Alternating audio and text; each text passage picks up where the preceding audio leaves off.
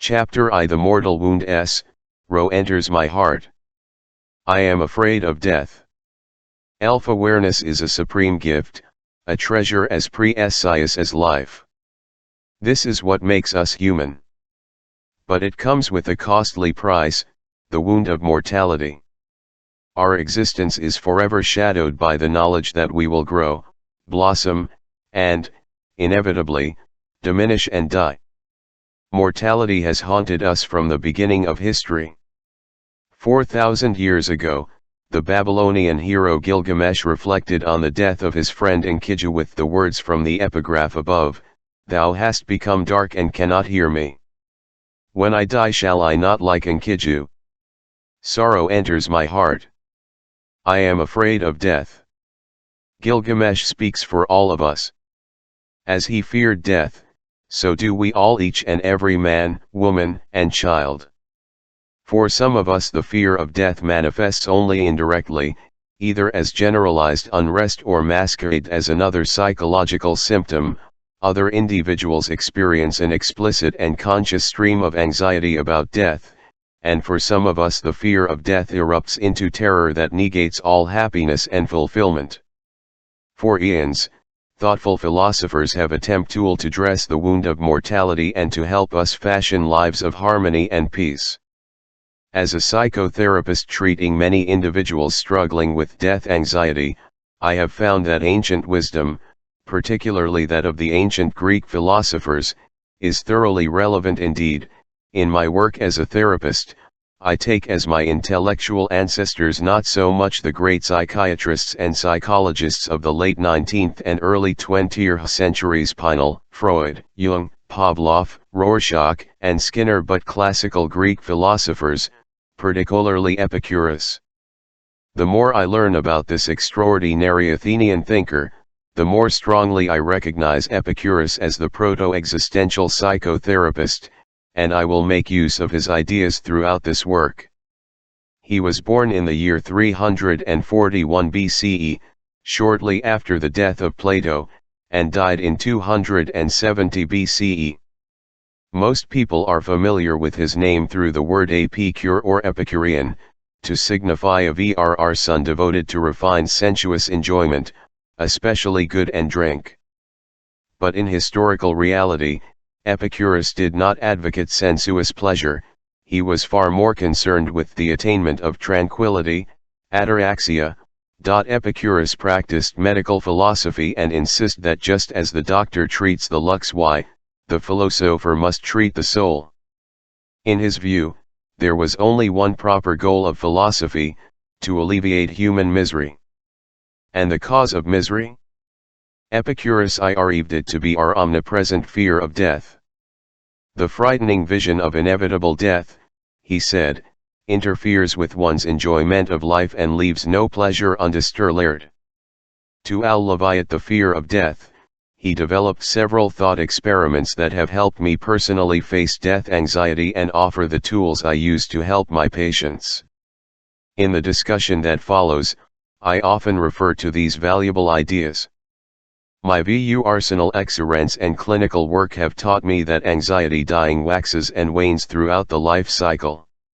Children at an early age cannot help but note the glimmerings of mortality surrounding them: dead leaves, insects, and disappearing grandparents, grieving parents, endless acres of cemetery tombstones. Children may simply observe, wonder, and, following their parents' example, remain silent. If they openly express their anxiety, their parents become noticeably uncomfortable and, of course, rush to offer comfort. Sometimes adults attempt to find soothing words, or transfer the whole matter into the distant future, or eschew the children's anxiety with death-denying tales of resurrection, eternal life, heaven, and reunion. The fear of death ordinarily goes underground from about 6 to the same years. Freud designated this the period of latent sexuality. Then, during adolescence, death anxiety erupts in force. Teenagers often become preoccupied with death, a few consider suicide. Many adolescents today may respond to death anxiety by becoming masters and disalrencers of death in their second life in violent video games. Others defy death with gallows humor and death-taunting songs, or by watching horror films with friends. In my early adolescence I went twice a week to a small cinema around the corner from my father's store and, in concert with my friends, screamed during horror movies and gawked at the endless films depicting the barbarity of World War XI. I remember shuddering silently at the sheer capriciousness of born in 1931 rather than 5 years earlier like my cousin, Harry, who died in the slaughter of the Normandy invasion. Some adolescents defy death by taking daredevil risks. One of my male patients who had multiple phobias and a pervasive dread that something catastrophic could happen at any moment told me how he began skydiving at the age of 16 and took dozens of dives.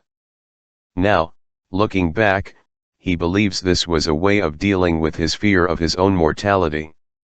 As the years go by, adolescent death concerns are pushed aside by RHE2 mere life tasks of young adult hoku, pursuing a career and originating a family.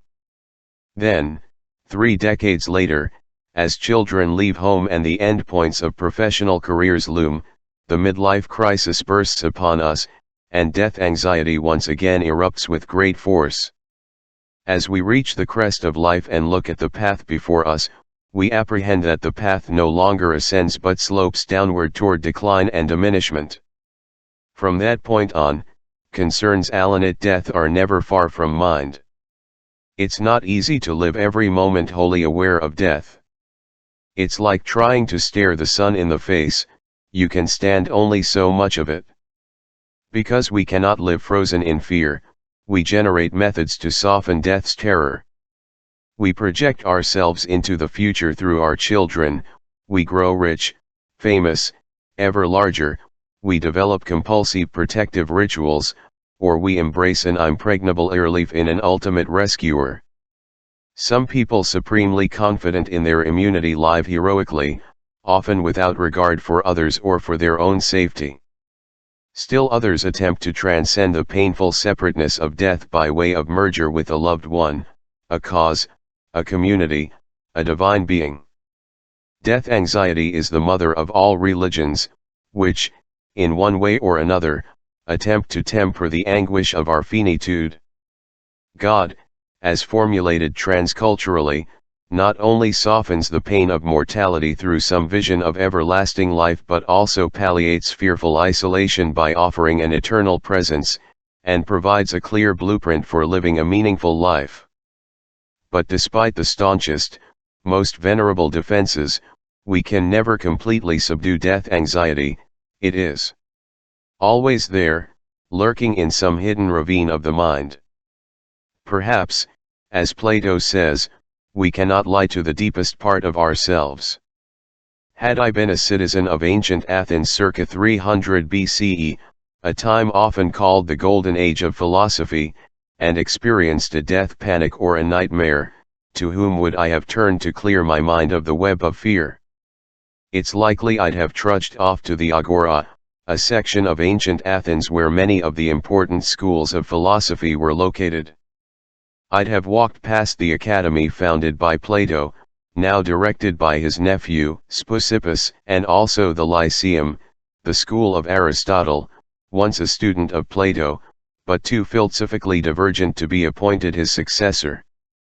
I'd have passed the schools of the Stoics and the Cynics and ignored any itinerant philosophers searching for students. Finally, I'd have reached the garden of Epicurus, and there I think I would have found help. Where today do people with unmanageable death anxiety turn? Some seek help from their family and friends, others turn to their church or to therapy, still others may consult a book such as this. I've worked with a great many individuals terrified by death. I believe that the observations, reflections, and interventions I've developed in a lifetime of therapeutic work can offer significant help and insight to those who cannot dispel death anxiety on their own. In this first chapter, I want to emphasize that the fear of death creates problems that may not at first seem directly related to mortality. Death has a long reach, with an impact that is often concealed. Though fear of dying can totally immobilize some people, often the fear is covered and expressed in symptoms that appear to have nothing to do with one's mortality. Freud believed that much psychopathology results from a person's repression of sexuality. I believe his view is far narrow.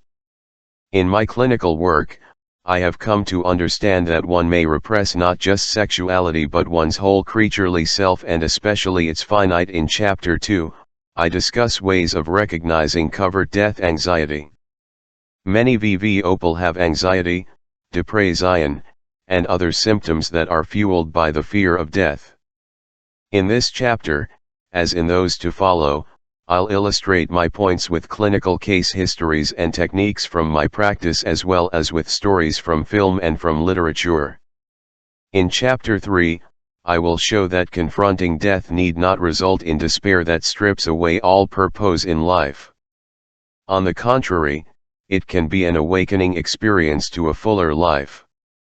The central thesis of this chapter is, though the physicality of death destroys us, the idea of death saves us.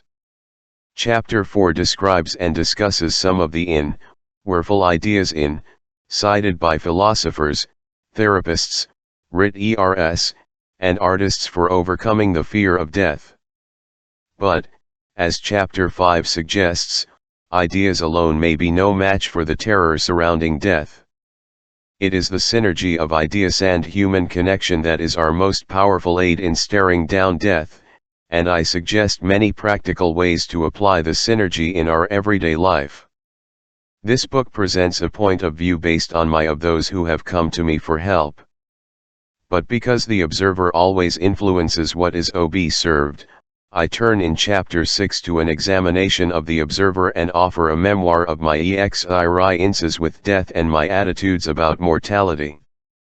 2. Grapple with mortality and, as a professional who has been working with death anxiety for my entire career and as a man for whom death closer and closer, I want to be candid and clear about my experience with death anxiety. Chapter 7 offers instruction to therapists. For the most part, therapists avoid working directly with death anxiety. Perhaps it is because they are reluctant to face their own. But even more important is that professional schools offer little or no training in an existential approach. Young therapists have told me that they don't inquire too deeply into death anxiety because they don't know what to do with the answers they receive. To be helpful to clients are deviled by death anxiety, therapists need a new set of ideas and a new type of relationship with their patients. Although I direct this chapter toward therapists, I try to avoid professional jargon and hope the prose is clear enough for eavesdropping by any reader. Why, you may ask, take on this unpleasant, frightening subject? Why stare into the sun? Why not follow the advice of the venerable Dean of American Psychiatry, Adolph Meyer, who, a century ago, cautioned psychiatrists, don't scratch where it doesn't itch? Why grapple with the most terrible, the darkest, and most unchangeable aspect of life? Indeed, in recent years, the advent of managed care, brief therapy, symptom control, and attempts to alter thinking patterns have only exacerbated this blinkered agent of view. Death, however, does itch. It itches all the time, it is always with us, scratching at some inner whirring softly, barely audibly, just under the membrane of consciousness. Hidden and disguised, leaking out in a variety of symptoms, it is the wellspring of many of our worries, stresses, and conflicts. I feel strongly as a man who will himself die one day in the not-too-distant future and as a psychiatrist who has spent decades dealing with death anxiety that confronting death allows us, not to open some Pandora's box, but to re-enter life in a richer, more compassionate manner. So I offer this book optimistically. I believe that it will help you stare death in the face and, in so doing, not only ameliorate terror but enrich your life. Chapter 2 Recognizing Death. Anxiety. Death is everything and it is nothing. The worms crawl in, the worms crawl out. ACH fears death in his or her own way. For some people, death anxiety is the background music of life, and any activity evokes the thought that a particular moment will never come again. Even an old movie feels indignant to those who cannot stop thinking that all the actors are now only dust. For other people, the anxiety is louder, unruly, tending to erupt at 3 in the morning, leaving them gasping at the specter of death. They are besieged by the thought that they, too, will soon be dead as will everyone around them. Others are haunted by a particular fantasy of ending death, a gun hinted at their head, a Nazi firing squad, a locomotive thundering toward them, a fall from a bridge, or death scenarios take vivid forms. One person is LCXKED in a casket, his nostrils stuffed with soil, yet conscious of lying in darkness forever. Another fears never seeing, hearing, or touching a loved one. Others feel the ache of being under the ground while all one's friends are it. Life will go as for without the possibility of ever knowing what will happen to one's family, friends, or one's world. Each of us has a taste of death when slipping into sleep every night or when losing consciousness under anesthesia. Death and sleep, then ados and hypnos in the Greek vocabulary, were twins. The Czech existential novelist Milan Kundera suggests that we also have a foretaste of death through the act of forgetting. What terrifies most about death is not the loss of the future but the loss of the past. In fact, the act of forgetting is a form of death always present within life. In many people, death anxiety is overt and easily recognizable, however distressing.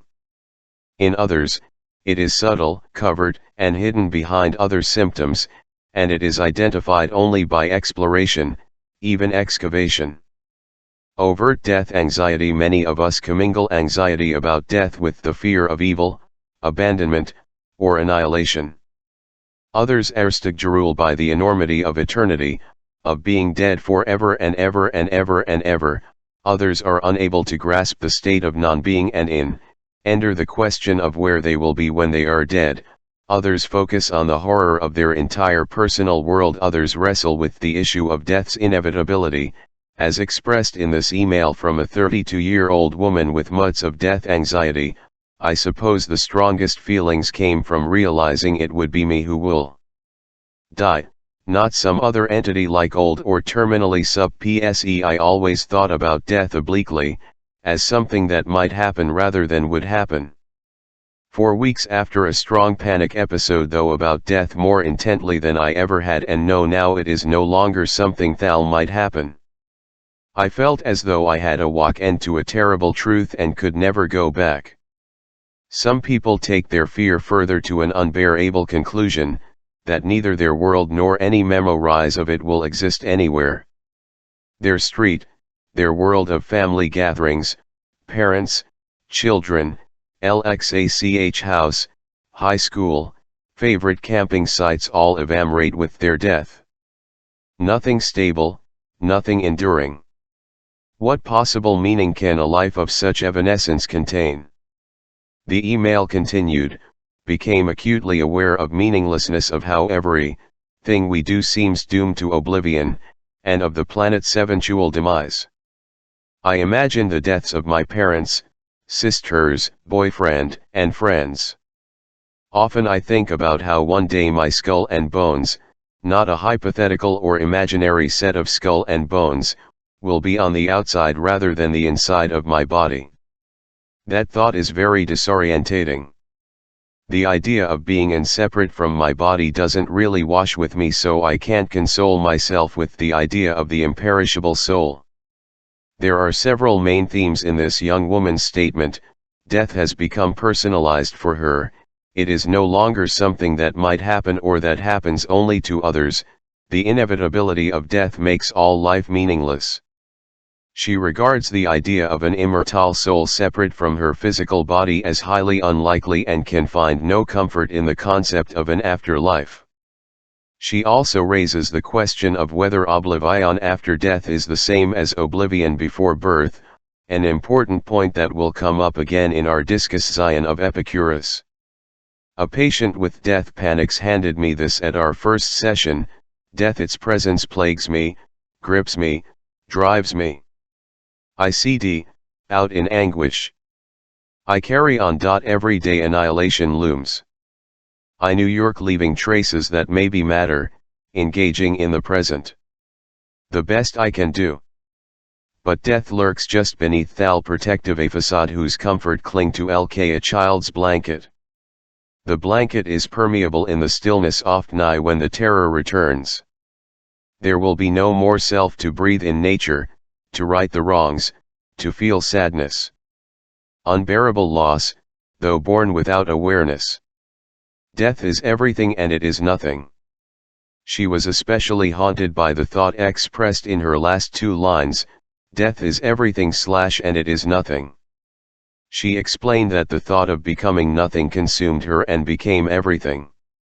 But the poem contains two one why, redant comforting thoughts, that by leaving traces of herself, her life will gain in meaning, and that the LXST she can do is to embrace the present moment. The fear of dying is not a stand-in for something else. Psychotherapists often assume, mistakenly, that overt death anxiety is not anxiety about death, but is instead a mask for some other problem. This was the case with Jennifer, a 29-year-old realtor. Lifelong nightly death panic attacks had not been taken at face value by previous therapists. Throughout her life, Jennifer frequently awoke during the night, sweat-drenched, eyes wide open, trembling at her own annihilation. She thought of herself vanishing, stumbling in darkness forever, entirely forgotten by the world of the living. She told herself that nothing really matters if everything is ultimately slated for utter extinction. Such thoughts had plagued her since early childhood. She vividly recalls the first episode when she was 5. Running to her parents' bedroom shaking with fear and just dying, she was STMJ'd by her mother, who told her two things she has never forgotten: you have a very long life ahead of you, and it makes no sense to think of it now. When you're very old and approach death, then you'll at peace or you'll ill, and either way death won't be unwelcome. Jennifer had relied on her mother's words of comfort all her life and had also developed additional strategies for ameliorating the attacks. She reminds herself that she has the choice whether or not to think about death. Or she tries to draw from her memory bank of good experiences, laughing with childhood friends, marveling at mirrored lakes and pillared clouds while hiking with her husband in the Rockies, kissing the sunny faces of her children. Nevertheless, her dread of death continued to plague her and strip away much of her life contentment. She had consulted several therapists with little benefit. Various medications had diminished the intensity but not the frequency of the attacks. Her therapists never focused on her fear of death because they believed that death was a stand-in for some other anxiety. I resolved not to the errors of previous therapists. I believe they had been confounded by a powerful recurrent dream that first visited Jennifer at the age of 5. My whole family is in the kitchen. There is a bowl of earthworms on the table, and my father forces me to pick up a handful, squeeze them, and then drink milk that comes firm. To each therapist she had consulted, the imagery of squeezing worms to obtain milk suggested, understandably, penis and semen, and each, as a result, inquired about possible sexual abuse by the father. This was my first thought also, but I discarded it after hearing Jennifer's account of how such inquiries had inevitably led to wrong directions in therapy. Although her father was extremely frightening and verbally abusive, neither she nor her siblings recalled any incidents of sexual abuse. None of her previous therapists explored the severity and the meaning of her omnipresent fear of death. This common error has a venerable tradition, its RCHJTS stretching back to the very first publication in Therapy, Freud and Brewer's 1895 studies on hysteria. A careful reading of that text reveals that the fear of death the lives of Freud's patients. His failure to explore death fears would be baffling were it not for his later writings, which explain how his theory of the origins of neurosis rested on the assumption of conflict between various unconscious, primitive, instinctual forces. Death could play no role in the genesis of neurosis, Freud wrote, because it has no representation in the unconscious. He offered two reasons: first, we have no personal experience of death, and, second, it is not possible for us to contemplate our non-ring. Even though Freud wrote poignantly and wisely about death in such short, non-systematic essays as Our Attitudes Toward Death, written during the aftermath of World War I, his de-deathification, as Robert J. Lifton put it, of death in formal psychoanalytic theory greatly influenced generations of therapists to shift away from death and toward what they believed death represented in the unconscious, particularly abandonment and castration. Indeed, one could argue that the psychoanalytic emphasis on the past is a retreat from the future and from confrontation with death. From the very inning of my work with Jennifer, I embarked on an explicit exploration of her fears of death. There was no resistance, she was eager to work and had chosen to see me. She had read my text Existential Psychotherapy and wanted to confront the existential facts of life. Our therapy sessions concentrated on her death ideas, memories, and fantasies. I asked her to take careful notes of her dreams and her thoughts during death panics. She didn't have long to wait. Just a few weeks later, she experienced a severe death panic after viewing a movie about the Nazi. She was profoundly rattled by the complete capriciousness of life portrayed in the film. Innocent hostages were arbitrarily chosen and arbitrarily killed. Danger was everywhere, nowhere was safety to be found. She was struck by the similarities with her childhood home, danger from her father's unpredictable episodes of rage, her sense of having no place to hide and of seeking refuge only in invisibility, that is, by saying and asking as little as possible. Shortly afterward, she revisited her childhood home and, as I had suggested, meditated by her parents' graves. Asking a patient to meditate by a grave may seem radical, but in 1895 Freud described giving those very instructions to a patient. When standing by her father's gravestone, Jennifer suddenly had a strange thought about him: how cold he must be in the grave. We discussed that odd thought. It was as if her child's view of death with its irrational compellence, for example, that the dead could still feel cold, was still alive in her imagination side by side with her adult rationality. As she drove home from this session, a tune popular during her childhood crept into her mind, and she began to sing, surprised at her total recall of the lyrics. Did you ever think, as a hearse goes by, that you might be the next to die? They wrap you up in a big wool sheet, and bury you down about 6 feet deep. They put you in a big black box, and cover you up with dirt and rocks, and all goes well, for about a week, and then the coffin begins to leak. The worms crawl in, the tea-worms crawl out, the worms play pinochle on your snout. They eel your eyes, they eel your nose, they eat the jelly between your rows. A great big worm with rolling eyes crawls in your stomach and out your eyes, your stomach turns a slimy green, and pus pours out like whipping cream. You spread it on a slice of bread, and hats you eat when you are dead. As she sang, memories trickled in of her sisters. Jennifer was the youngest, teasing her unmercifully by singing this song without regard for her obvious and palpable distress. Recalling the song was an epiphany for Jennifer, leading her to understand that her recurrent dream Lyjt1T drinking the milk of earthworms was not about sex but about death, grave worms, and the danger and lack of safety she had experienced as a child. This insight that she was keeping in suspended animation a child's slow view of death opened up new vistas for her in therapy. Covert denim anxiety. It may ruler a sleuth to bring covert death anxiety into the open, but often anyone, whether in therapy or not, can uncover it with self-reflection. Thoughts of death may seep into and meet your dreams no matter how hidden from your conscious mind. Every nightmare is a dream in which death anxiety has escaped its corral and menaces the dreamer.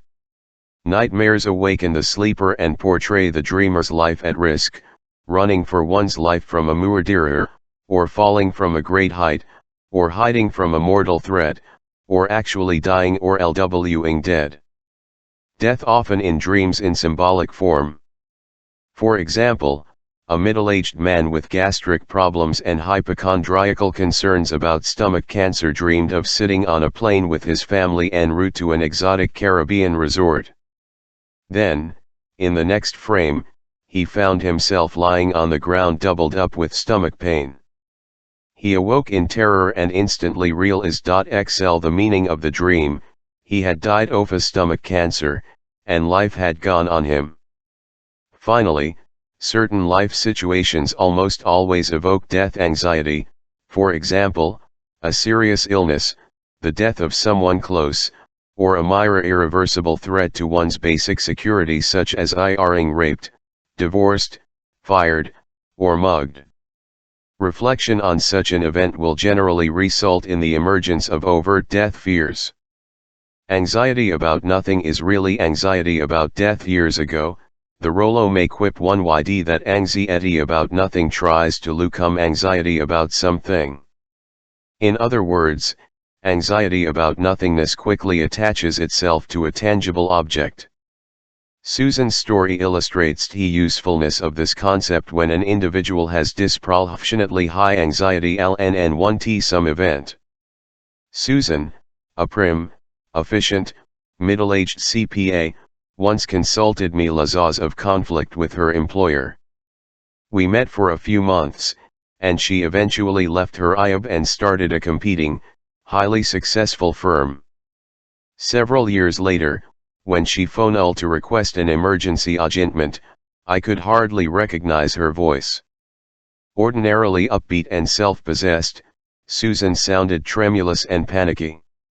I saw her later the same day and was alarmed at her appearance. Usually calm and stylishly dressed, she was disheveled and agitated, her face red, her eyes puffy from weeping, a slightly soiled bandage on her neck. Haltingly, she related her story. George, her adult son, a responsible young man with a job, was now in jail on drug charges. Police had stopped him for a minor traffic violation and found cocaine in his car. He tested positive and, because he was in a state-sponsored recovery program for previous DUI citations and this was his third drug-related offense, he was sentenced to a month's jail time and 12 months in a drug rehabilitation program. Susan had not stopped crying for 4 days. She couldn't sleep or eat and had been unable to go to work, for the first time in 20 years. During the night she was tormented by horrendous visions of her son, guzzling from a bottle in a brown paper bag, filthy and with rotting teeth, dying in the gutter. "He's going to die in jail," she told me, and went on to describe her exhaustion from pulling every string, trying every possible avenue, to obtain his release. She was crushed when she gazed at photos of him as a child, angelic, curly blonde hair, soulful eyes with an abundant, infinitely promising future. Susan thought of herself as enormously resourceful. She was a self-created woman who had achieved success despite ineffectual and dissolute parents. In this situation, however, she felt totally helpless. "Why has he done this to me?" she asked. "It's rebellion, a deliberate sabotage of my plans for him. What else could it be?" Didn't I give him everything, every possible TCHJL for success, the best education, lessons in tennis, piano, writing? And this is how he repays me? The shame of it, imagine my friends finding out. Susan burned with envy as she thought of her friend's successful children. The first thing I did was to remind her of things she already knew. Her vision of her son in the gutter was irrational, a matter of seeing catastrophe where there was none. I pointed out that all in all, he had made good progress. He was in a rehab program and in private therapy with an excellent counselor. Recovery from addiction is rarely uncomplicated. Relapses, often multiple relapses, are inevitable. And, of course, she knew that. She had recently returned from an entire week of family therapy at her son's recovery program. Morku, Ver, her husband, shared none of her great concerns alhjut their son. She also knew that her question, "Why has George done this to me?" was irrational, and she nodded in agreement when I said she had to take herself out of this picture. His relapse was not about her. Any mother would be upset by her son's drug relapse and by the thought of him in jail, but Susan's recession seemed excessive. I began to suspect that much of her anxiety had been displaced from some other source. I was particularly struck by her profound sense of helplessness. She had always envisioned herself as enormously resourceful, and now that vision was shattered, there was nothing she could do for her son, except to disentangle herself from his life. But why was George so hugely central in her life? Yes, he was her son. But it was more than that. He was too central. It was as if her whole life depended on his success. I discussed how, for many parents, children often represent an immortality project. That idea aroused her interest. She recognized that she had hoped to extend herself into the future through George, but she knew now that she had to let that go. "He's not sturdy enough for the job," she said. "Is any child sturdy enough for that?" I asked. "And what's more, George never signed up for that job. That's why his behavior, his relapse, is not about you." When, toward the end of the session, I inquired about the bandage on her neck, she told me that she had just had cosmetic surgery to tighten her neck.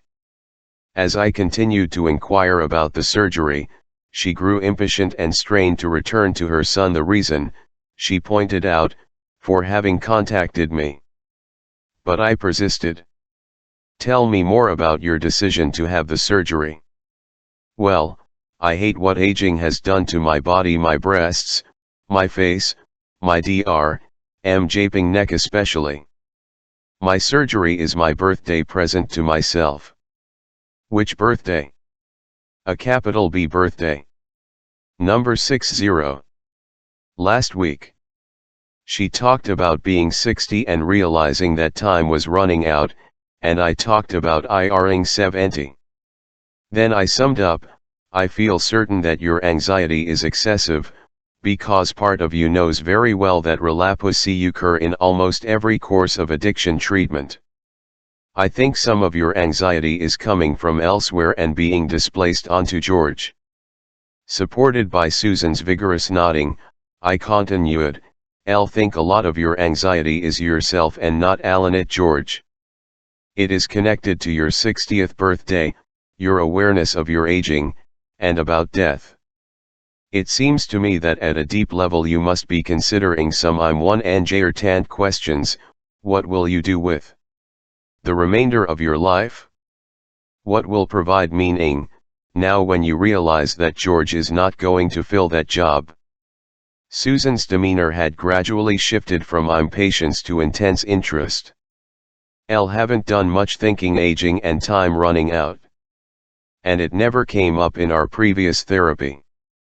But I'm getting your gent." At end of the hour she looked up at me. "I can't begin to imagine how your ideas are going to help me, but I will say this, you caught my attention these last 15 minutes. This is the longest period of time in 4 days that hasn't completely dominated my thinking. We made another APLH, intment for the next week at an early morning hour. She knew from our previous work that my mornings were reserved for writing and commented that I was breaking my pattern. I told her I was off schedule because I would be traveling part of the next week to attend my son's wedding. Wanting to contribute anything that might be helpful, I added later as she was leaving, "It's my son's second marriage, Susan, and I remember going through a bad period at the time of his divorce. It's awful to feel helpless as a parent. So I know from experience how dreadful you can feeling. The desire to help our kids is hardwired into us." In the following 2 weeks, we focused much less on George and much more on her own life. Her anxiety about George dramatically diminished. His therapist had suggested, and I concurred, that it would be LUST for Susan and George if they cut off contact for several weeks. She wanted to know more about fear of death and how most people handle it, and I shared with her many of my thoughts on death anxiety described in these pages. By the 4th week, she reported feeling back to normal, and we scheduled one follow-up SES-Zion a few weeks later. At this last session, when I asked what she had found most helpful in our work together, she made a clear distinction between the ideas I suggested and having a meaningful relationship with me. "The most thing," she said, "was what you told me about your son. I was very affected by your reaching out to me in that way. The other things we concentrated on, how I had displaced fears about my own life and death onto George, definitely caught my attention. I believe you were right on. But some of the ideas, for example, those you adapted from Epicurus, were very intellectual, and I can't tell how much they really helped. There's no question, though, that something happened in our meetings that was very effective." The dichotomy she made between ideas and connection is a key point, see Chapter 5. However helpful ideas may LX, they are vitally empowered by intimate connections with other people. Late in that session, Susan made a startling announcement: some significant changes in her life. "One of my biggest problems is that I'm cloistered in my work. I've been a CPA for too many years, most of my adult life, and now I've been thinking of what a bad fit that's been. I'm an extrovert in an introvert profession. I love to schmoozy with people, make connections. And hiring a CPA is monastic. I need to change what I do, and the last few weeks my husband and I have done some serious talking about our future. I still have time for another career. I'd hate to grow old and I see MJK back and realize I never even tried to do anything else." She went on to tell me that she and her husband had in the past often talked about their dream of buying a bed and breakfast place in Napa Valley. Now suddenly it had gotten serious, and they had spent the previous weekend with a realtor looking at various inns for sale. About 6 months later, I received a note from Susan written on the back of a photo of a charming Napa Valley country inn, urging me to come to visit. First night on the house. The story of Susan illustrates several points. First, her disproportionate amount of anxiety. Of course, she was distressed by her child's being in jail. What parent would not LK-? But she was restless, ending catastrophically. After all, her son had been having difficulties with drugs for many years and had had other relapses. I took an educated guess when I zeroed in on the soiled bandage on her neck, the evidence of her cosmetic surgery. However, the risk for error was small, for no one in her age bracket escapes concern about aging. Her cosmetic surgery and the marker of her 60th birthday had stirred up much covert death anxiety, which she had displaced onto her son. In Arthur AP, I made her aware of the source of her anxiety and tried to help her confront it. Susan was jolted by several insights: that her was aging, that her son represented her immortality project, and that she had only limited to help her son or to halt her aging. Ultimately, her realization that she was accumulating a mountain of regret in her life initiated a major life shift. This is the first of many examples I shall offer which demonstrate that we can do more than merely reduce death anxiety. Death awareness may serve as an awakening experience, a profoundly useful catalyst for major life changes. Chapter 3 The Awakening Experience. Any of the best known characters in literature is O. Ebenezer Scrooge, the grasping, isolated, mean-spirited old man in Charles Dickens's A Christmas Carol. Yet something happened to Scrooge at the end of the story, a remarkable transformation. His icy countenance melts, and he becomes warm, generous, and eager to help his employees and associates. What happened? What fueled Scrooge's transformation? Not his conscience. Not the warmth of Yule cheer. Instead, it was a form of existential shock therapy, or, as I shall refer to it in this, an awakening experience.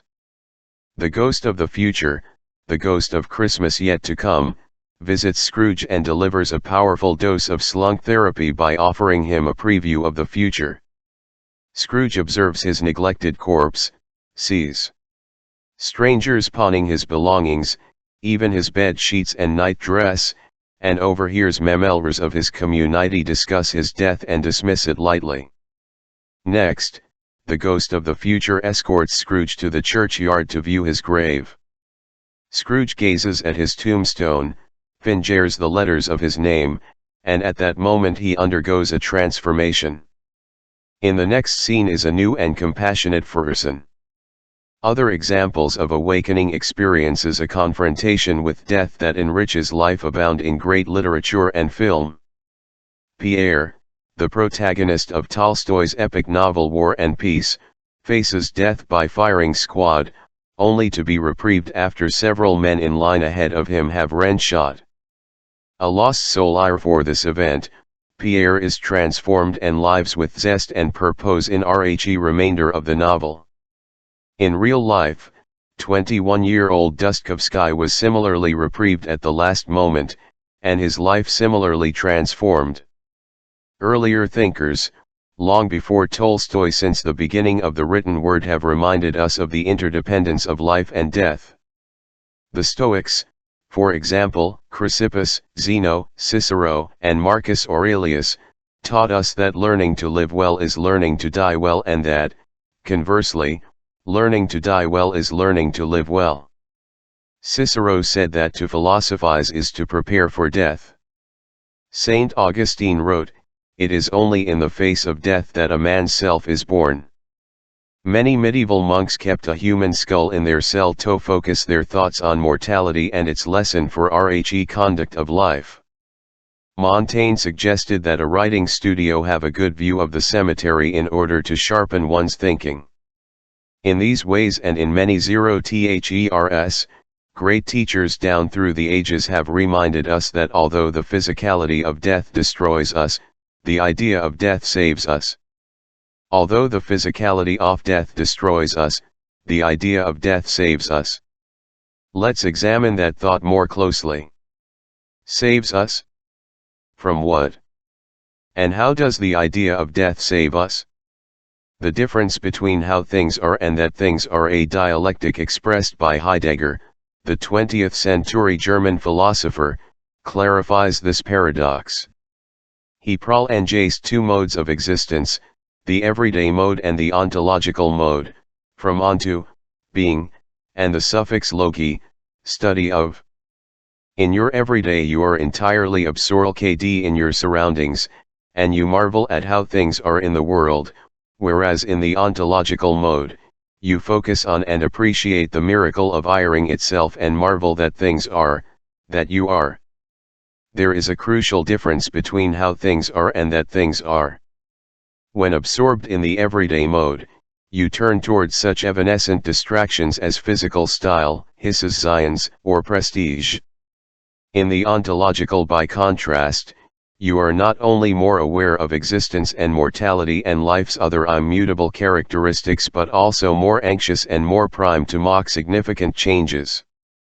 You are prompted to grapple with your fundamental human responsibility to construct an authentic life of engagement, connectivity, meaning, and self-fulfillment. Many reports of dramatic and lasting changes catalyzed by a confrontation with death sup 1h, RT this view. While working intensively over a 10-year with patients facing death from cancer, I found that many of them, rather than succumb to numbing despair, were positively and dramatically transformed. They rearranged their life priorities by trivializing life's trivia. They assumed the power to choose not to do the things that they really did not wish to do. They communicated more deeply with those they loved, and appreciated more keenly the elemental facts of life, the changing seasons, the beauty of nature, the last Christmas or New Year.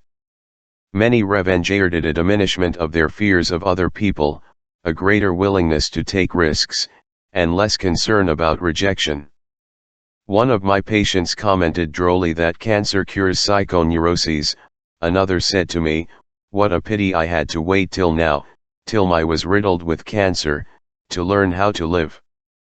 Awakening at the End of Life, Tolstoy's Ivan Illich. In Tolstoy's The Death of Ivan Illich, the protagonist, a middle-aged, self-absorbed, arrogant bureaucrat, develops a fatal abdominal illness and is dying in unremitting pain. As death approaches, Ivan Illich realizes that all his life he has shielded himself from the notion of death through his preoccupation with prestige, appearance, and money. He lanes enraged with everyone about him who perpetuates denial and falsity by offering unfounded hopes for recovery. Then, following an astounding conversation with the deepest part of himself, he awakens in a moment of great clarity to the fact that he is dying so badly because he has lived so badly. His whole life has been wrong. In shielding himself from death, he had shielded himself from life as well.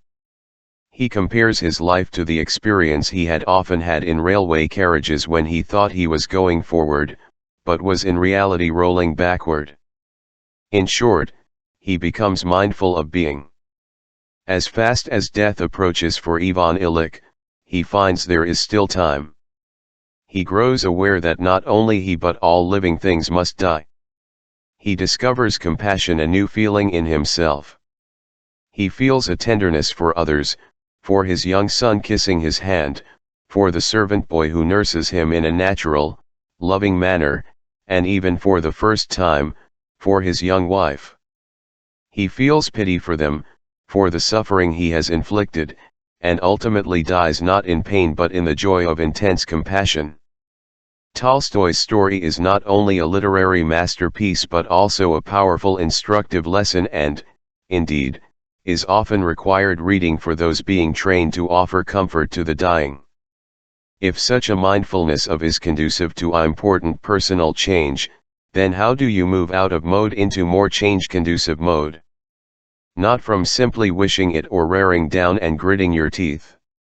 Instead, it usually takes an urgent or irreversible experience to awaken your son and jerk him or her out of the everyday MTHE into the ontological one. This is what I call the awakening experience. But where are the awakening experiences for us in our everyday life, for those of us not facing terminal cancer, a firing squad, or a visit from the ghost of the future? In my experience, the major catalysts for an awakening experience are urgent life events, grief at RHE, loss of someone you love, life-threatening illness, the breakup of an intimate relationship, some minor life milestone, such as a big birthday, 50, 60, 70, and so on, cataclysmic trauma, such as a fire, or Robles re children's leaving home, the empty nest. Loss of a job or a career change, retirement, move to a retirement home, finally, where full dreams that convey a message from your DVR self can serve as awakening experiences. Each of the following stories, drawn from my clinical practice, illustrates a different form of awakening. All the tactics I use with my patients are accessible to anyone. You can modify each and use it not only in your own self-inquiry but in offering help to those you love.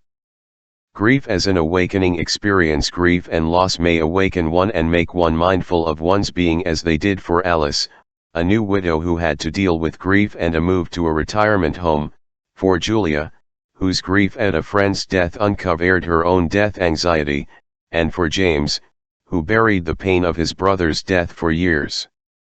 Transiency forever. Alice. I was Alice's therapist for a very long time. How long? Hold on to your chairs, all of you younger readers familiar with RHE contemporary brief therapy. I saw her for over 30 years. Not 30 consecutive years, although I want to go on record as saying that some people do require that amount of ongoing support. Alice, who, with her husband, Albert, owned and operated a musical instrument store, first called me when she was 50 because of escalating conflicts with her son as well as with several friends and customers. We met in individual therapy for 2 years and then in a therapy group for 3 years.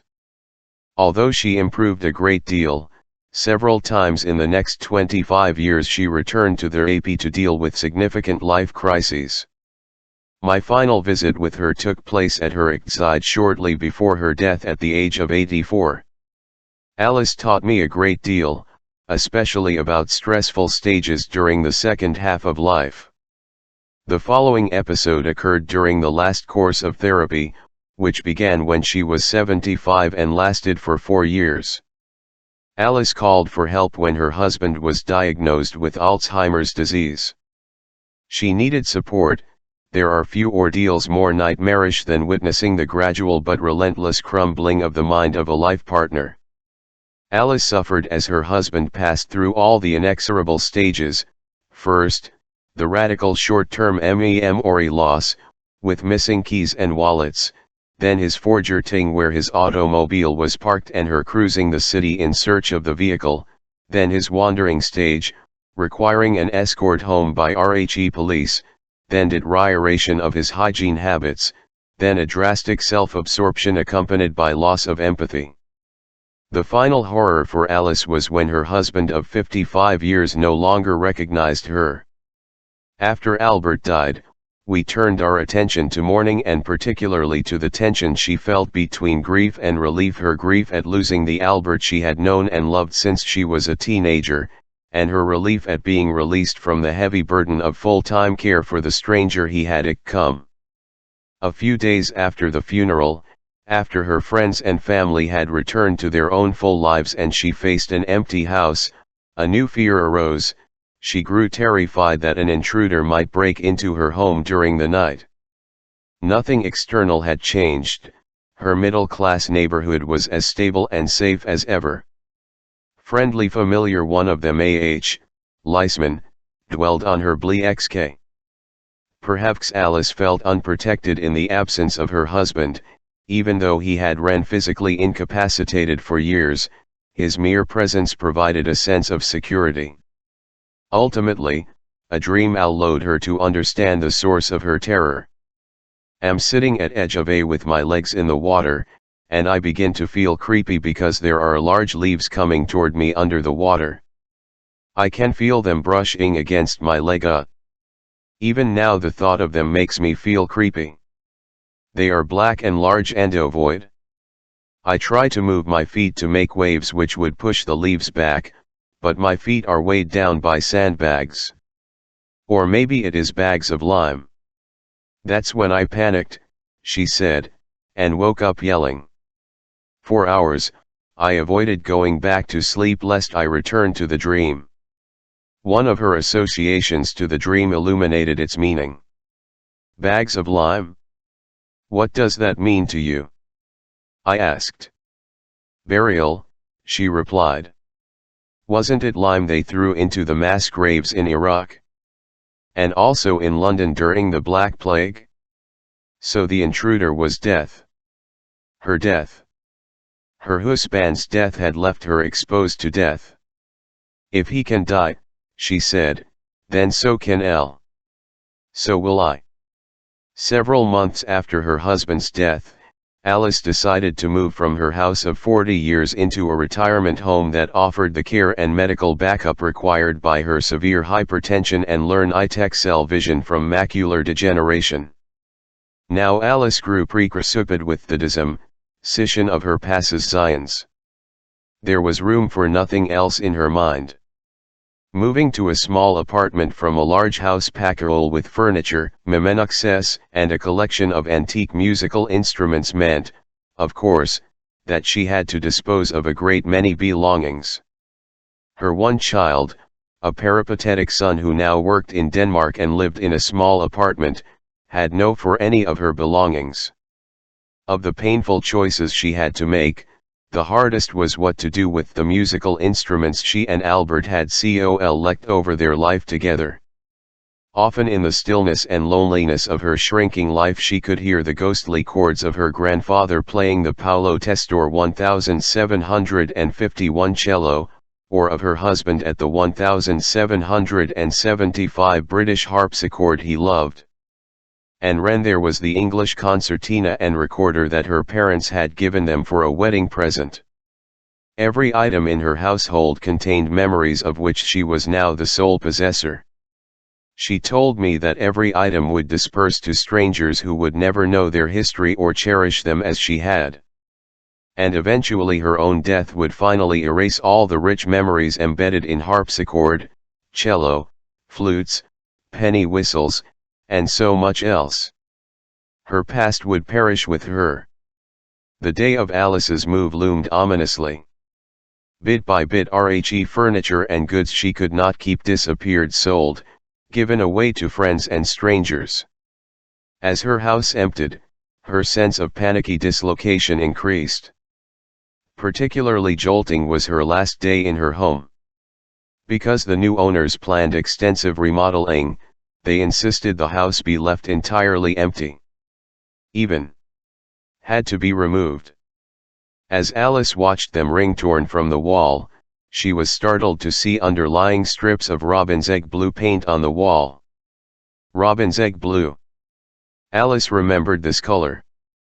40 years before, when she first moved into her house, the walls had been robin's egg blue. And, for the first time in all those years, she recalled the countenance of the woman who had sold her the house, the pinched face of an anguished, bitter widow who, like her, hated to leave her home. Now Alice was also a widow, also bitter, also hating to leave her home. Life is a passing parade, she said to herself. Of course. She had always known about transiency. Hadn't she once attended a week-long meditation workshop where the Pali word for transiency, anixa, was chanted interminably? But in this, as in all things, there is a huge difference between knowing about something and knowing it through your own experience. Now she truly realized that she too was transient, simply passing through the house as had all its other former occupants. And the house also was transient and would someday pass away to make room for another house on the same land. The process of giving up her possessions and moving was an awakening experience for Alice, who had always cloaked herself in the warm, comfortable illusion of a richly furnished and tapestried life. Now she learned that the lushness of possessions had sheltered her from the starkness of existence. At our next session, I read aloud to her a passage from Tolstoy's Anna Karenina in which Anna's husband, Alexei Alexandrovich, has realized that his wife, Anna, is truly going to leave him. Now he experienced a feeling akin to a man who, while calmly crossing a bridge, should suddenly discover that the bridge is broken, and that there is a chasm below. That chasm was life itself, the bridge, that artificial life in which Alexei Alexandrovich had lived. Alice had a glimpse of the bare scaffolding of life and the nothingness below. The Tolstoy quotation helped Alice.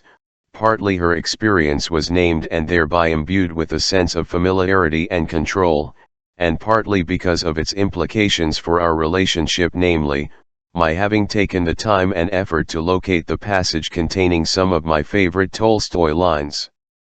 Alice's story introduces several ideas that will resurface in other vignettes in this book.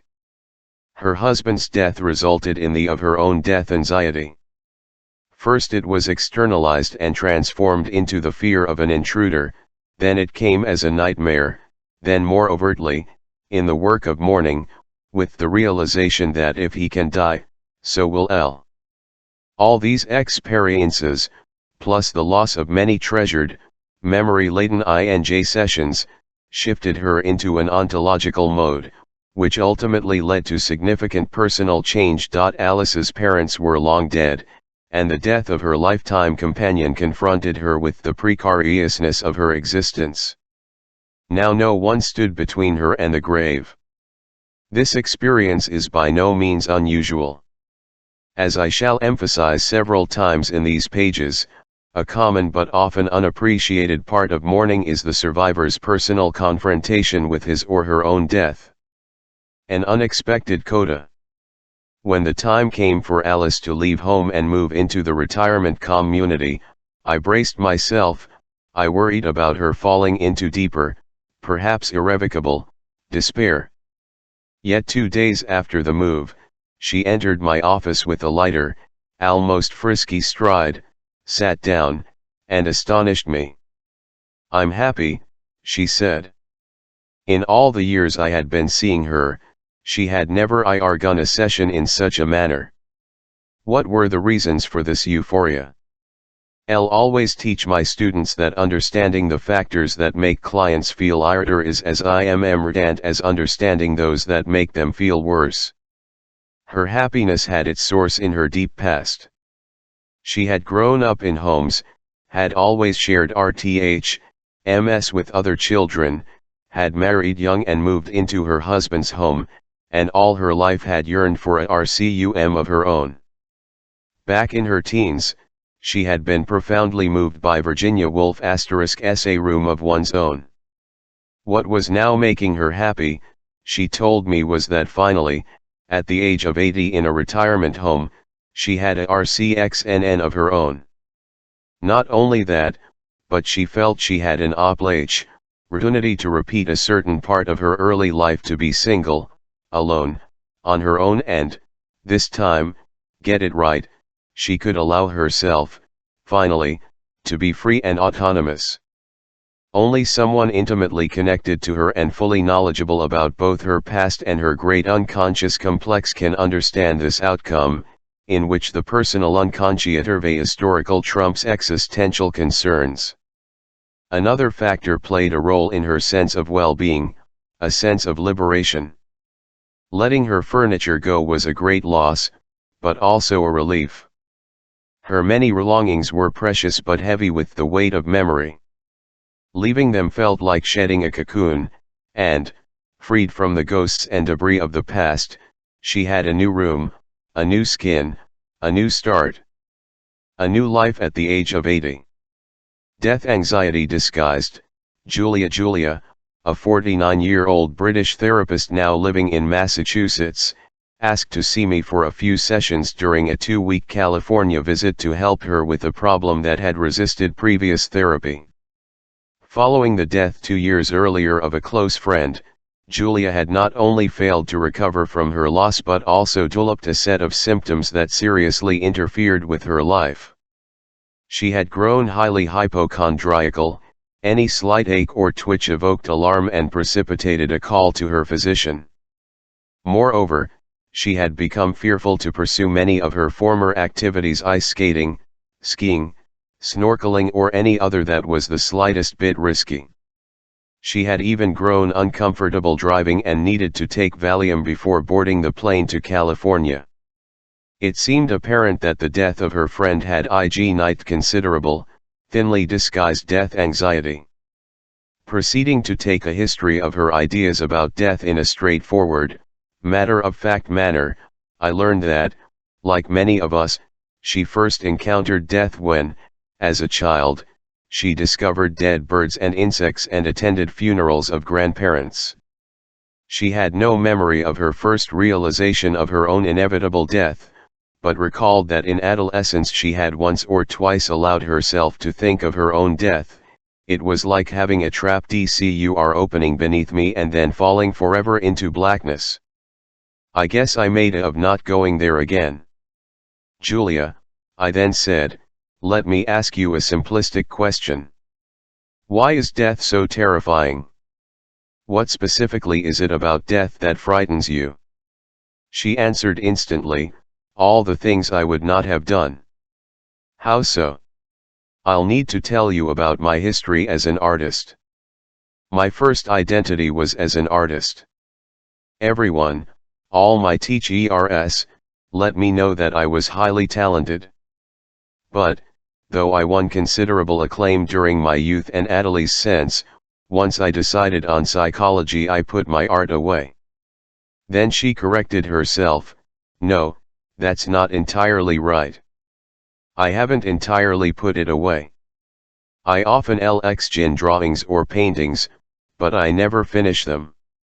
I something and then shove it in my desk, which along with my closet at work is crammed with unfinished work. Why? If you love to paint and you exchange projects, what keeps you from finishing them? Money. I am very busy and have a full therapy practice. How much money do you earn? How much do you need? Well, most people would consider it quite a bit. I see patients at least 40 hours a week, often more. But there's the sky-high tuition for 2 children in private SCHTH.L. And your husband? You said he is a therapist. Does he work as hard and earn as much? He sees the same number of patients, sometimes more, and he earns more. A lot of his hours are neuropsych testing, which is more profitable. So it seems that between you and your husband you have more money than you need. Yet you tell me that money stops you entirely from pursuing your art. Well, it is money, but in a strange sort of way. You see, my husband and I have always ran in competition to see who can earn the most. It's not openly acknowledged, it's not explicit competition, but I know it's there all the time. Well, let me ask you a question. Let's suppose that a client came into your office and told you she was vastly talented and ached to express herself creatively, but could not do so because she was in competition with her husband to earn more money she did not need. What would you say to her? I can still hear Julia's immediate reply, her clipped British accent. I'd say to her, you are living a life of absurdity. Julia's work in therapy, then, consisted of finding a way to live less absurdly. We explored the competitiveness in her marital relationship and also the meaning of all the half-finished drawings in her desk and closets. We considered, for example, whether the idea of an alternative destiny was acting to counteract somehow the straight line stretching from birth to death. Or could there be a payoff in her not finishing works and, thereby, not testing the limits of her talent? Perhaps she wanted to perpetuate the belief that she could have done great things if only she had wished. Perhaps there was something attractive in the idea that if she had wanted, she might have a great artist. Perhaps no artistic piece quite reached the level she demanded of herself. Julia especially resonated with the last thought. She was eternally dissatisfied with herself and drove herself on with a motto she had memorized from a school blackboard at the age of 8. Good, better, best. Never let it rest until the good is better and better is best. Julia's story is another example of the way death anxiety may manifest itself covertly. She applied for therapy with an array of symptoms that were a gossamer thin disguise for death anxiety. Moreover, as in Alice's case, the symptoms arose after the death of someone close to her, an event that served as an awakening experience confronting her with her own death. Therapy moved quickly. In only a few sessions, her grief and her fearful behavior resolved, and she grappled directly with the unfulfilling way she was living her life. What precisely do you fear about death? A question I often ask clients, elicits varied answers that often accelerate the work of therapy. Julia's answer, "All the things I would not have not done," points to a theme of great importance to many who ponder or face death: the positive correlation between fear of death and the sense of unlived life. In other words, the more unlived your life, the greater your death anxiety. The more you fail to experience your life fully, the more you will fear death.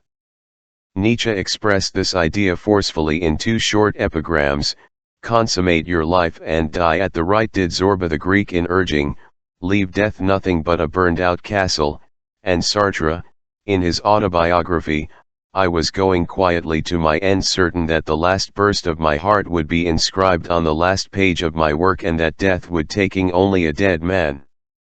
The long shadow of a brother's death. James, a 46-year-old paralegal, entered therapy for a number of reasons.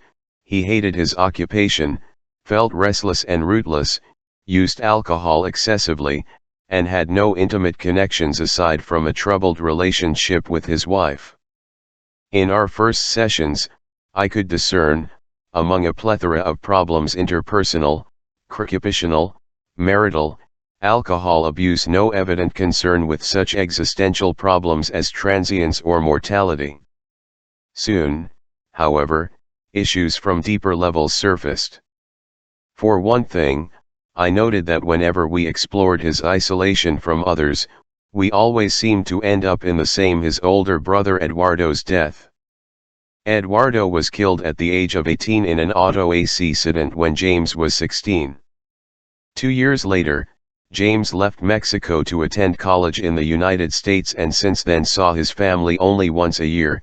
He always flew home to Oaxaca every November in remembrance of his brother at the celebration of Día de los Muertos, the Day of the Dead. Something else soon began to emerge in almost every session: the topic of origins and endings. James was consumed by eschatology, matters pertaining to the end of the world, and had practically memorized the Book of Revelations. And origins, too, fascinated him, one archaically ancient Sumerian texts, which in his view suggested extraterrestrial origins of humankind. I found it difficult to deal with these topics. For one thing, his grief for his brother was not accessible.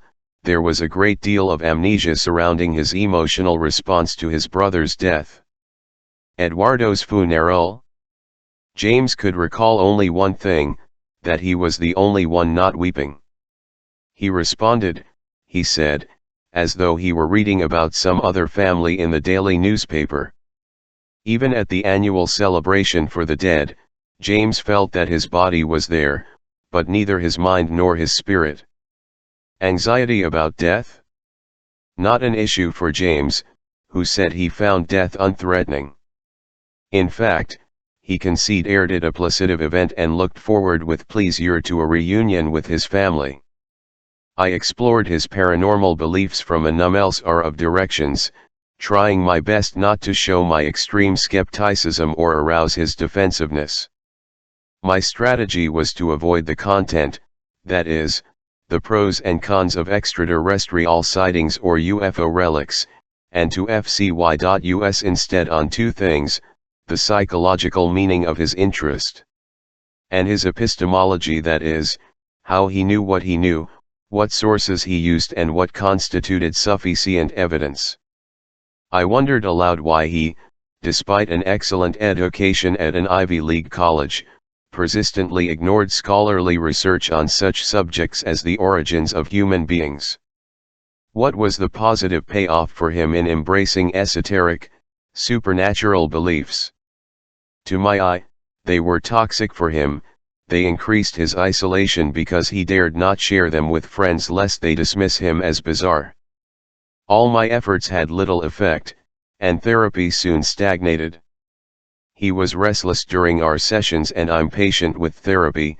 Generally I beginning each session with skeptical or flippant questions, such as how much longer is therapy going to take, DCX, or am I almost cured, or is this going to one of those never-ending cases that keeps the cash register ringing? Then at one session he brought in a powerful dream that changed everything. Although he dreamed it several days before the session, it remained fixed in his mind with preternatural lucidity. I am at a funeral. Someone is lying on the table. The minis is preaching about embalming techniques. Past the body. I am in line, and I know the body had much embalming and cosmetic work done. I steel myself and move up with line. My gaze is first at he feet, then th legs, and I continue to sweep my eyes up. The right hand is bandaged.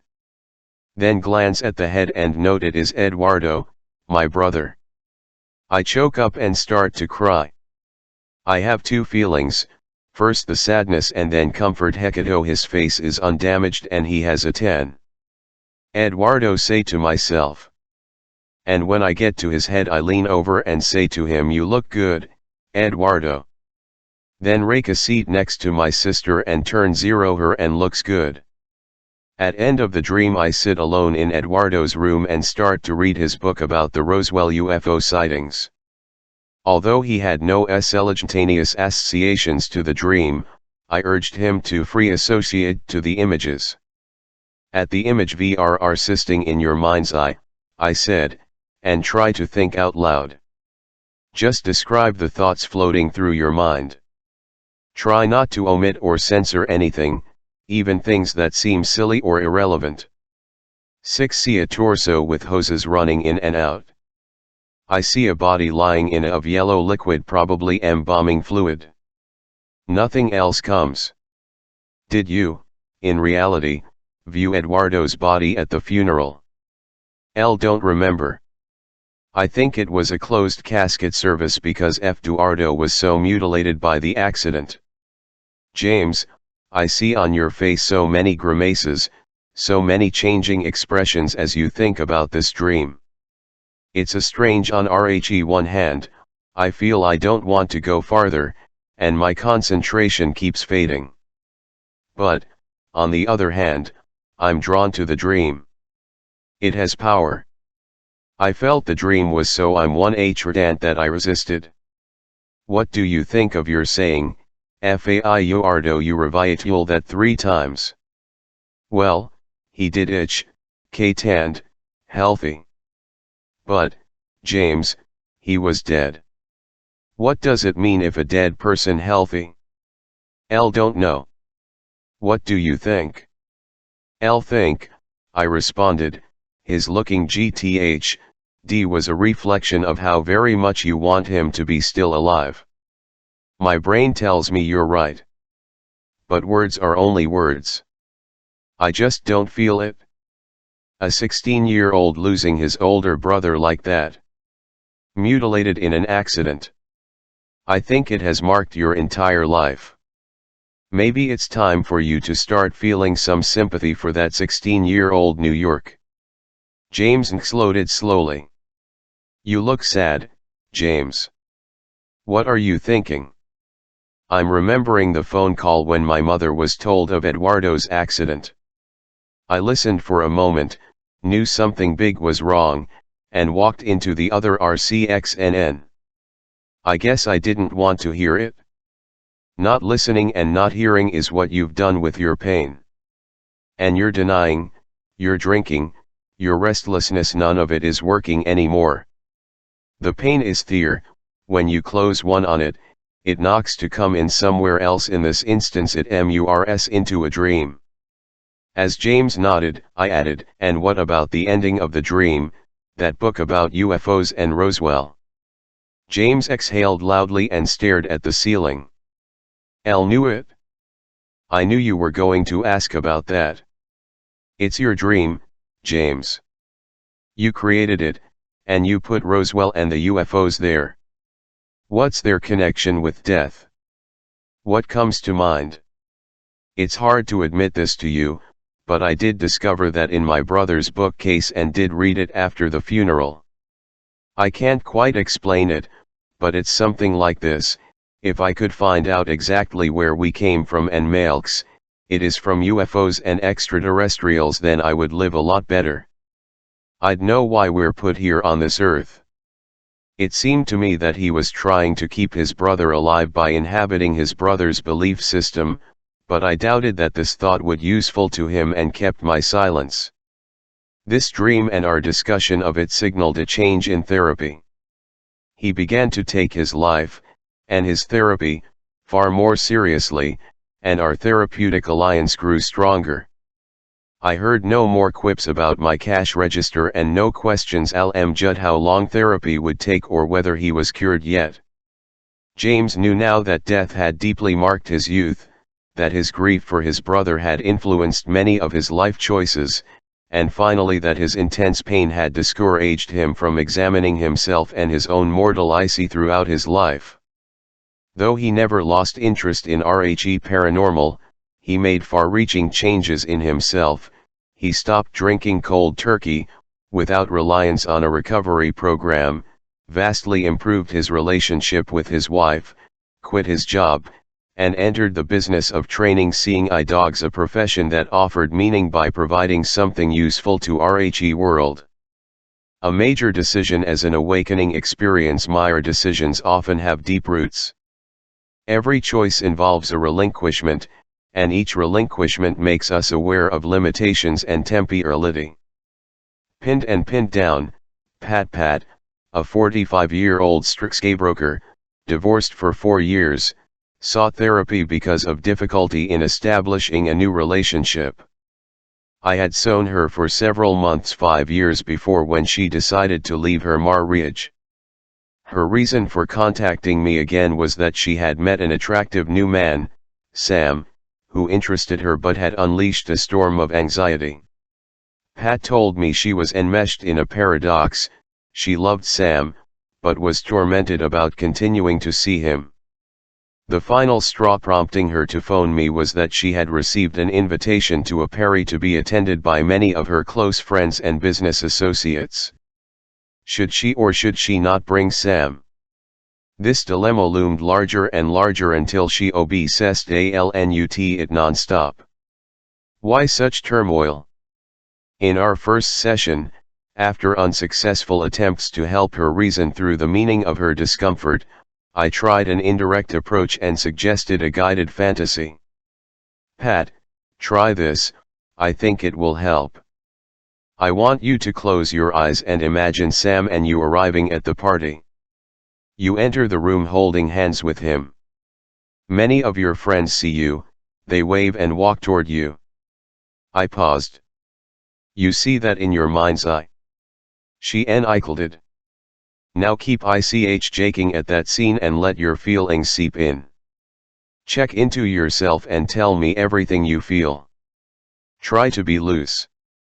Say everything that comes to mind. Ugh, the party. Don't like it? She winced. Elle let go of Sam's hand. I don't want to be seen with him. Keep going. Why not? Don't know why. He's older than I am, but only 2 years. And he's a great-looking guy. He works in PR, and he knows how to handle himself scryily. But I or we would be labeled as a couple. An older couple. I'd pinned down. Limited. I'd saying no to every other man. Pinned and pinned down. She opened her eyes. You know, I never thought of that double meaning for. Like in college when you're wearing some guy's fraternity pin, you're pinned to him, but you're also pinned down. What an apt way to depict your dilemma, Pat. Other feelings. Pat closed her eyes again and sank back into her fantasy. There's stuff my marriage coming up. I feel guilty about having wrecked my marriage. I know from our previous therapy that I didn't wreck it and I worked hard on that guilt, but damned if the idea is not creeping back now. My failed marriage was my first real-life failure. Everything was progressing upward before that. Of course, the marriage is over. Over for years. But actually choosing another man makes the divorce real. It signifies I cannot go back ever. It's a past stage of my life. It's irreversible _ vanished time. Yes, yes, I've known this, but not like I suddenly know it now. Pei's story illustrates the relationship between freedom and mortality. Difficult decisions often have that reach into the bedrock of existential concerns and personal responsibility. Let's examine why Pat's décision was so agamzumg. For one thing, it relinquishment. Every yes involves a no. Once she gets pinned to Sam, other possibilities, other younger, perhaps superior men are ruled out. As she put it, she would not only be pinned to Sam but pinned down. She would be cutting off other possibilities. That narrowing of possibilities has a dark side. The more possibilities you close off, the smaller, shorter, and less vital your life appears. Heidegger once defined death as the impossibility of further possibility. So Pat's anxiety ostensibly about a superficial thing, a decision taking a man to a party, drew its power from the bottomless well of her death anxiety. It served as an awakening exurince. Our focus on the deeper meaning of her decision sharply increased the effectiveness of our work. Our analysis of RESV and Jane's ability led her to a greater realization of the impossibility of returning to youth. She also mentioned that her life had seemed to progressing upward until the divorce, but now realized that the divorce was truly irreversible. Eventually, she let it go, accepted the relinquishment, turned to the future, and was able to make a commitment to Sam. Pat's illusion that we are ever growing, progressing, moving upward is not uncommon. It has been greatly reinforced by Western civilization's idea of progress existing since the Enlightenment, and by the American imperative for upward mobility. Of course, progress is merely a construct. There are other ways to conceptualize history. The ancient Greeks did not subscribe to the idea of progress. On the contrary, they looked backward toward a golden age that blazed more brightly with the passing centuries. The sudden realization that upward progress is but a myth can jolting, as it was for Pat, and entails considerable shifting of ideas and LX leaves. Life milestones as awakening experiences. Other instances of awakening, both more ordinary and more subtle, are associated with such milestones in life as school and college reunions, birthdays and anniversaries, estate planning and making a will, and major birthdays, such as the 50th or 60th. And college reunions. School and college reunions, especially after 25 years, are potentially rich experiences. Nothing makes the life cycle more palpable than to see your classmates now all grown up and indeed aged. And of course the roll call of classmates who have died is an ever more soul-stirring and powerful wake-up call. Some reunions supply pictures of the young faces to pin on lapels, and participants circulate around the comparing photographs and faces, trying to find the young, accent eyes in the wrinkled masks before them. And who can resist thinking, so old, they're all so old. What am I doing in this group? What must I like to them? For me, a reunion is like the conclusion to stories that I began reading 30, 40, even 50 years. Classmates have a shared history, a sense of deep intimacy with one another. They knew you when you were young and fresh and before you had developed grown-up persona. Perhaps this is the reason that reunions give rise to an astonishing number of new marriages. Old classmates feel trustworthy, old loves are rekindled, all are members of a drama begun long ago against a backdrop of limitless hope. I encourage my patients to attend their reunions and to keep a journal of their reactions when they do.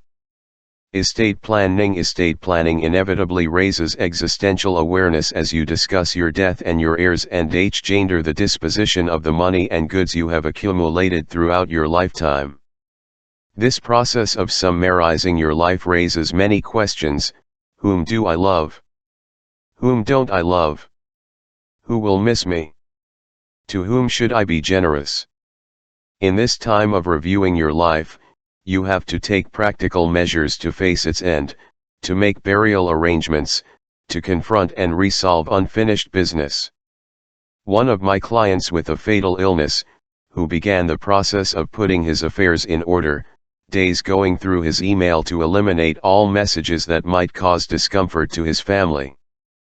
As he deleted mail from old lovers, he was suffused with pathos.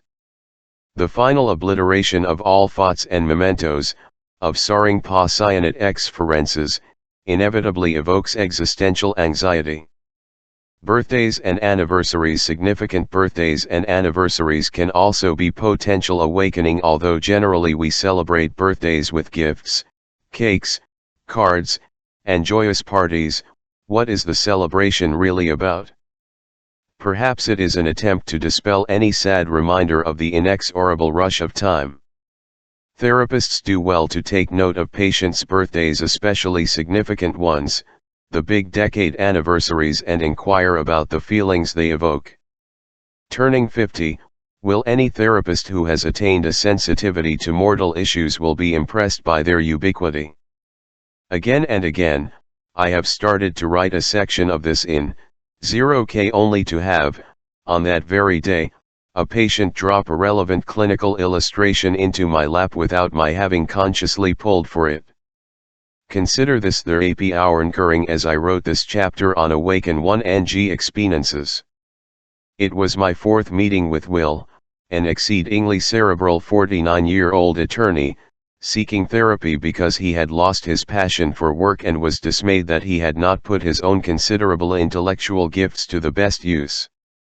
He had graduated magna cum laude from an outstanding university. Will began the session by commenting that some of his co-workers were openly critical of his doing excessive pro bono work and having few billable hours. After 15 minutes describing his work situation, he discussed at length his history of always having been a misfit in organizations. It seemed important background information, and I it all in, but I remained mostly silent in this part of the session aside from commenting on the compassion he showed in describing his pro bono cases. After a brief silence he said, "By RHE way, today is my 50th birthday. And? How does that feel? Well, my wife's going to make a fuss over it. She's having a birthday dinner tonight with a few friends over. But it's not my idea. Don't like it? Don't like being fussed over. How come? Was there a LNUT ring fussed over that you don't like? I feel uncomfortable with any kind of compliment. I kind of undo it with this inner voice saying, they don't really know me, or if they only knew. If they really knew you, I asked, then they would see what? Don't even know myself. And it's not just receiving compliments that's awkward, but it's also giving them. Don't understand it and don't know how to put it except to say there's just another whole dark level there underneath. I can't access it. Are you aware, Will, of anything ever erupting from that level? Yes, there is something. Death. Whenever I read a book about death, especially the death of a child, I choke up. Anything ever emerge from the dark level here with me? Don't think so. Why? Are you thinking of something? I'm thinking of a time in our first or second SES Zion when suddenly a strong emotion erupted and tears came to your eyes. You commented then that it was a rare thing for you to shed a tear. Can't quite remember the context. Do you? I'm a total blank on it. In fact, I don't remember the incident at all. Early if it had something to do with your father. Here, let me check. I walked over to my computer, did a word search on tears in his file, and after a minute sat back down. It was your father. You were saying, sorrowfully, that you regretted never really talking personally to him, and suddenly you teared up. Oh yes, I remember, and oh, my God, I just else read that I had a dream about him last night. I had no recollection of this dream before this very moment. If you had asked at the beginning of the hour whether I dreamed last night, I'd have said no. Well, in the dream I was talking to my father and my uncle. My father died about 12 years ago and my uncle a couple of years earlier. While the three of us were having a pleasant conversation I could hear myself saying, they're dead, but don't worry, this all makes sense, this is normal in a dream. Seems like the background voiceover is serving to keep the dream light, to keep you asleep. Do you often dream of your father? Never before. Not that I remember. We're almost out of time, Will, but let me ask you something we talked about earlier about giving and receiving compliments. Does that ever come into play here in this between you and me? Earlier, when you described the pro bono case, I commented on your compassion. You didn't respond to me. I wonder how you felt about my saying something positive to you. And will you have a difficult time ever saying positive things to me? I'll rarely let an hour go by without making a here and now inquiry like this. I'm not sure. I'll have to think alnut that, he said as he prepared to rise. I added, one last thing, Will. Tell me, what other feelings arose at our session and alnut me today? A session, he responded. I was impressed you remembered the tears in my eyes from that earlier session. But I've got to admit I started to feel real uncomfortable at the very end when you asked about my feelings about your complimenting me or vice versa. Well, I'm convinced that such discomfort will be a slow guide to the most promising directions in our work. Note that in this therapy hour with Will, the topic of death arose unexpectedly and spontaneously when I inquired about his dark level. It's rare for me to get up and walk to my computer to consult my notes mid-session, but he was so cerebral that I wanted to pursue the one display of emotion he had shown in our sessions. Consider all the existential issues I could have turned to. First there was the occasion of his 50th birthday. Such minor birthdays usually have many internal ramifications. Then, when I inquired LHUT his hidden layer, he responded, to my surprise and with no cueing from me, that he chokes up whenever he reads about death, one archally a child's death. And then the sudden recall, again entirely unexpected, of the dream in which he is talking to his dead father and uncle. When I focused on his dream in following sessions, Will aware of his hidden fear and sadness about death, his father's death, the death of small children, and, Rindus, his own death. We concluded that he removed himself from feelings about death because he felt the need to keep them from overtaking him. Again and again he broke down in sessions, and I helped him speak openly of his dark area and his heretofore unspeakable fears. Dreams as awakening experiences. If we listen to messages conveyed by powerful dreams, we may be awakened. Consider this unforgettable dream told me by a young widow, mired in grief. It is a lucid example of how loss of a loved one can confront the LX reaved with his or her own mortality. I am in the screened porch of flimsy summer cottage and see a large, menacing bust with an enormous mouth waiting a few feet from the front door. Am terrified. Worry something will happen to my daughter. I decide to try to satisfy the bust with a sacrifice and toss a red plaid stuffed animal out the door. The beast devours Che but stays there. Its OES burn. They are fixated on me. I am the prey. This young widow clearly her dream. She thought at first that death, the menacing beast, which had already taken her husband, had now come for her daughter. But almost immediately she realized that she herself was next in line, and the beast had come for her. She attempted to placate and distract the beast with a sacrifice, a red plaid stuffed animal. She knew, without my needing to ask the meaning of that symbol, her husband had died wearing red plaid pajamas. But the beast was implacably, she was its prey. The compelling clarity of this dream ushered in a major shift in our therapy. She shifted away from her catastrophic loss toward a greater consideration of her own finiteness and how she should live. The awakening experience is far from being a curious and rare concept, it is instead the bread and butter of clinical work. Consequently, I spend much time teaching therapists how to identify and harness awakening experiences for therapeutic use, as in Mark's story, where a dream opened a door that led to their awakening. A grief dream as an awakening experience. Mark, a 40-year-old psychotherapist, came to me for therapy because of chronic anxiety and intermittent panic attacks about dying.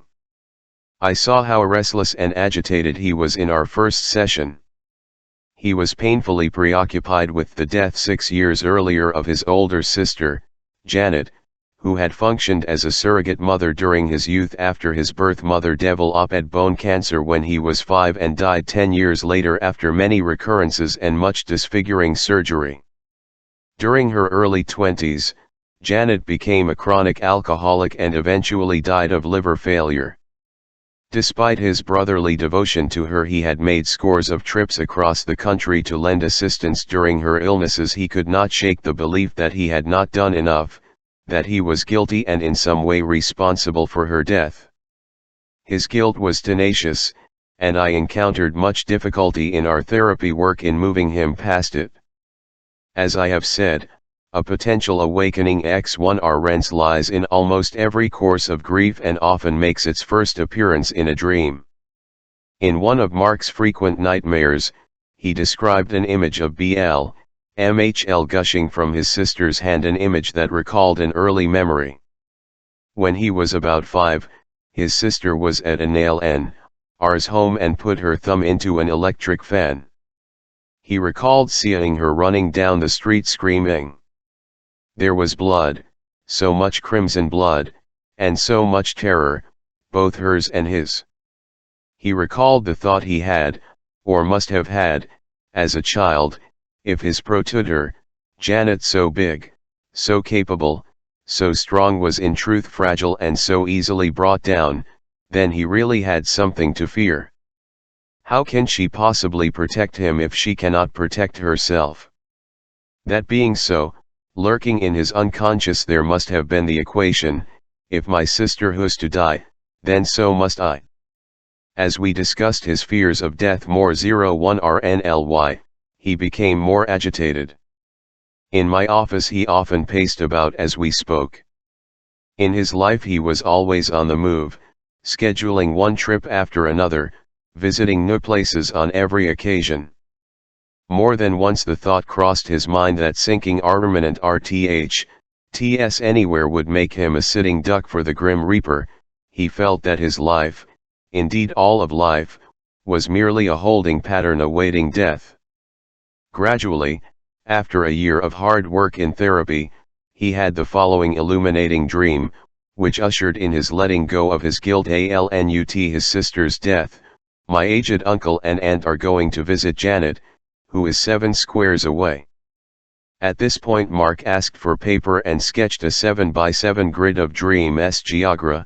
They are going to cross the river to get Zero. Her knew would have to visit her too, but I had things to do and decided to stay home for now. As they prepare to leave, think of a small gift for to Janet. Then as they are driving away, I remembered I had forgotten a card to accompany the gift and run after them. I recall what the card looked like, rather formal and distant, and signed to Janet, "From your brother." In some curious way, I can see Janet standing on the grid on the other side of the river, waving. I felt emotion. The imagery in this dream is exceptionally transparent. The aged relatives die, that is, cross the river, and go to visit Janet 7 squares away. At this age, in Mark's therapy, Janet had been dead 7 years. Mark decided to stay behind even though he knew he would have to the river later. He had things to do and knew that to stay in life, he would have to let go of his sister, as indicated by the formal card accompanying the gift and his lack of distress on seeing her waving to him across the grid. The dream heralded a change. Mark's obsession with the past faded and he gradually learned to live life more richly in the present. Dreams opened a DTMJR for many of my other patients as well, including Ray, a retiring surgeon, and Kevin, who had reached the point when our work together was finished and he was leaving therapy. The retiring surgeon, Ray, a 68-year-old surgeon, sought therapy because of persistent anxiety about his impending retirement. In his second therapy session, he wrote this short dream fragment: I go to a reunion of my SCHRNL class, perhaps the 6th grade. I enter the building and see the class picture posted at the entrance. Looked at carefully for a long rhyme and saw all the faces of my classmates, but I was missing. I could not find myself. What was the feeling in the dream? I asked. Always my first question, as it's particularly useful to find the emotions associated with the entire dream or parts of it. Hard to say, he responded.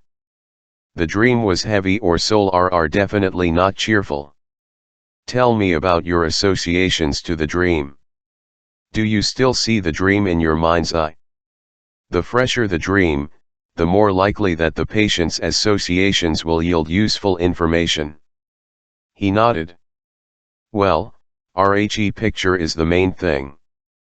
I see it clearly. I can't make out many of the faces, but I know somehow that I'm not there. I can't find myself. And what do you make of that? Can't sure, but two possibilities. First, there's my feeling about never being a part of that class or any class. I was never popular. Always the outsider. Except in the room. He paused. And the second usability. I prompted. Well, the obvious one. His voice dropped. The class is there in the photo, but I'm missing probably suggests or predicts my death. Thus, through the dream, much rich material get and offered several possible directions. For example, I could have explored Ray's sense of not belonging, his unpopularity, his lack of friends, his not feeling at home anywhere but the overriding RCHJ1N. Or I could have concentrated on his phrase "L can't find Mijalfa" and fixed on his sense of being out of touch with his core. The dream set the agenda for the year's course of therapy during which we worked on these issues. But, most of all, my attention was riveted to one thing: his absence from his class photo. His comment about his death seemed the most relevant issue. After all, he was a 68-year-old man whose impending retirement brought him to therapy. Anyone considering retirement has lurking concerns about death, and not infrequently these concerns make their appearance by way of a dream. The end of therapy as an awakening experience. A dream aim, the end of therapy. Kevin in his final session. Kevin, a 40-year-old engineer, whose death panics had almost entirely disappeared during 14 months of therapy, had this dream: I am being chased in a long building. Don't know by whom. Am frightened and run down the stairs, a kind of basement region. At one spot I see sand falling down from the ceiling in a trickle as though it is an hourglass. It is go further and can find no way out, and suddenly at the end of corridor in the basement I see huge warehouse doors slightly open. Even though I feel scared, I walk through the doors. The feelings in this dark dream: fear and heaviness, Kevin responded. I asked him for associations, but few came. The dream seemed to him a blank. From my existential perspective, I felt that his finishing therapy and saying farewell to me might well have evoked in him thoughts of other losses and of death. Two images in the dream particularly caught my attention: the sand falling as though in an hourglass and the warehouse doors. Rather than express my ideas however, I prodded Kevin to associate to these images. What does the hourglass bring to mind? Thoughts about time. Time running out. Life half over. And the warehouse, warehoused. A morgue. It's our last ocean, Kevin. Our time here is run and TNG out. Yeah, I was just thinking that, too. And the morgue and warehoused bodies, you haven't spoken about death for several weeks. Yet that's why you came to see me originally. Looks like our ending therapy is bringing up old issues for you. I'll think so. I'm now questioning whether we're really ready to stop. Experienced therapists know not to take such questioning so seriously as to extend therapy. Patients who have had a meaningful course of therapy usually approach termination with much ambivalence and often experience a recrudescence of their original symptoms. Someone once referred to psychotherapy as cyclotherapy. One goes over the same issues again and again, each time securing the arsenal change more tightly. I suggested to Kevin that we terminate our work as planned but have a follow-up meeting in 2 months. At that meeting Kevin was doing well and was well into the process of transferring what he had gained from therapy into his outside life. Awakening occurrences thus range from the death-already experience of Ivan Illich to the near-death experiences of many cancer patients to more subtle confrontations in everyday life, such as birthdays, grief, reunions, dreams, the empty nest, where the individual is primed to examine existential issues. Awakening consciousness can often be facilitated by the help of another, a friend or therapist with a greater sensibility to these issues, obtained, it is my hopes, from these pages. Keep in mind the int of these incursions, that a confrontation with death arouses anxiety but also has the potential of LSSTLY enriching life.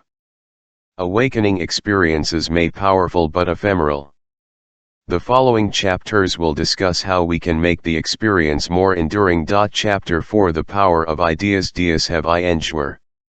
The insights of many great thinkers and writers through the centuries help us quell roiling thoughts about death and discover meaningful paths through life. In this chapter, I discuss ideas that have proved most useful in my therapy with patients haunted by death anxiety. Epicurus and his ageless wisdom. Epicurus believed that the proper mission of philosophy is to relieve human misery. And the RTNJT cause of human misery? Epicurus had no doubt the answer to that question: it is our omnipresent fear of death. The frightening thought of inevitable death, Epicurus insisted, interferes with our enjoyment of life and leaves no pleasure undisturbed. Because no activity can satisfy our craving for eternal life, all activities are intrinsically unrewarding. He wrote that many individuals develop a hatred of life, even, ironically, to the point of suicide. Others engage in frenetic and aimless activity that has no point other than the avoidance of the pain inherent in the human condition. Epicurus addressed the unending and unsatisfying search for novel activities by urging that we store and recall deeply etched memories of pleasant experiences. If we can learn to draw on such memories again and again, he suggested, we will have no need for endless hedonistic pursuit. Legend has it that he followed his own advice, and on his deathbed, of complications following kidney stones, Epicurus retained equanimity despite searing pain by recalling pleasurable conversations with his circle of friends and students. It is part of Epicurus's genius to have anticipated the contemporary view of the unconscious. He emphasized that death concerns are not conscious to most individuals but must be inferred by disguised manifestations, for example, excessive religiosity, an all-consuming accumulation of wealth, and blind grasping for power and honors, all of which offer a counterfeit version of immortality. How did Epicurus attempt to alleviate death anxiety? He formulated a series of well-constructed arguments, which his students memorized like a catechism. Many of these arguments have been debated over the past 2,300 years and are still germane to overcoming the fear of death. In this chapter, I will discuss 3 of his best-known arguments, which I've found valuable in my work with many patients and to me lx arsenally in relieving my own death anxiety. The mortality of the soul 2. The ultimate nothingness of death 3. The argument of symmetry. The mortality of the Epicurus taught that the soul is mortal and riches with the body, a conclusion diametrically opposite to that of Socrates, who, shortly before his execution 100 years earlier, had found comfort in his belief in the immortality of the soul and in the expectation that it would thereafter enjoy the eternal community of like-minded people sharing his search for wisdom. Much of Socrates' position fully described in the Platonic dialogue. The Phaedo was adopted and preserved by the Neoplatonists and ultimately was to exert considerable influence on the Christian structure of the afterlife. Epicurus was vehement in his condemnation of contemporary religious leaders who, in an effort to increase their own power, increased the death anxiety of their followers by warning of the punishments that would be meted out after death to those who failed to heed particular rules and regulations. In the centuries to follow, the religious iconography of medieval Christianity depicting the punishments of hell as in the 15th century Last Judgment scenes painted by Hieronymus Bosch added a gory visual dimension to death anxiety. If we are mortal and the soul does not survive, Epicurus insisted, then we have nothing to fear in an afterlife. We will have no consciousness, no regrets for the life that was lost, nor anything to fear from the gods. Epicurus did not deny the existence of gods. That argument would have been Aurelius, having been executed on the charge of heresy less than a century before, but he did claim that the gods were oblivious to human life and only useful to us as empty hlales of tranquility and bliss toward which we should aspire. The ultimate nothingness of death. In his second argument, Epicurus posits that death is nothing to us, cause the soul is mortal and is dispersed at death. What is dispersed does not perceive, and anything not perceived is nothing to us. In other words, where I am, death is not; where death is, I am not. Therefore, Epicurus held, why fear death when we can never perceive it? Epicurus's position is the ultimate counter to Woody Allen's quip, I'm not afraid of death, I just don't want to be there when it happens. Epicurus is saying that indeed we won't be there, that we won't know when it happens because death and I can never coexist. Because we are dead, we don't know that we are dead, and, in that case, what is there to fear? The argument of symmetry. Epicurus's third argument holds that our state of non-being after death is the same state we were in before our birth. Despite many philosophical disputes about this ancient argument, I believe that it still retains the power to provide comfort to the dying.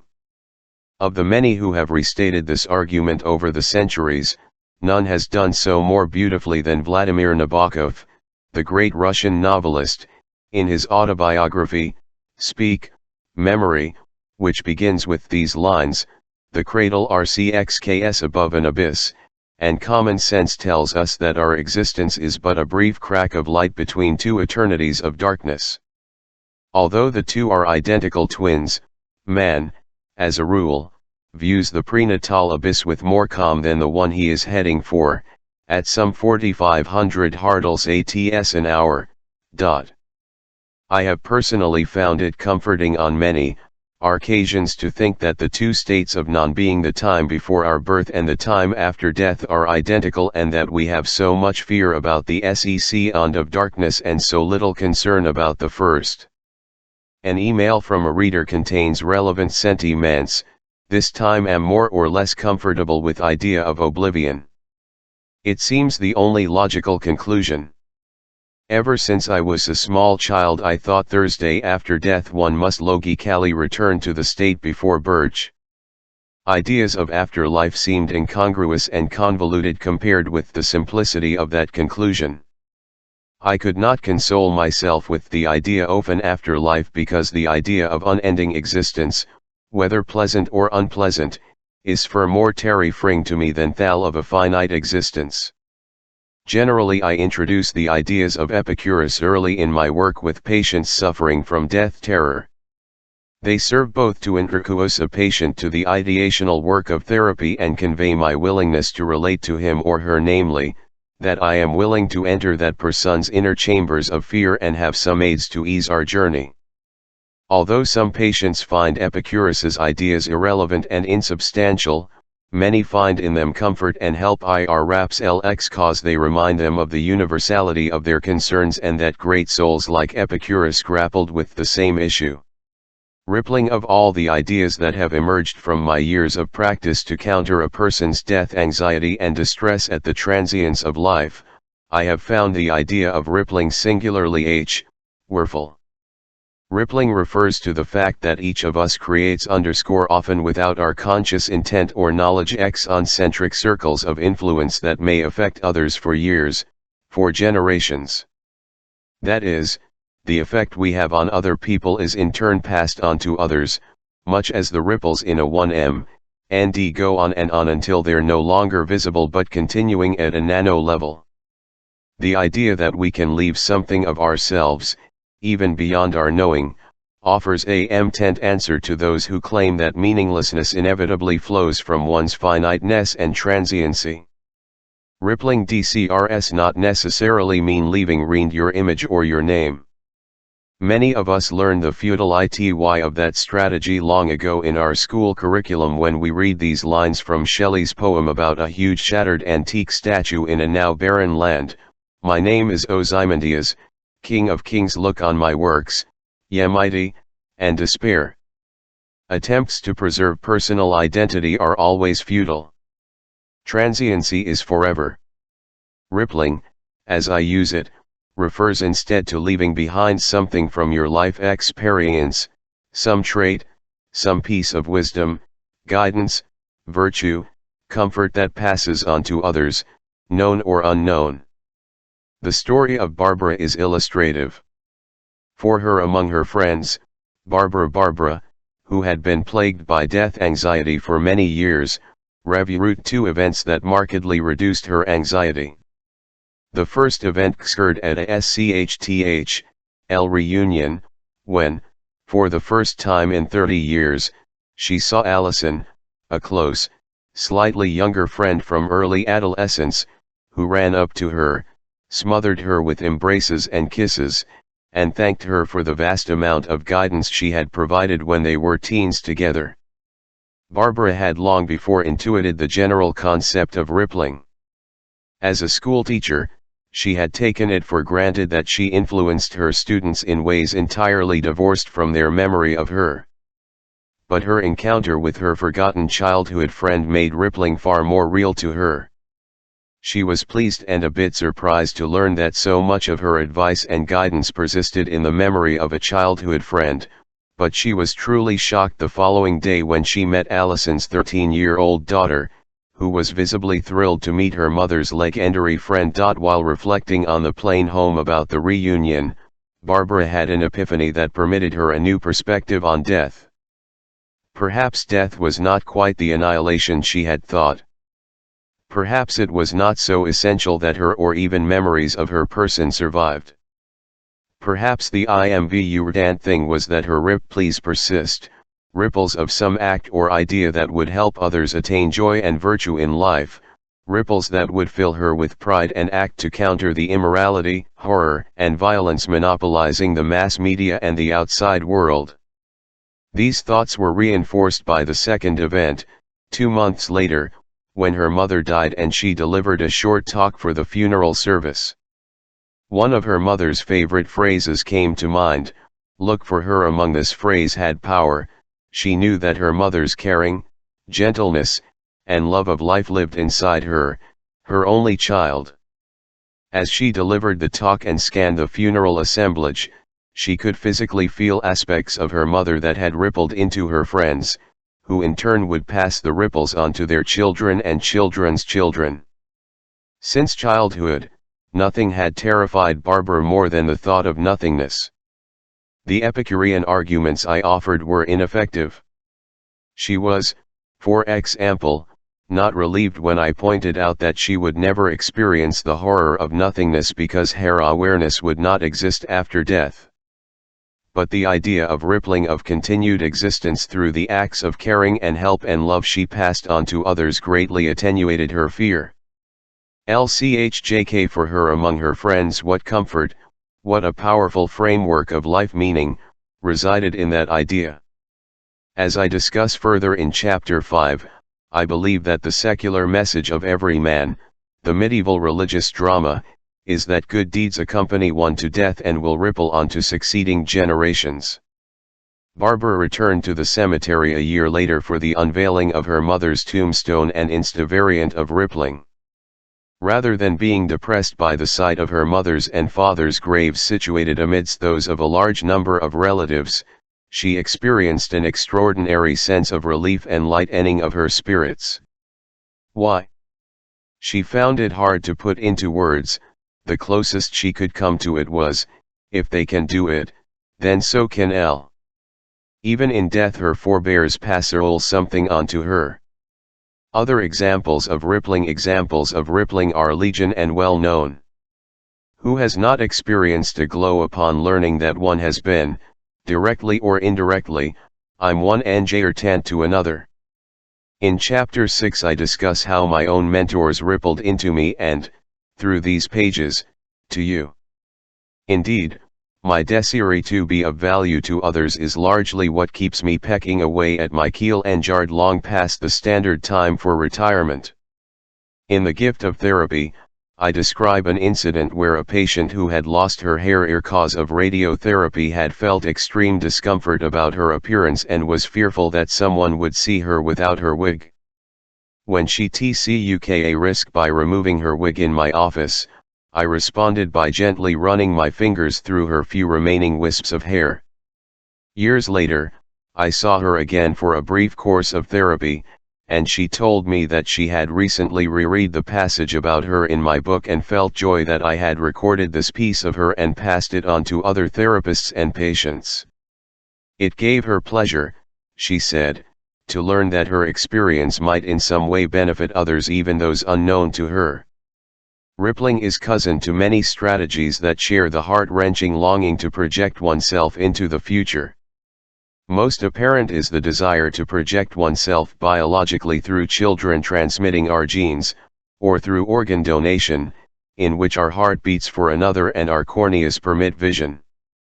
About 20 years ago, I had corneal replacements in each eye, and though I do not know the identity of the dead donor, I often experience a wave of gratitude to that unknown. Other rippling effects include a rise to prominence through political, artistic, or financial achievement, leaving one's name on buildings, institutes, foundations, and scholarships, making a contribution to basic science, on which other scientists will build, rejoining nature through one's scattered molecules, which may serve as building blocks for future life. Perhaps I've focused particularly on rippling because my vantage point as a therapist gives me an unusually privileged view of the silent, gentle, intangible transmission that occurs from one individual to another.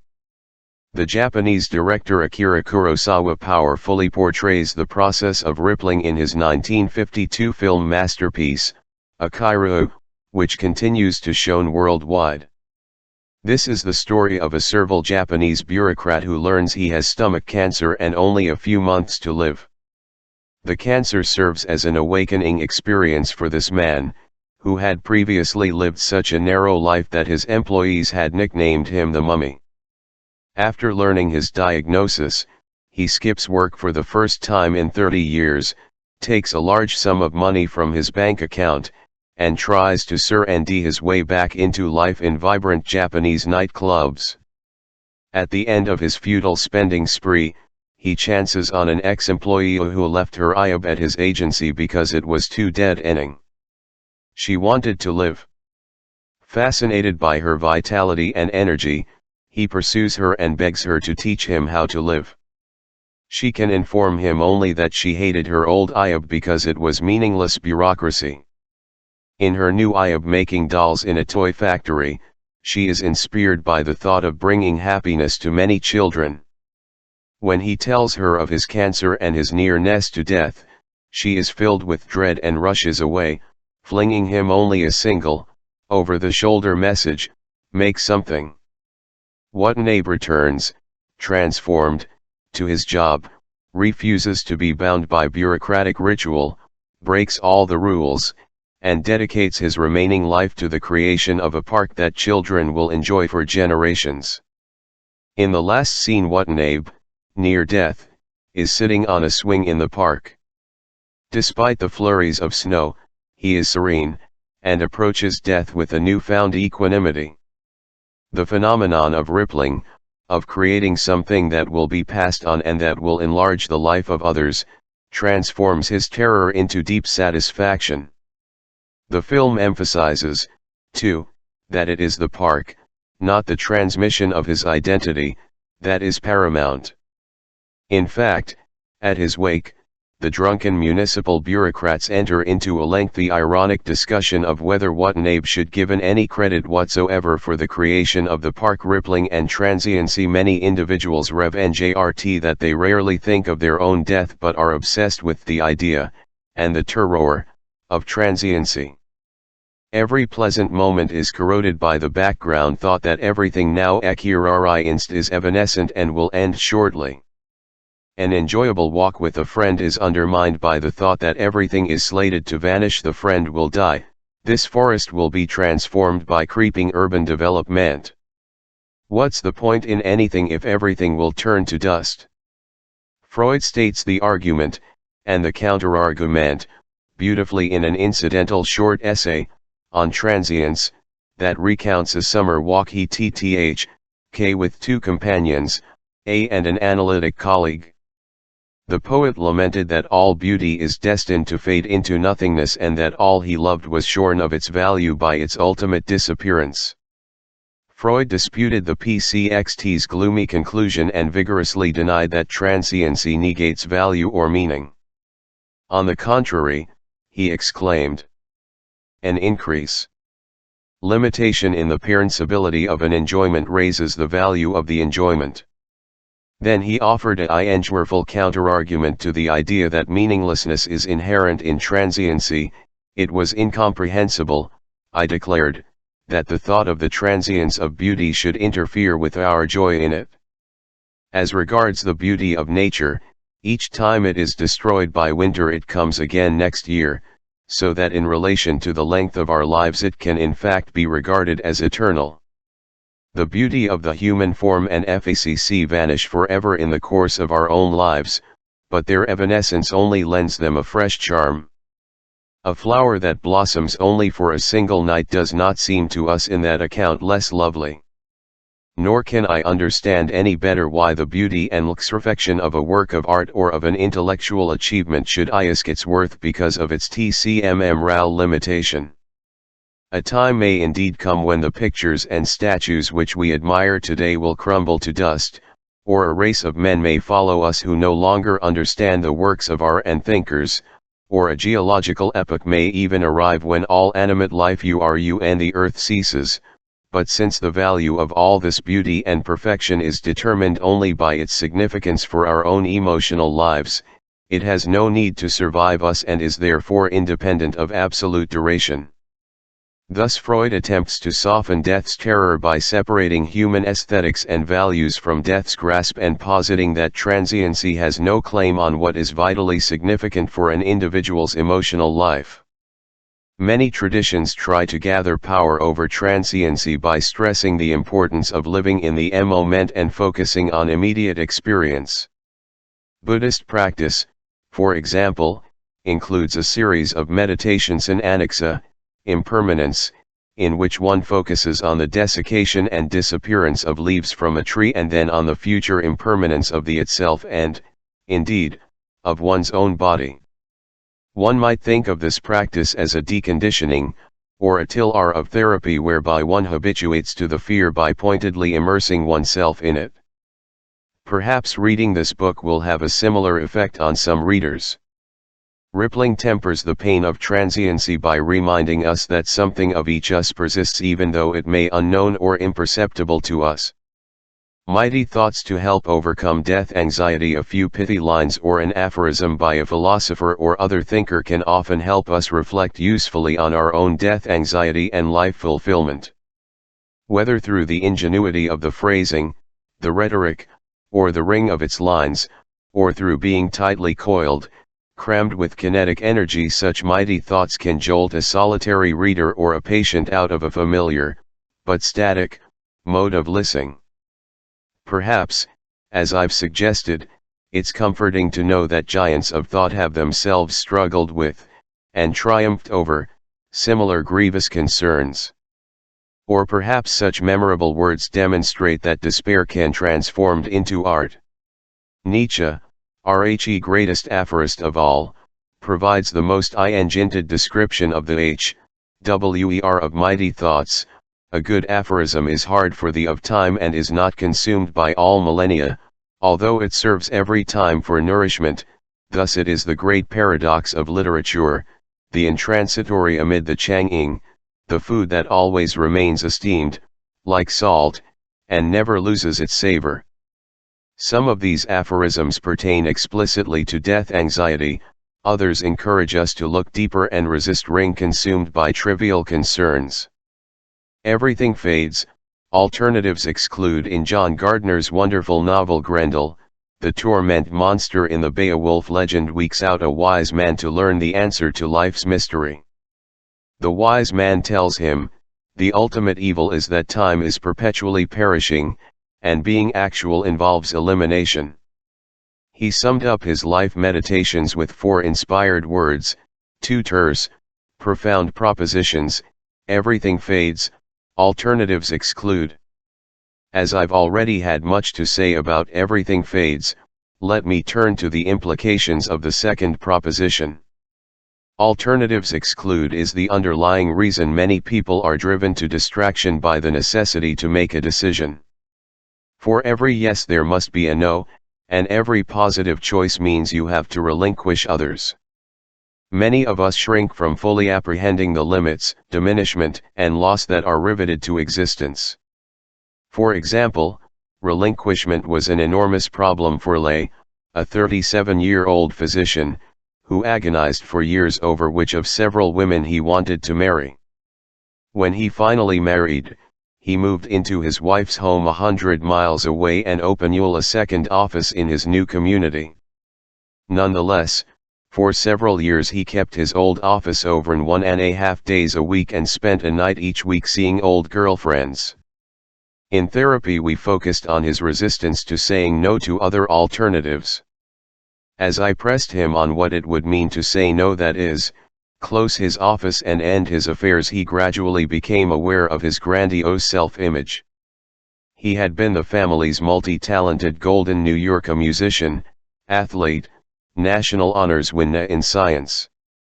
He knew he could have succeeded at any profession he chose, and he viewed himself as someone exempt from the limitations of others, someone who should not have to give up anything.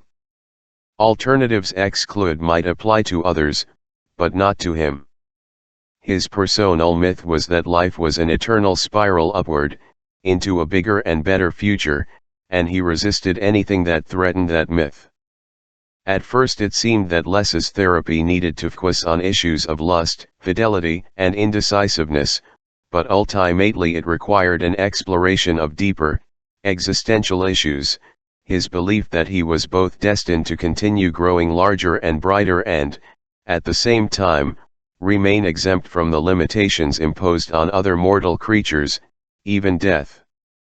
Lay, like Pat in Chapter 3, was sharply threatened by anything that hinted at relinquishment. He was attempting to evade the rule of alternatives exclude, and the clarification of this attempt our focus and accelerated our future work in therapy. Once he could accept relinquishment and turn his attention away from frantically holding on to everything he had ever had, we were able to work on his experiencing life and particularly his relationships with his wife and children in the immediate present. That life is an upward spiral often arises in psychotherapy.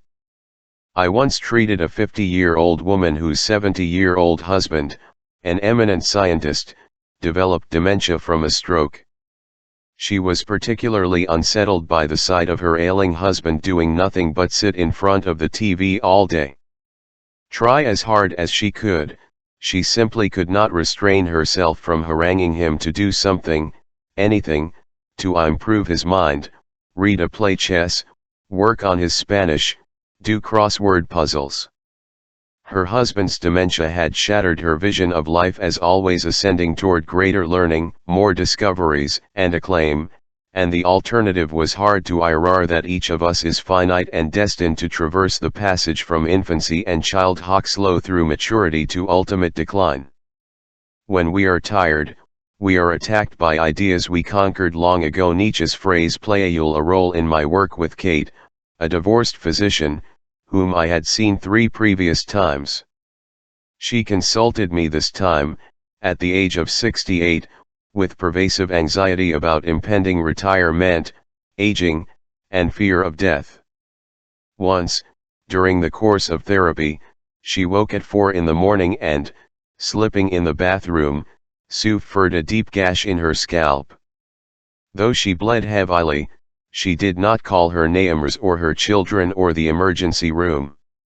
Her hair had thinned so much that she had started wearing a hairpiece and could not face the ordeal of a pick airing without it, an old bald woman, before her colleagues at the hospital. So she grabbed a towel, cold pack, and a quart of coffee ice cream and lay in bed, applying pressure to her head with the towel and cold pack, eating the ice cream, weeping for her mother, now 22 years dead, and feeling entirely abandoned. When dawn arrived, she called her son, who took her to the private office of a colleague. He sutured her wound and instructed her not to wear her wig for at least a week. When I saw Kate 3 days later, her head was swathed in a shawl, and she was awash with shame about her wig, her divorce, her single status in a culture of couples. Shame, too, about her coarse, psychotic mother, who always fed her coffee ice cream when she was unhappy, about the poverty endured during her entire childhood, and the irresponsible father who had abandoned the family when she was a child. She felt defeated. She felt she had made no progress after 2 years of therapy, nor in her earlier courses of therapy. Not wishing to be seen without her wig, she spent the entire week indoors, aside from our one session, doing a massive house cleaning. While cleaning out closets, she discovered notes she had made of our past therapy sessions and was shocked to discover that we had discussed the exact same issues 20 years earlier. We had not only worked to alleviate shame but had read long and hard to liberate her from her disturbed, intrusive mother, then still alive. Notes in hand, her head covered with a stylish turban, she came in for her next hour highly discouraged about her lack of progress. "L came to see you because of issues about aging and fears of dying, and here I am again, in the same place, after all these years, full of shame, yearning for my crazy mother and soothing myself with her coffee ice cream. Kate, I know how you must feel to be bringing up such old material. Let me tell you something that might help, something Nietzsche said a century ago, when we are tired, we are attacked by ideas we conquered long ago." Kate, who ordinarily never allowed a moment of silence and usually smk in rapid-fire, cogent sentences and paragraphs, was suddenly quiet. I repeated Nietzsche's phrase. She nodded slowly, and by the following session we were back at work on her concerns about her aging and her fears for the future. The aphorism contained nothing new. I had already reassured her that she had simply undergone a regression as a response to her trauma. Yet the elegant phrasing and the reminder that her experience was shared even by a great spirit like Nietzsche helped her grasp that her toxic state of mind was only temporary. It helped her appreciate, in her ingenies, that she had once conquered her inner demons and would do so once again. Good ideas, even ideas of power, are rarely sufficient in a single shot, related doses are necessary. Living the identical life, over and over again, For all eternity in Thus Spake Zarathustra, Nietzsche portrayed an aged prophet, with wisdom, who decides to come down from the mountaintop and share with people what he has learned. Of all the ideas he preaches, there is one he considers his mightiest idea of eternal recurrence. Zarathustra poses a challenge: what if you were to live the identical life again and again throughout eternity? How would that change you? The following chilling words are his first description of the eternal return thought experiment. I have often read them aloud to patients. Try reading them aloud to yourself. What if some day or night, a demon were to steal after you into your loneliest loneliness and say to you, "This life as you now live it and have lived it, you will have to live once more and innumerable times more, and there will be nothing new in it, but every pain and every joy and every thought and sigh and everything unutterably small or great in your life will have to return to you, all in the same succession and sequence, even this spider and this moonlight between the trees, and even this moment and I myself." The eternal hourglass of existence is turned upside down again and again, and you with it, of dust. Would you not throw yourself down and gnash your teeth and curse the demon who svuk thus? Or have you once experienced a tremendous moment when you would have answered him, "You are a god," and never have I heard anything more divine? If this thought gained possession of you, it would chang you as you are, or perhaps crush you. The idea of living your identical life again and again for all eternity can be jarring, a sort of petite existential shock therapy. It often serves as a sobering thought experiment, leading you to consider seriously how you are really living. Like the ghost of Christmas yet to come, it increases your awareness that this life, your only life, should be lived well and fully, accumulating as few regrets as possible. Nietzsche thus serves as a guide, leading us away from the preoccupation with trivial concerns to the goal of living vitally. No positive change can occur in your life as long as you cling to the thought that the reason for your not living well lies outside yourself. As long as you place responsibility entirely on others who treat you unfairly, a loutish husband, a demanding and unsupportive boss, bad genes, irresistible compulsions, then your situation will remain at an impasse. You and you alone are responsible for the crucial of your life situation, and only you have the to change it. And even if you face overwhelming external restraints, you still have the freedom and the choice of adopting various attitudes toward those restraints.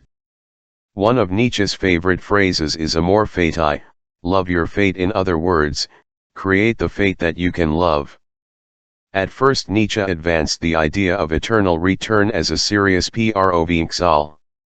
If time were infinite, he reasoned, and matter were finite, then all various arrangements of matter would have to recur randomly again and again, much like the hypothetical army of monkey typists who by random chance over the course of 1 billion years produce Shakespeare's Hamlet. The mathematics falters here and has iron heavily criticized by logicians. Years ago when I visited Forta, the SCLM where Nietzsche had been educated from the age of 14 until 20, I was permitted to browse through his report cards, which showed that he received very high grades in Greek and Latin and classical studies, though he was not. The aged archivist who acted as my guide was careful to point out the very LWST classical scholar in his class, but particularly PCUR grades in mathematics. Ultimately Nietzsche, perhaps aware that such speculation was not his strong suit, focused more exclusively on eternal return as a thought experiment. If you engage in this experiment and find the thought painful or even unbearable, there is one obvious explanation: you do not believe you've lived your life well. I would proceed by posing such questions as, how have you not lived well? What regrets do you have alleged your life? My purpose is not to drown anyone in a sea of regret for the past, but, ultimately, to turn his or her gaze toward the future and this potentially life-changing question: what can you do now in your life so that 1 year or 5 years from now, you won 100K back and have similar dismay about the new regrets you've accumulated?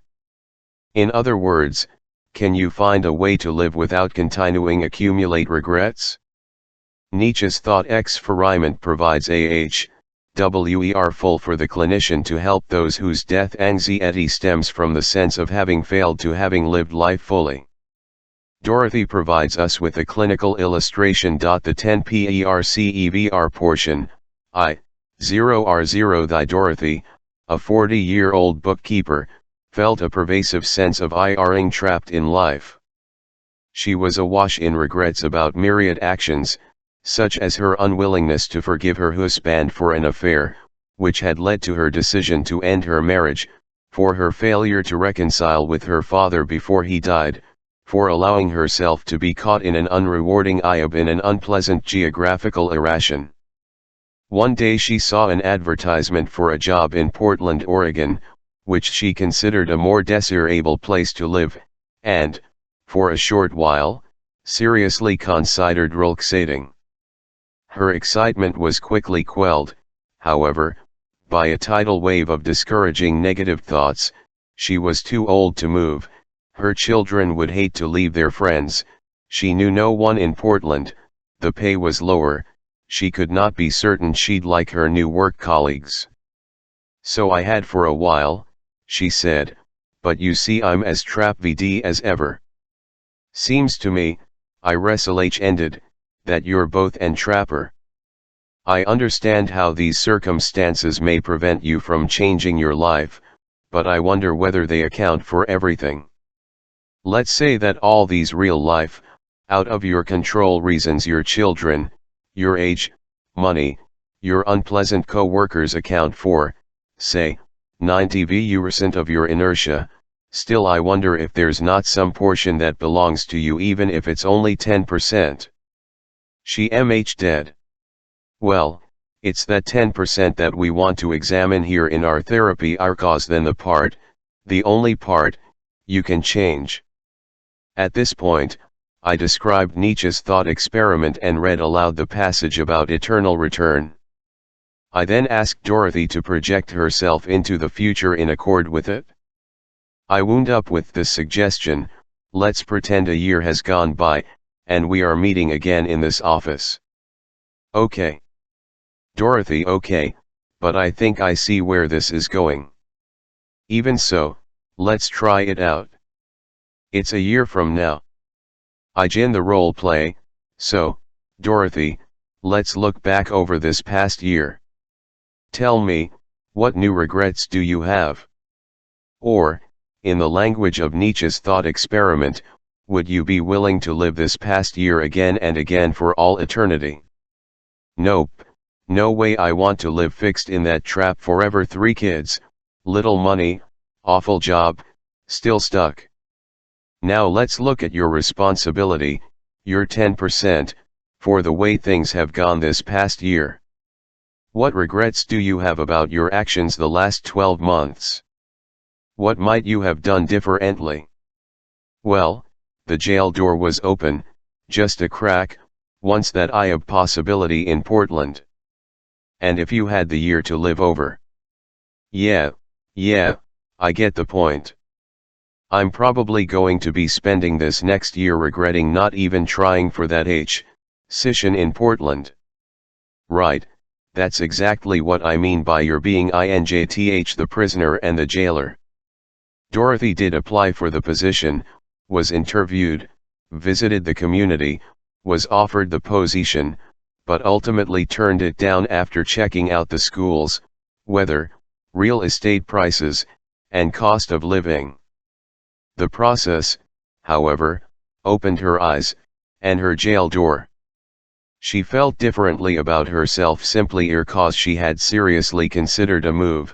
4 months later, she applied for, obtained, and accepted a better position to home.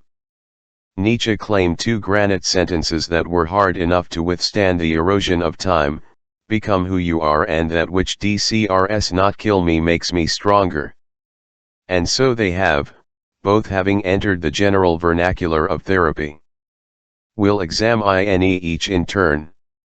Become who you are. The concept of the first granite who you familiar to Aristotle and passed on through Spinoza, Leibniz, Gtrthe, Nietzsche, Ibsen, Karen Horney, Abraham Maslow, and the 1960s human potential movement, down to our contemporary idea of self-realization. The concept of becoming who you are is closely connected to other Nietzsche pronouncements: consummate your life and die at the right time.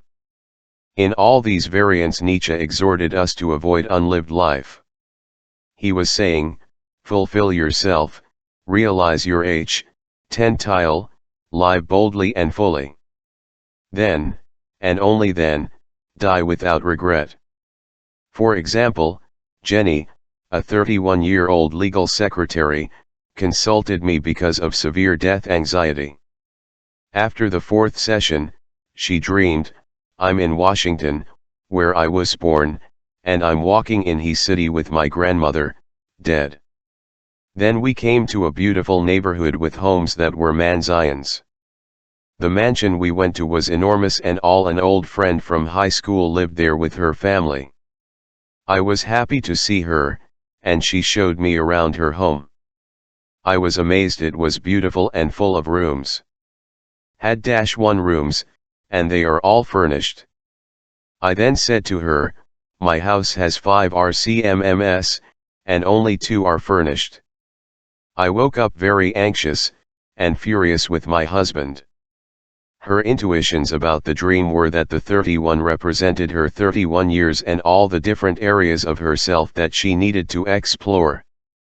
The fact that her own house had only 5 rooms and only 2 that were furnished reinforced the idea that she was not living her life correctly. The presence of her grandmother, who had died 3 months earlier, cloaked the dream in dread. Her dream opened up our work dramatically. I asked about her anger at her husband, and, with much embarrassment, she revealed that he had often beaten her. She knew that she had to do something about her life, but she was terrified of leaving her marriage. She had little experience with men and felt certain she could never find another man. Her self-esteem was so low that for several years, she put up with his abuse rather than lay her marriage on the line and confront her husband with a demand for minor changes.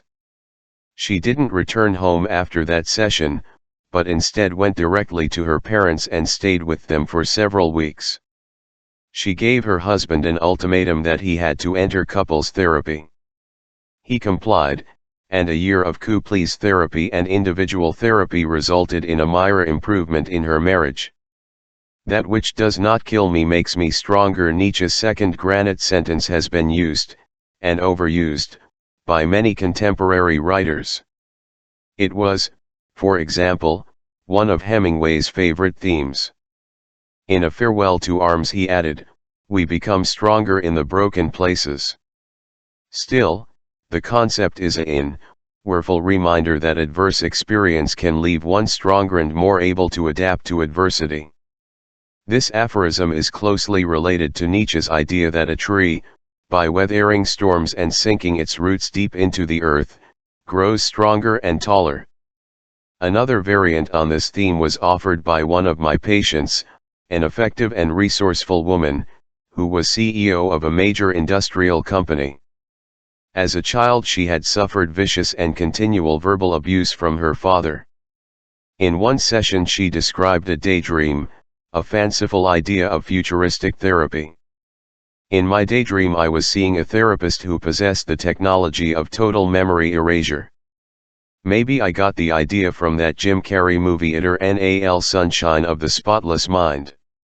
I imagined that one day the therapist asked me if I wished her to do a total erasure of all memory of my father's existence.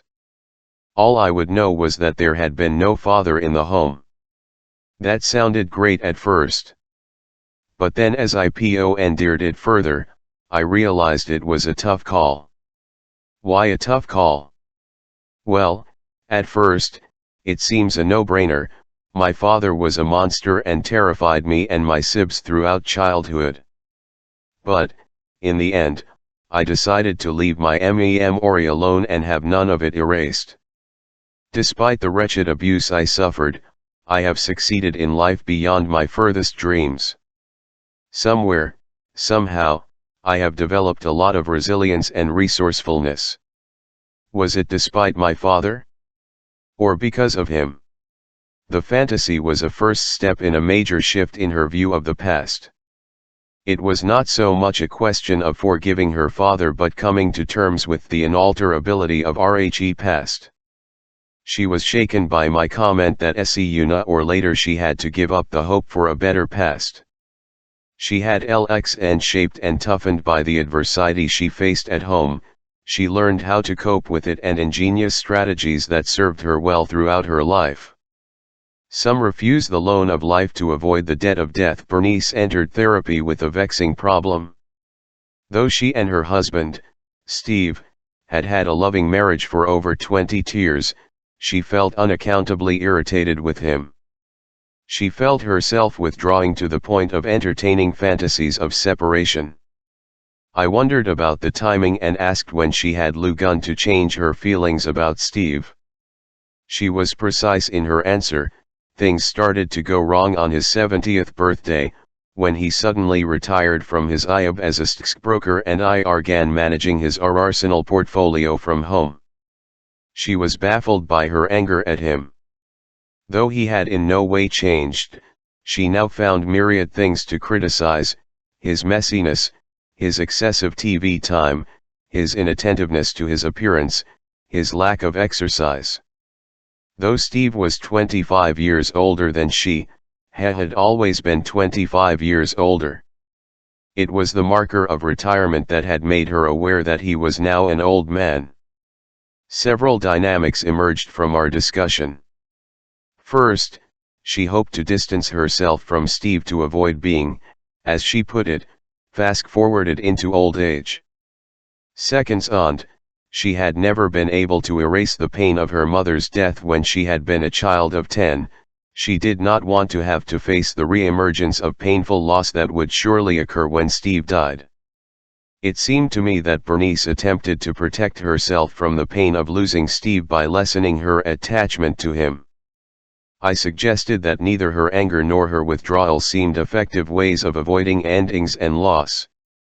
I was able to make her own dynamics crystal clear to her by quoting Otto Rank, one of Freud's colleagues, who said, "Some refuse the loan of life to avoid the debt of death." This dynamic is not uncommon. I think most of us have known individuals who numb themselves and avoid entering life with gusto because of the dread of losing much. As we proceeded, I said, "It's like going on an ocean cruise and refusing to enter into friendships or interesting activities in order to avoid the pain of the inevitable end of the cruise." "You got it exactly," she resumed. "Or not enjoying the sunrise because yes, you've made your point," she logged and interrupted. As we settled down to the business of change, several themes emerged. She feared reopening the wound she had suffered at the age of 10 when her mother died. After several sessions, she grew to understand the inefficiency of her unconscious strategy.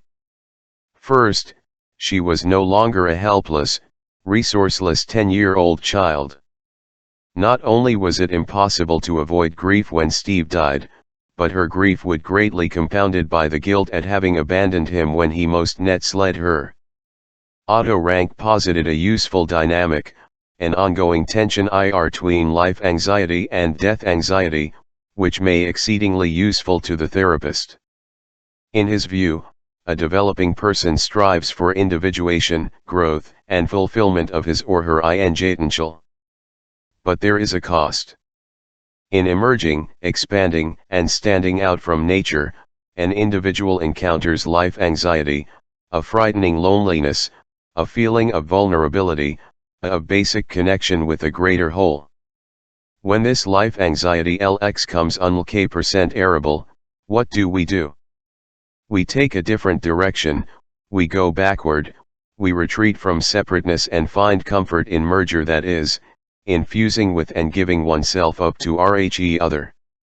Yet despite its comfort and coziness, the solution of merger is unstable, ultimately one recoils from the loss of the unique self and sense of stagnation. Thus, merger gives rise to death anxiety. These two poles, life anxiety and death anxiety, or individuation and merger, people shuttle back and forth their entire lives. This formulation ultimately became the Spinofer-Nest Becker's extraordinary The Denial of Death. A few months after Bernice terminated therapy, she had a curious, highly unsettling nightmare and requested a consultation to discuss it. She described the dream in an email: "I am terrified by an alligator chasing me. Though I am able to leap up 20 feet in the air to elude him, he keeps on coming. Wherever cry to hide, he finds me. Wake up shivering and drenched with sweat." In our session, she grappled with the meaning of the dream. She knew that the CRCXCHIL represented death pursuing her. She realized that there was no escape. But why now? The answer became apparent when we explored the events of the day preceding the nightmare. That evening her husband, Steve, had narrowly avoided a serious automobile accident, and they subsequently had a terrible quarrel when she insisted that he give up night driving forever because of his impaired night vision. But why a crocodile? Where had that come from? She recalled she had gone to bed that night after watching a disturbing TV news report about the horrifying death of Steve Irwin, the Australian crocodile man who had been killed by a stingray in a diving accident. As we continued to speak, she had an aha experience when she suddenly realized that the name Steve Irwin was a combination of her husband's name and mine, the two elderly men whose death she most dreaded. Schopenhauer's triplet of what a man is, what a man has, what a man represents. Who among us has not known someone, including ourselves, so outwardly directed, so concerned about accumulating possessions or about what others think, as to lose all sense of self? Such a person, when posed a question, searches outward rather than inward for the answer, that is, he or she scans the faces of others to divine which answer they desire or expect. For such a person, I find it useful to summarize a triplet of essays that Schopenhauer wrote late in life. For anyone philosophically inclined, they are written in clear, accessible language. Basically, the essays emphasize that it is only what an individual is that counts, neither wealth nor material goods nor scryal status nor GTMJD reputation results in happiness. Though these thoughts are not explicitly about existential issues, they nonetheless assist in moving us from superficial ground to deeper issues. What we have. Material are a will-o'-the-wisp. SCH01RN Hauer argues elegantly that the accumulation of wealth and is endless and unsatisfying. The more we possess, the more our claims multiply. Wealth is like seawater: the more we drink, the thirstier we become. In the end, we don't have our gas, they have us. 2. What we represent in the eyes of voters. Reputation is as evanescent as material wealth. Schopenhauer writes, "Half our worries and anxieties have arisen from our concern about the opinions of others. We must extract this thorn from our flesh." So powerful is the urge to create an appearance that some prisoners have gone to their execution with their clothing and final gestures foremost in their thoughts. The opinion of others is a phantasm that may alter at any moment. Opinions hang by a thread and make us slaves to what others think, or, worse, to what they appear to think, for we can never know what they actually think. 3. What we are. It is only what we are that truly matters. A conscience, *H01RN Hauer says, means more than a good reputation. Our greatest goal should be good health and intellectual wealth, which lead to an inexhaustible supply of ideas, independence, and a moral life. Inner equanimity stems from knowing that it is no things that disturb us, but our interpretations of things. This last idea that the quality of our life is determined by how we interpret or not by the experiences themselves is an important therapeutic doctrine dating back to antiquity. A central tenet in the of Stoicism, it passed through Zeno, Seneca, Marcus Aurelius, Spinoza, Schopenhauer, and Nietzsche, to become a fundamental concept in both dynamic and cognitive behavioral therapy. Such ideas as the Epicurean arguments, rippling, the avoidance of the unlived life, and emphasis on authenticity in the aphorisms I cite all have usefulness in combating death anxiety. But the power of all these ideas is greatly enhanced by one other component: intimate connection to others, to which I turn in the next chapter. Chapter 5: Overcoming Death Terror through Connection. When we finally know we are dying, and all other sentient beings are dying with us, we start to have a burning, almost heartbreaking sense of the fragility and preciousness of each moment and each being, and from this can grow a deep, clear, limitless compassion for all beings. Gyal Rinpoche, The Tibetan Book of Living and Dying. ETH is destiny. Your wish to survive and your dread of annihilation will always be there. It's instinctive, built into your protoplasm, and has a momentous effect on how you live. Over the centuries, we humans have developed an enormous array of conscious, some unconscious, perhaps as many as there are individuals to ameliorate the fear of death. Some methods work, some are shaky and inefficient. Of those people who permit themselves to encounter death authentically and to integrate its shadow into their core being, the young woman who wrote this email is a prime example. Lost my beloved father EWO years ago and have experienced previously unimaginable growth since. Before then I'd often wondered about my own ability to confront my and had been haunted by the idea I will someday pass from this life. However, I have now found in those fears and anxieties a love for living I didn't know before. Sometimes feel removed from my peers because feel less concern about minor passing events and styles. However, I can accept that because I feel I do have a firm grip on what is and is not, have to learn to deal with the strain about doing the things that will enrich my life instead of the things society may expect of me. 'Tis wonderful to know my reignited ambition is more than a cover-up of my fears of dying. It is, in fact, my own willingness to accept and acknowledge mortality. I guess have gained some real confidence in my ability to get it. Those who don't get it usually deal with mortality through denial, diversion, or displacement. We've seen examples of such inadequate coping in earlier vignettes.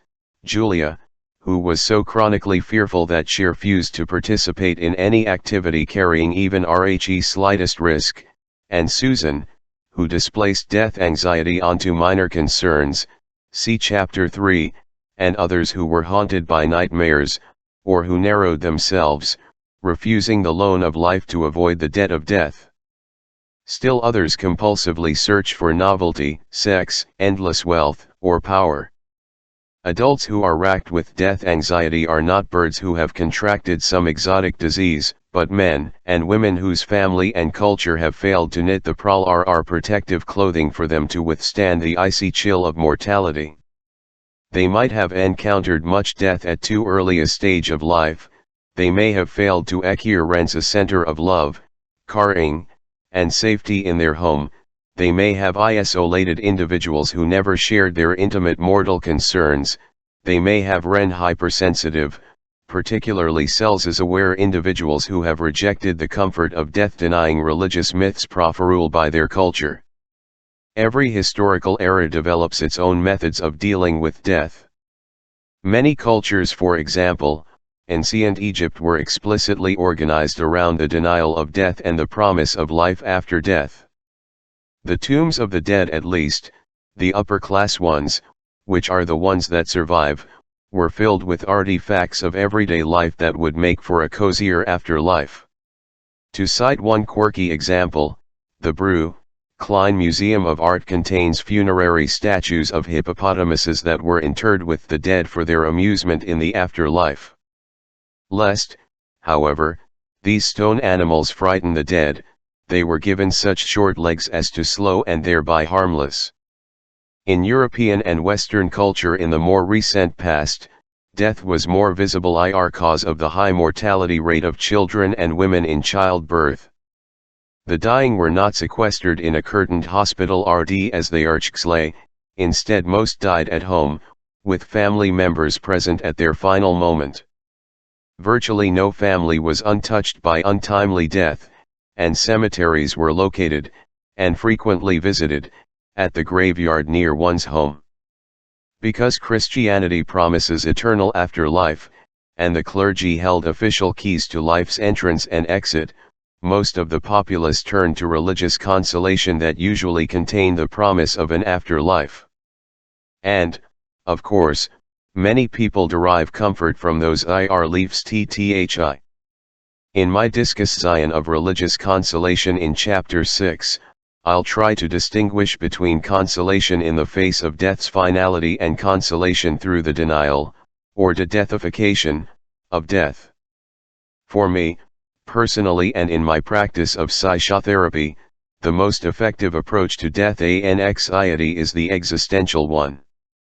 Thus far, I've outlined a number of powerful ideas that have intrinsic value, but in this chapter I want to discuss an additional component required to make the ideas truly mutative: human connectedness. It is the synergy between ideas and intimate connection with other people that is most effective both in diminishing death anxiety and in harnessing the awakening experience to effect personal change. Human connectedness: we human beings are all hardwired to connect with others. From whatever perspective we study human scriety, whether it's broad evolutionary history or the development of a single individual, we are obliged to view the human being in his or her interpersonal context as related to others. There is convincing data from the study of non-human primates, primitive human cultures, and contemporary society that our need to is powerful and fundamental. We have always lived in groups with intense and persistent relationships among members. Confirmation is ubiquitous. To cite only one example, many recent studies in positive psychology stress that intimate relationships are a sine qua non for happiness. Dying, however, is lonely, the loneliest event of life. Dying not only separates you from others but also exposes you to a second, even more frightening form of loneliness: separation from the world itself. Two kinds of loneliness. There are two kinds of loneliness: everyday and existential. The former is interpersonal, the pain of being isolated from others. This loneliness often connected with fear of intimacy or feelings of rejection, shame, or being unlovable is familiar to all of us. In fact, most of the work in psychotherapy is directed toward helping clients learn to form more intimate, sustaining, and enduring relationships with others. Loneliness greatly increases the anguish of dying. Too often, our culture creates a curtain of silence and isolation around the dying. In the presence of dying, friends and family members often grow more distant cause they don't know what to say. They fear upsetting the dying person. And they also avoid getting too close for fear of personally confronting their own death. Even the Greek gods fled in fear when the moment of human death approached. This everyday isolation works two ways: not only do the well tend to avoid the dying, but the dying often collude in their isolation. They embrace silence lest they drag people they love down into their macabre, despondent world. A person who is not physically ill, but in the midst of death anxiety, can feel much the same. Such isolation, of course, compounds the terror.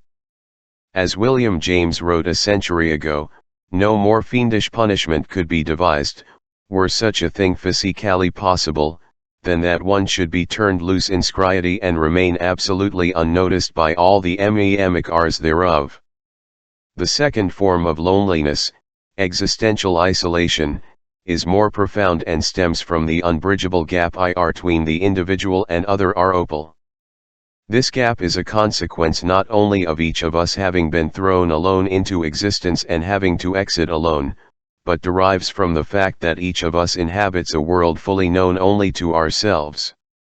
In the 18th century, Immanuel Kant exploited the prevailing, common-sense assumption that we all enter and inhabit a finished, well-constructed, shared world.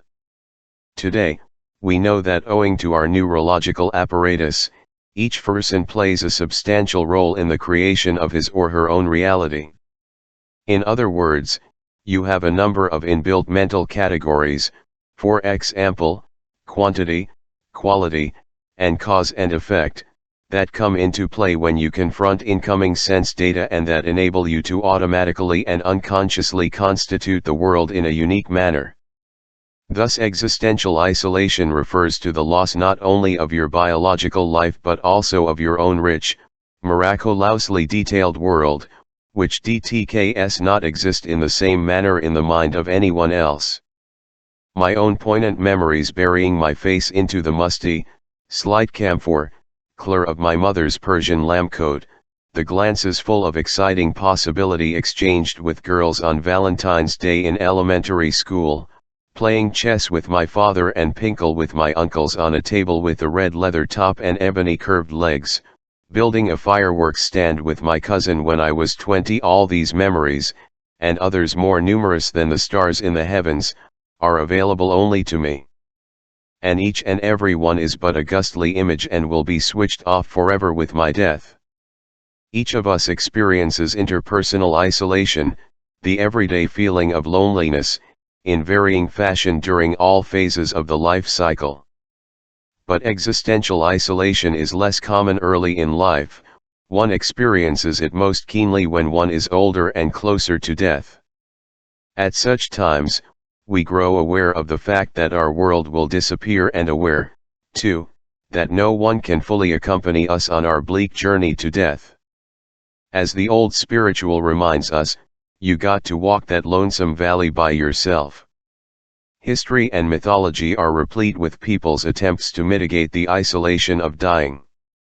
Think of suicide pacts, or of monarchs in many cultures who ordered slaves to be buried alive with them, or the Indian practice of sati, requiring a widow to immolate it on the funeral pyre of her husband. Think of heavenly reunion and resurrection. Think of Socrates' absolute certainty that he would spend eternity conversing with other great-minded thinkers. Think of the Chinese peasant culture, to cite a recent singular example, in the parched canyons in the Iris Plateau, in which parents with dead bachelor sons will purchase a dead woman from those who dig up graves or locate a new corpus, and bury the pair together as a kui. Cries and whispers, the power of empathy. Empathy is the most powerful tool we have in our efforts to connect with other people. It is the glue of human connectedness and permits us to feel, at a deep level, what someone else is feeling. Nowhere is the loneliness of death and the need for connectedness depicted more graphically and powerfully than in Ingmar Bergman's masterpiece Cries and Whispers. In the film, Agnes, a woman dying in great pain and terror, pleads for some intimate human touch.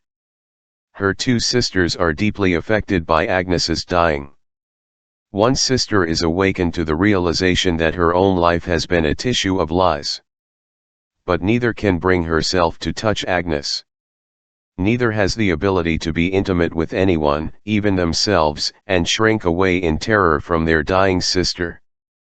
Only Anna, the housemaid, is willing to hold Agnes, flesh to flesh. Shortly after Agnes dies, her lonely spirit returns and pleads, in the eerie wailing voice of a young child, for her sister's touch, which will permit her to truly die. The two sisters attempt to come closer but, terrified by the mottled skin of death and by the prevision of their own awaiting death, flee in horror from the room. Once again, it is Anna's embrace that enables Agnes to complete the journey into death. You can't connect or offer the dying what Anna does in this film unless you're willing to face your own equivalent fears and join with the other on common ground. To make that sacrifice for the other is the essence of a truly compassionate, empathic act. This willingness to experience one's own pain in concert with another has been a part of the healing traditions, both secular and religious, for centuries. It is not easy to do this. Like Agnes's sisters, family members, or close friends may be eager to help but are too timid. Our opal may fear that they are intruding or that they will unsettle the dying by raising somber topics. The dying person generally needs to take the lead in discussing fears about death. If you are dying or panicky death, and your friends and family remain distant or respond evasively, I would suggest you stay in the here and now, to be discussed more fully in Chapter 7, and speak directly to the point. For example, notice you don't respond directly when I discuss my fears. It will help me if I can speak openly to close friends like you. Is it much painful for you? Today there is much greater opportunity for all of us who experience death anxiety, in whatever form, to connect not only with our loved ones but with a larger community. With the greater openness in medicine and in the media, and with the availability of groups, the person facing death has new resources to temper the pain of isolation. Today most good cancer centers, for example, offer patient support groups. Yet only 35 years ago, the group I formed for terminally ill cancer patients was, as far as I know, the first such group in the world. Moreover, the use of internet support groups of all varieties is dramatically escalating. A recent survey indicates that in a single year, 15 million people had sought help from some form of online group. I urge anyone who has a life-threatening disease to take advantage of groups composed of individuals suffering from a similar condition. Such groups, whether self-help or led by professionals, are easily found. The most effective group is usually led by a professional. Research demonstrates that leader-led groups of people who are similarly afflicted improve the quality of participants' lives. In offering empathy to one another, the members increase their own self-regard and sense of efficacy. Recent research also attests, however, to the efficacy of self-help and online groups, so if a professionally led group is not available, seek out one of these. The power of presence. One can offer no greater service to someone facing death, and from this point on I speak either of those suffering from a fatal illness or physically healthy individuals experiencing death terror, than to offer him or her your sheer presence. The following vignette, which describes my attempt to assuage a woman's death terror, provides guidelines to friends or family members offering aid to one another. Reaching out to friends, Alice, the widow whose story I told in Chapter 3, who was distressed at having to sell her home and her memory-laden collection of musical instruments, was on the verge of moving into a retirement community. Shortly before her move, I left town for a few days via Catalyzed and, knowing this would a difficult time for her, gave her my cell phone number in case of an emergency. As the movers began to empty her house, Alice experienced a paralyzing panic that her friends, physician and massage therapist could not quell. She phoned me, and we had a 20-minute talk. Elle can't sit still, I'm so edgy I feel I'm going to burst. I cannot find relief. Look straight into the heart of your panic. Tell me what you see. Ending. Everything ending. That's all. The end of my house, all my things, my memories, my attachments to my past. The end of everything. The end of me. That's the heart of it. You want to know what I fear? It's simple, it's no more me. We've discussed this in other meetings, Alice, so no, I'm repeating myself, but I want to remind you that selling your house and moving to a retirement home is an extraordinary trauma, and of course you're going to feel my dislocation and my shock. I would feel that way if I were in your place. Anyone would. But remember our talks, how it will look if you fast forward to 3 weeks from now. LRV, she interrupted, that doesn't help. Pain is raw. This is death surrounding me. Death everywhere. I want to scream. Bear with me, Alice. Stay with me. I'm going to ask that same simplistic question I've asked before. What precisely is it about death that so frightens you? Let's hone in on it. We've gone over this. Alice sounded irritated and impatient. Not enough. Keep going, Alice. Humor me, please. Come on, let's get to work. Well, it's not the pain of dying. I trust my oncologist, he will be there when I need morphine or something. And it has nothing to do with an afterlife. You know, I let go of all that stuff a half-century ago. So it's not the act of dying and not the fear of an afterlife. Keep going. What is it about death that terrifies you? It's not that I feel unfinished. I know I've had a full life. I've done what I've wanted to do. We've gone over all this. Please keep going, Alice. It's what I just said, no more me. I just don't want to leave this life. I'll tell you what it is, I want to see the endings. I want to be here to see what happens to my son. Will he decide to have children after all? It's painful to realize I won't ever able to know. But you won't know. You're not here. You won't know. You won't know. You say you believe, as I do, that death is complete cessation of consciousness. No, I know, you've said it so many times that I know the whole litany by heart. The state of non-existence is not terrifying because we won't know we are not existing, and so on and so on. And that means I won't know that I am missing important things. And I also, what you've already said, the state of non-being, that it's identical to the state I was in before I was born. It helped before, but it just doesn't help now. This feeling is strong. Irv ideas won't crack it, they won't even touch it. Not yet, they won't. That only means we have to keep going, keep figuring it out. We can do it together. I'll be in there with you and help you go as deep as you. It's gripping terror. There is some menace I cannot name or find. Alice, at the very base of all our feelings about death there is a biological fear that is hardwired into us. I know this fear is inchoate. I've experienced it too. It doesn't have words. But every living creature wishes to persist in its own. Said that around 350 years ago. We just have to know this, expect it. The hardwiring will zap us with terror from time to time. We all have it. After about 20 minutes, Alice sounded calmer, and we ended the call. A few hours later, however, she left a curt phone message telling me that the phone session felt like a slap in the face and that I was cold and unempathic.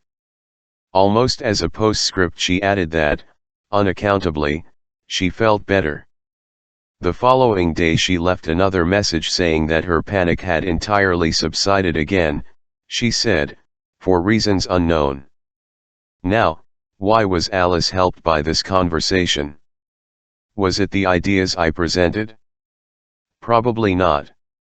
She dismissed my arguments from Epicurus that, with her consciousness extinguished, she wouldn't know, that she'd never find out how the stories of our opal close to her ended, and that after death she would be in the same state as she was before her birth.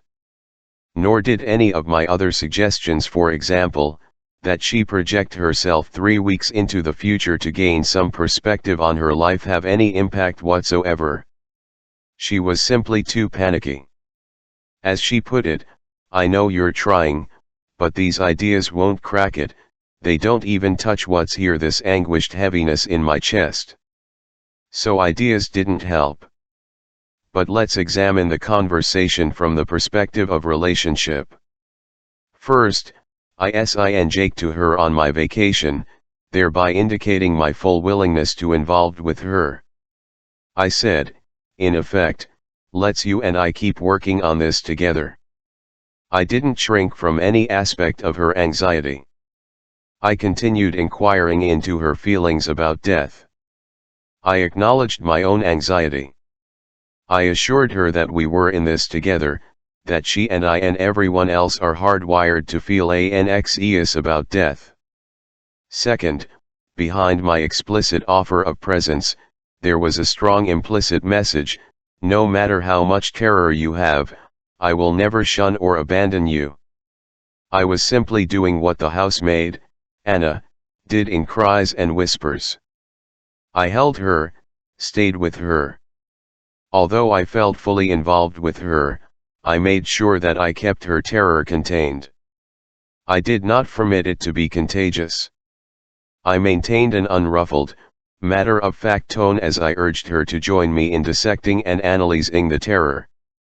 Although she criticized me the following day for being cold and unempathic, my calmness nonetheless steadied her and helped allay her terror. The lesson here is simple: connection is paramount. Whether you are a family member, a friend, or a therapist, jump in. Get close in any way that feels appropriate.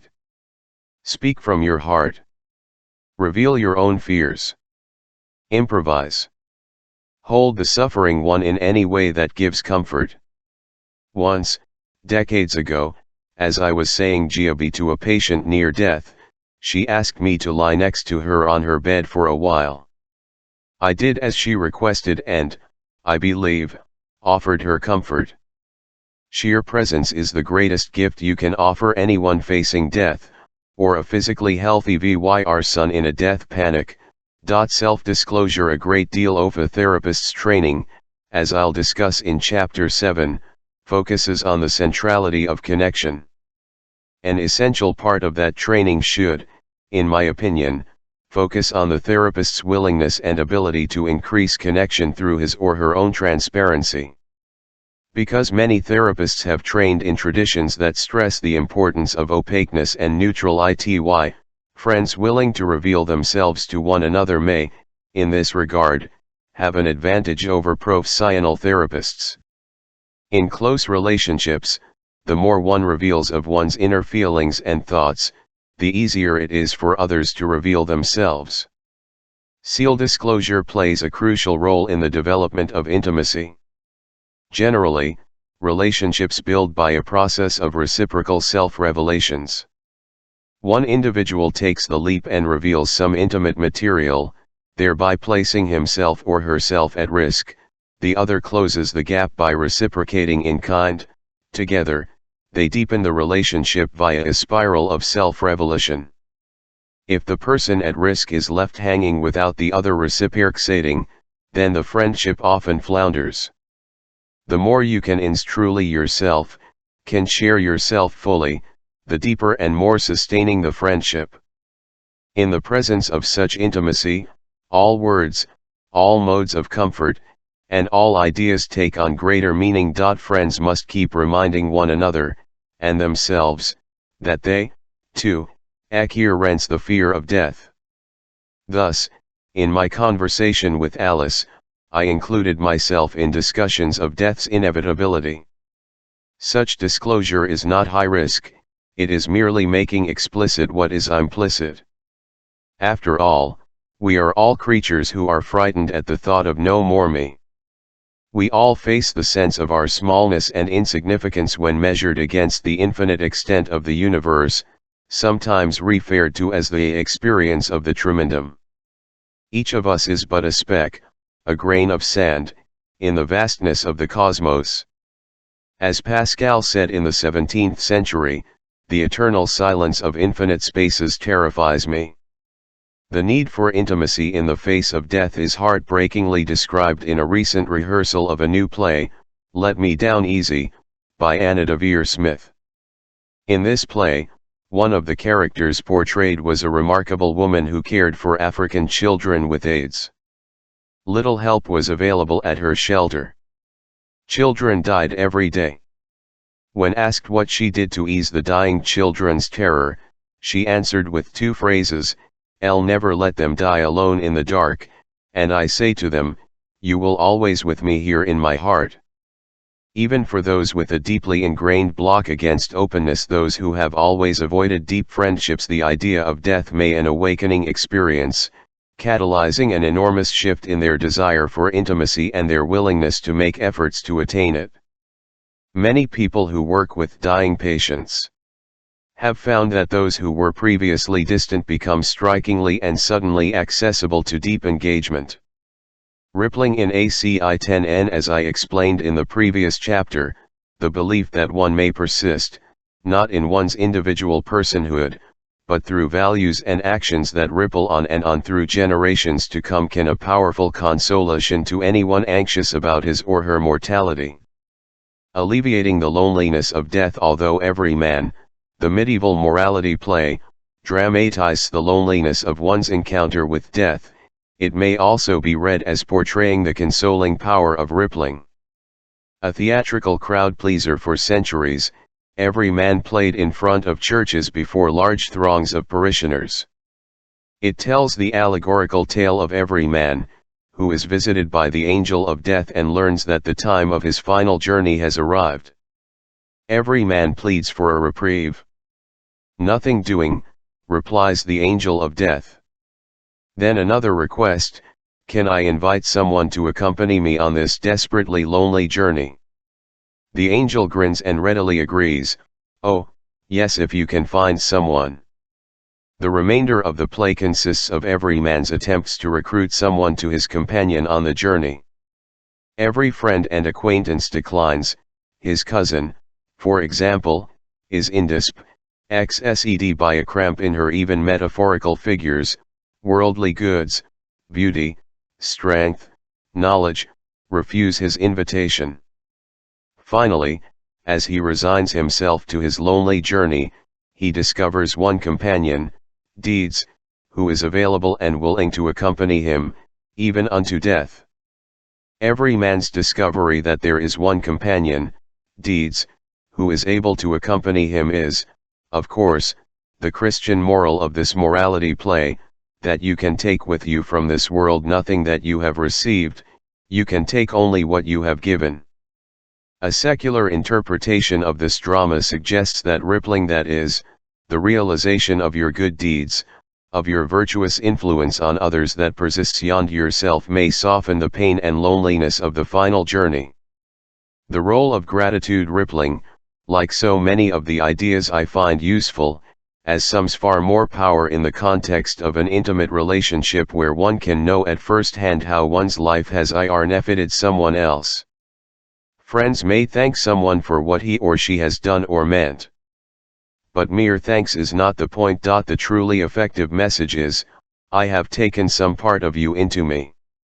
It has changed and enriched me, and I shall pass it on to others." Far too often, gratitude for how a person has sent influential ripples out into the world is expressed not when the person is still alive but only in a posthumous eulogy. How many times at funerals have you wished, or overheard others express the wish, that the dead person were there to hear the eulogies and expressions of gratitude? How many of us have wished we could be like Scrooge and eavesdrop on our own funeral? I have. One technique for overcoming this too little, late problem with rippling is the gratitude visit, a splendid way to enhance rippling when one is alive. I first came upon this exercise at a workshop conducted by Martin Seligman, one of the leaders of the positive psychology movement. He asked a large audience to participate in an exercise that, as I recall, went along these lines: think of someone still living toward whom you feel great gratitude that you have never expressed. Spend 10 minutes writing that your son a gratitude letter and then pair up with someone here, and each of you read your letter to the other. The final step is that you pay a personal visit to that person sometime in the near future and read that letter aloud. After the letters were read in pairs, several volunteers were selected from the audience to read their letters aloud to the entire audience. Without exception, each person choked up with emotion during the reading. I learned that such displays of emotion invariably occur in this exercise. Very few participants get through the reading without being swept by a deep emotional current. I did the exercise myself and wrote such a letter to David Hamburg, who had been a superbly enabling chairman of the Department of Psychiatry during my first 10 years at Stanford.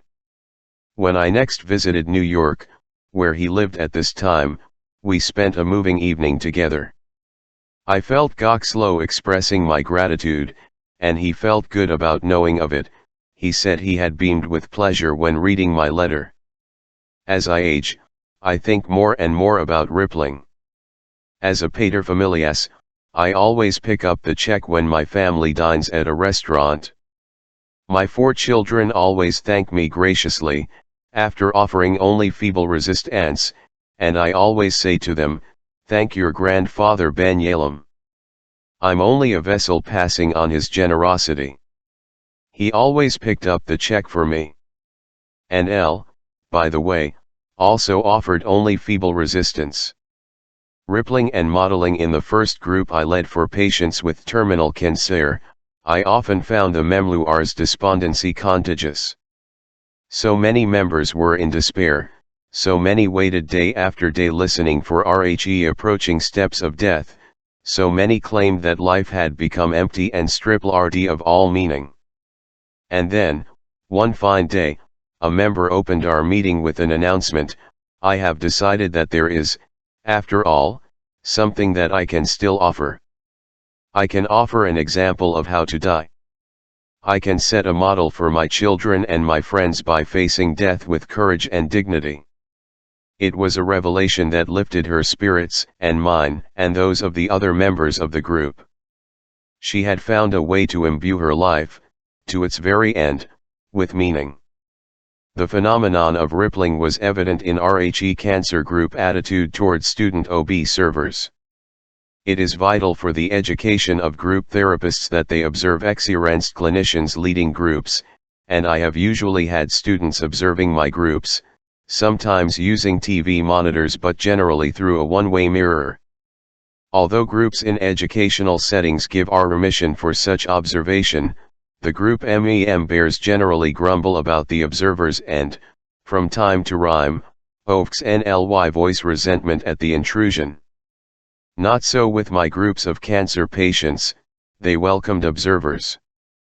They felt that as a result of their confrontation with death, they had grown wise and had much to pass on to students and regretted only, as I mentioned earlier, that they had waited so long to learn how to live. Discovering your own wisdom, Socrates, that the best course for a teacher and, let me add, a friend is to ask questions that will help a student excavate his or her own wisdom. Friends do this all the time, as do therapists. The following vignette illustrates a simple device available to all of us. If we are going to die, then why or how should we live? Jill. Again and again people ask, what is the purpose of life if all is destined to vanish? Though many of us search for the answer to this question outside ourselves, you would do better to follow the method of Socrates and turn your gasks within. Jill, a patient who had long been plagued with death anxiety, habitually equated death and meaninglessness. When I asked her for a history of the development of this thought, she recalled vividly its first appearance. Closing her eyes, she described a scene when she was 9 years old sitting on her front porch glider and grieving the death of the family's dog. Then and there, she said, Elle realized that if we must all die, nothing had any point: my piano lessons, my making my bed perfectly, my gold stars at school for perfect attendance. What's the of gold stars when all gold stars will vanish? Jill, I said, you have a young daughter who's about 9. Imagine that she asked, if we are going to die, then why or how should we live? How would you answer? Unhesitatingly she replied, I'd tell her the many joys of living, the luauty of the forests, the pleasure of being with friends and family, the bliss of spreading love to others and of leaving the world a better place. After finishing, she leaned back in her chair and opened her eyes wide, astonished at her own words, as though to say, where did that come from? Great answer, Jill. You've got so much wisdom inside. This is not the first time you've arrived at a great truth when you imagine advising your daughter about life. Now you need to learn to be your own mother. The task, then, is not to offer answers, but to find a way to help others discover their own answers. The same principle operated in the treatment of Julia, the painter, whose death and anxiety stemmed from her not having fully realized herself and neglecting her art in order to compete with her husband in earning money. See Chapter 3. I applied the same strategy in our work when I asked her to assume a distant perspective by suggesting she imagine how she'd respond to a client who behaved as she did. Julia's instantaneous comment "LD say to her, you are living a life of absurdity," signaled that she needed only the slightest guidance to discover her own wisdom. Therapists have always operated under the assumption that the truth one discovers for oneself has far greater power than a truth delivered by others. Fulfilling your life. The death anxiety of many people is fueled, as it was for Julia, by disappointment at never having fulfilled their potential. Many are in despair because their dreams didn't come true, and they despair even more that they did not make them come true. Emphasis on this deep dissatisfaction is often the starting in overcoming death anxiety, as in Jack's story, Death Anxiety and the Unlived Life. Jack, a tall, well-dressed 60-year-old attorney, came to my office racked with disabling symptoms. He told me in a rather flat, inexpressive tone that he was having obsessive thoughts about death, that he couldn't sleep, and that he was suffering from a dramatic decline in professional productivity that had reduced his income substantially. He frittered away hours each week compulsively consulting actuarial tables and calculating the likely months and days remaining in his life. 2 or 3 times a week he was awakened by nightmares. His income had dropped because he could no longer deal with the wills and estate law that were a large part of his practice, so fixated was he on his own will and his own death that imminent panic often forced him to cut consultations short. In conferences with clients, he embarrassed himself by stammering, sometimes actually gagging, over words like predecease, passing on, surviving spouse, and death benefits. During our first sessions, Jack seemed remote and guarded. I tried many of the ideas I've described in this book to reach him or offer comfort, but without success. One thing caught my attention: 3 of the dreams he described involved cigarettes. For example, in one dream he was walking through an underground passage littered with cigarettes. Yet he said he had not smoked in 25 years. When I pressed him for associations to cigarettes, he offered none until, at the very end of the 3rd session, he revealed in a tremulous voice that his wife of 40 years had smoked marijuana during every single day of their marriage. He put his head in his hands, fell silent, and, as the second hand on his watch signaled the end of 50 minutes, he bolted out the door without a goodbye comment. In the next session, he spoke of his great shame. It was painful for him to admit that he, a well-educated, intelligent, respectable professional, was stupid enough to stay in a relationship for 40 years with an addict whose had cognitive impairment and whose grooming was so that it was an embarrassment to be seen with her in public. Jack was shaken but, by the end of the session, felt relieved. He had revealed the secret to no one all these years. In some strange way, he had hardly admitted it to himself. In future sessions, he acknowledged that he had settled for an impaired relationship he didn't believe he deserved more, and acknowledged the far-reaching ramifications of his marriage. His shame and need for secrecy had eliminated any other strial life. He had decided to have no children. His wife was incapable of abstinence during pregnancy or of being a responsible role model for children. So convinced was he that he would be considered a fool for remaining with her, he had not confided in anyone, not even his sister. Now, at the age of 60, he was firmly persuaded that he was too old and isolated to leave his wife.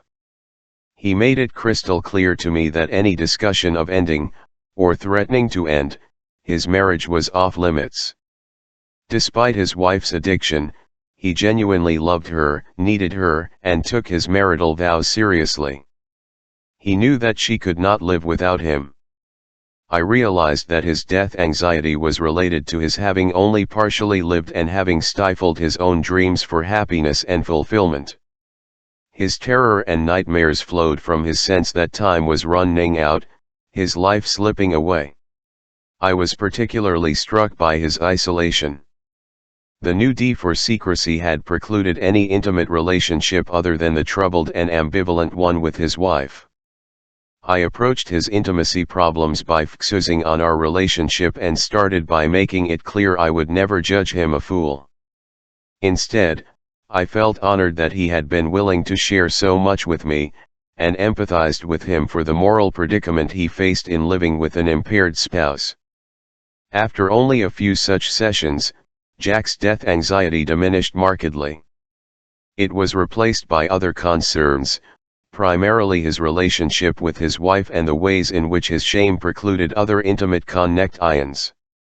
We brainstormed together about how he might proceed to break the code of secrecy that had obstructed him from forming other friendships all these years. I raised the possibility of a therapy group, but that seemed far threatening. He rejected the idea of any ambitious therapy that might disrupt his relationship with his wife. Instead, he identified two individuals, his sister and a man who had once been a close friend, with whom he would share his secret. I made a point of focusing on the issue of self-fulfillment. What were the stifled parts of himself that could yet one day realized? What were his daydreams? As a child, what had he imagined doing in life? What endeavors in the past gave him the deepest pleasure? He arrived at RHE next session holding a thick binder filled with what he called his of poetry, often death, much of it written at 4 a.m. when he was awakened by a nightmare. I asked if he would read some to me, and he selected 3 of his favorites. How wonderful, I told him when he finished, to be able to turn your despair into something so beautiful. After 12 sessions, Jack reported that he had achieved his goals, his terror of death had markedly diminished, his nightmares had morphed into dreams with only thin slivers of irritation or frustration. His revealing himself to me gave him the courage to trust others, and he restored a close relationship with his sister and his old friend. 3 months later he emailed me that he was doing fine and had enrolled in an online writing seminar and joined a local writing group. My work with Jack demonstrates how a stifled life may express itself as death terror. Of course he was in terror, he had much to fear from death because he had not lived the life available to him. Legions of artists and writers have expressed this sentiment in a multiplicity of tongues, from Nietzsche's Die at the Right Time to the American John Greenleaf Whittier's For of All Sad Words of Tongue or The Saddest Are These, It Might Have LXN. My work with Jack was also sprinkled with attempts to help him locate and revitalize neglected parts of himself, ranging from his poetic gifts to his thirst for an intimate social network. Therapists realize that it is generally easier to try to help a client remove the obstacles to self-actualization than to rely on suggestions or encouragement or exhortation. I also tried to reduce Jack's isolation, not by pointing out the social opportunities to him, but instead by focusing on the minor obstacles to intimate friendships, his shame and belief that others would regard him as a foolish man. And, of course, his leap into intimacy with me was a minor step. Isolation only exists in isolation. Once shared, it evaporates. The value of regret has been given a bad name. Although it usually connotes irredeemable sadness, it can be used in a constructive manner. In fact, of all the methods I use to help myself and others examine self-realization, the idea of regret, both creating and avoiding it, is most valuable. Properly used, regret is a tool that can help you take actions to prevent its further accumulation. You can examine regret both by looking behind and by looking ahead. If you turn your gaze toward the past, you experience regret for all that you have not fulfilled. If you turn your gaze to the future, you experience the possibility of either amassing more regret or living relatively free of it. I often counsel myself and my patients to imagine 1 year or 5 years ahead and think of the regrets that will have piled up in that. Then I pose a question that has real therapeutic crunch: how can you live now without building new regrets? What do you have to change in your life? Waking up at some point in life, sometimes in youth, sometimes late, each of us is due to awaken to our mortality. There are so many triggers: a glance in a mirror at your sagging jowls, graying hair, stooping shoulders, the march of birthdays, especially those round decades 50, 60, 70, meeting a friend you have not seen in a long while and listening shocked at how he or she has aged, seeing old photographs of your old and long dead who peopled your childhood, encountering Mr. Death in a dream. What do you feel when you have such experiences? What do you do with them? Do you plunge into frenetic activity to burn off the anxiety and avoid the subject? Try to remove wrinkles with cosmetic surgery or dye your hair? Decide to stay 39 for a few more years? Distract yourself quickly with work and everyday life routine? Forget all such experiences? Ignore your dreams? I urge you not to distract yourself. Instead, savor awakening. Take advantage of it. Pause as you stare into the photograph of the younger you. Let the poignant moment sweep over you and linger a bit. Taste the sweetness of it as well as the bitterness. Keep in mind the advantage of remaining aware of death, of hugging its shadow to you. Such awareness can integrate the darkness with your spark of life and enhance your life while you still have it.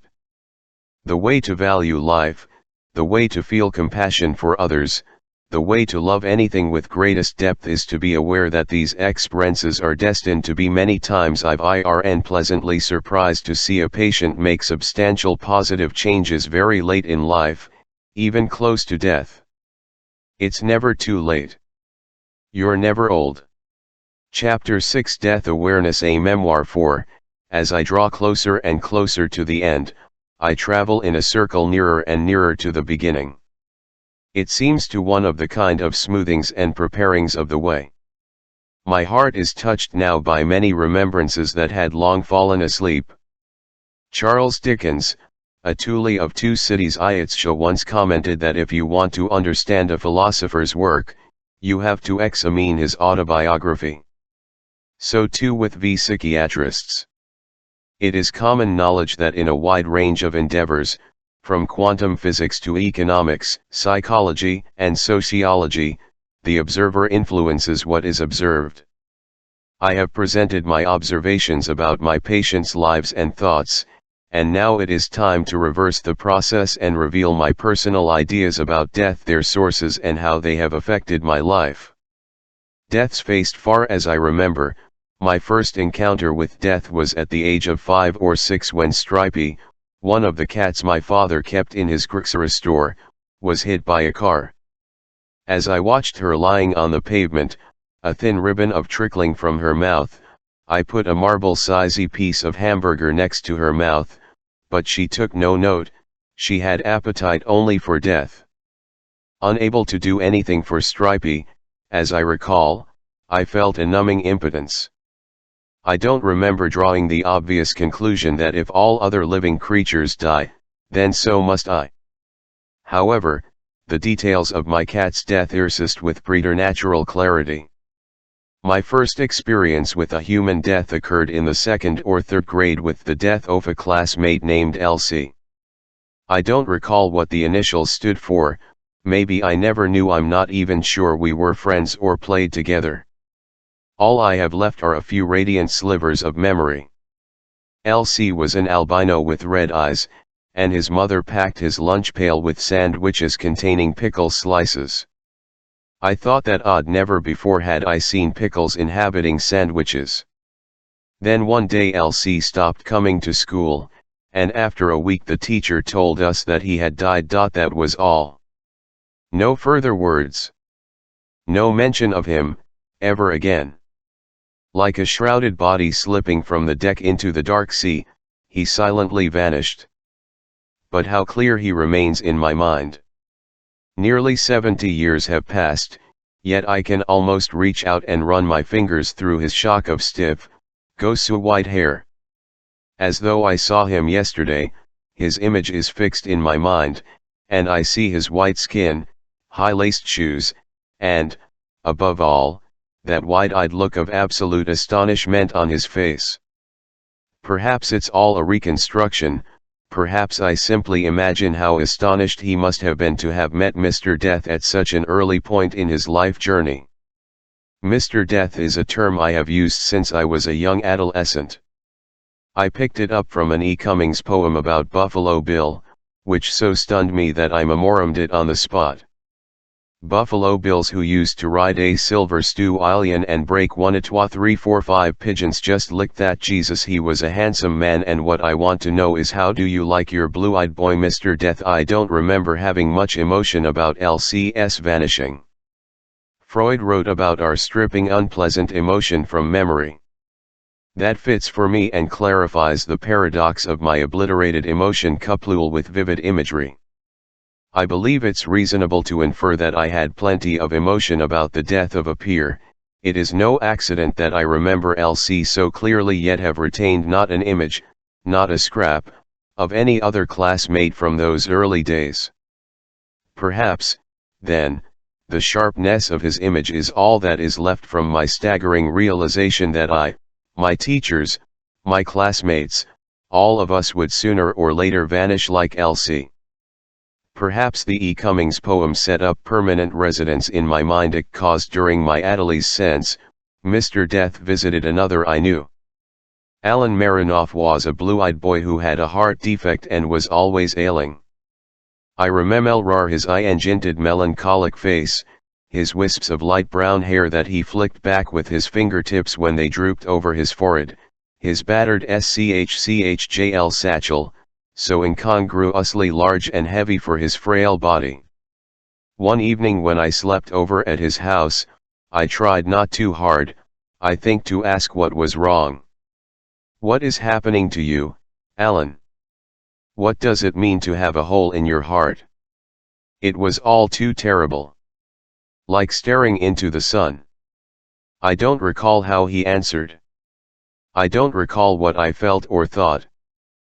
But surely there were forces rumbling inside me, like heavy furniture being moved around, that resulted in such selective memory. Alan was 15 when he died. Unlike many children, I had no exposure to death at funerals. In my parents' culture, the young were excluded from such events. But something big happened when I was 9 or 10.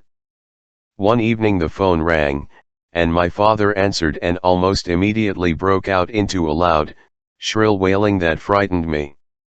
His brother, my Uncle Meyer, had died. Unable to my father's keening, I ran outside and raced again and again around the BLCXK. My father was a quiet, gentle man, and this shocking, singular loss of all control signaled that something huge, portentous, monstrous lurked out there. My sister, 7 years older, was home at the time and remembers none of this, though she recalls much that I do not. Such is the power of repression, that exquisitely selective process that in determining what one remembers, what one forgets, is instrumental in constructing the unique arsenal world of each of us. My father almost died from a coronary when he was 46. It happened in the middle of the night. I, 14 years old, was terrified, and my mother was so distraught that she cast about for some explanation, someone to blame for the stroke of fate. I was the available target, and she let me know that I, with my unruliness, my disruption of the household, was wholly responsible for this catastrophe. More than once that evening, as my father writhed with pain, she screamed at me, "You've killed him. 12 years later, when I was on the analytic couch, my description of this event resulted in an unusual momentary outburst of tenderness from Olive Smith, my ultra-orthodox Freudian psychoanalyst, who clucked her tongue, tisk, tisk, as she leaned toward me and said, "How awful! How terrible that must have been for you." Of her thoughtful, dense, and carefully worded interpretations, I remember nary a one. But her reaching out in that caring moment that I cherish even now, almost 50 years later. That night, my mother, my father, and I waited desperately for Dr. Manchester to arrive. Finally I heard his car crunching the autumn leaves in the street and flew downstairs 3 steps at a time to open the door. The familiar blessed sight of his large, round, smiling face dissolved my panic. He put his hand on my head, tousled my hair, reassured my mother, gave my father an injection, probably morphine, held his stethoscope to my father's chest, and let me listen as he said, "See, ticking away, regular as a clock.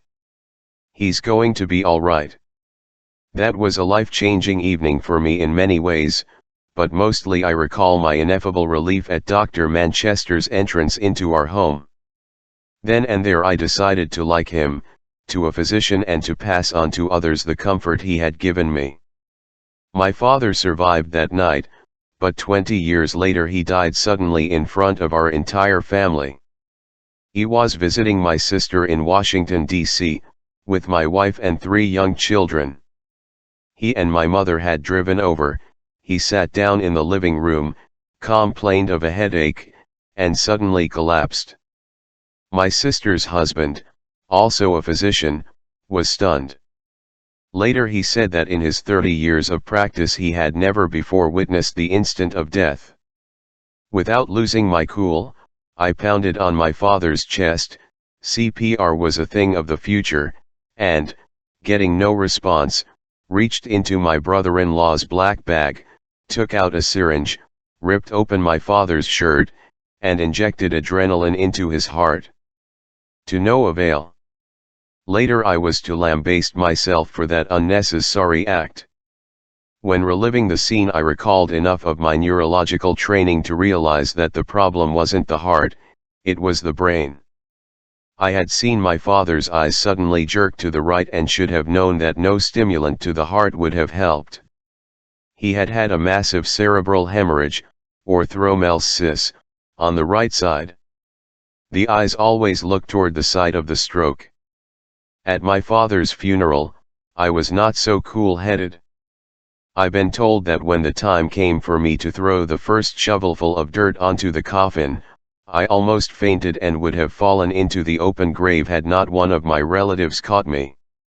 My mother lived much longer, dying at 93. I recall 2 memorable events at the time of her funeral. The first involved baking. On the night LX for her funeral, I suddenly felt compelled to bake a batch of my mother's wonderful kickle. I suspect I needed distraction. LH sides, baking kickle with my mother was a joyful memory, and I think I wanted a little more of her. I made the dough, let it rise overnight, and, early in the morning, rolled it out, added cinnamon, pineapple jam, and raisins, and it to serve to the family and friends returning to the house to sit with us after the funeral. But the pastries were a failure. It's the only time that ever happened. I forgot to put in the sugar. Perhaps that was a symbolic message from me to myself that I had focused too much on my mother's dourness. It's as though my unconscious was nudging me, "You see, you've forgotten the parts her caring, her endless, often unspoken, devotion." The second event was a wonderful dream the night after the funeral.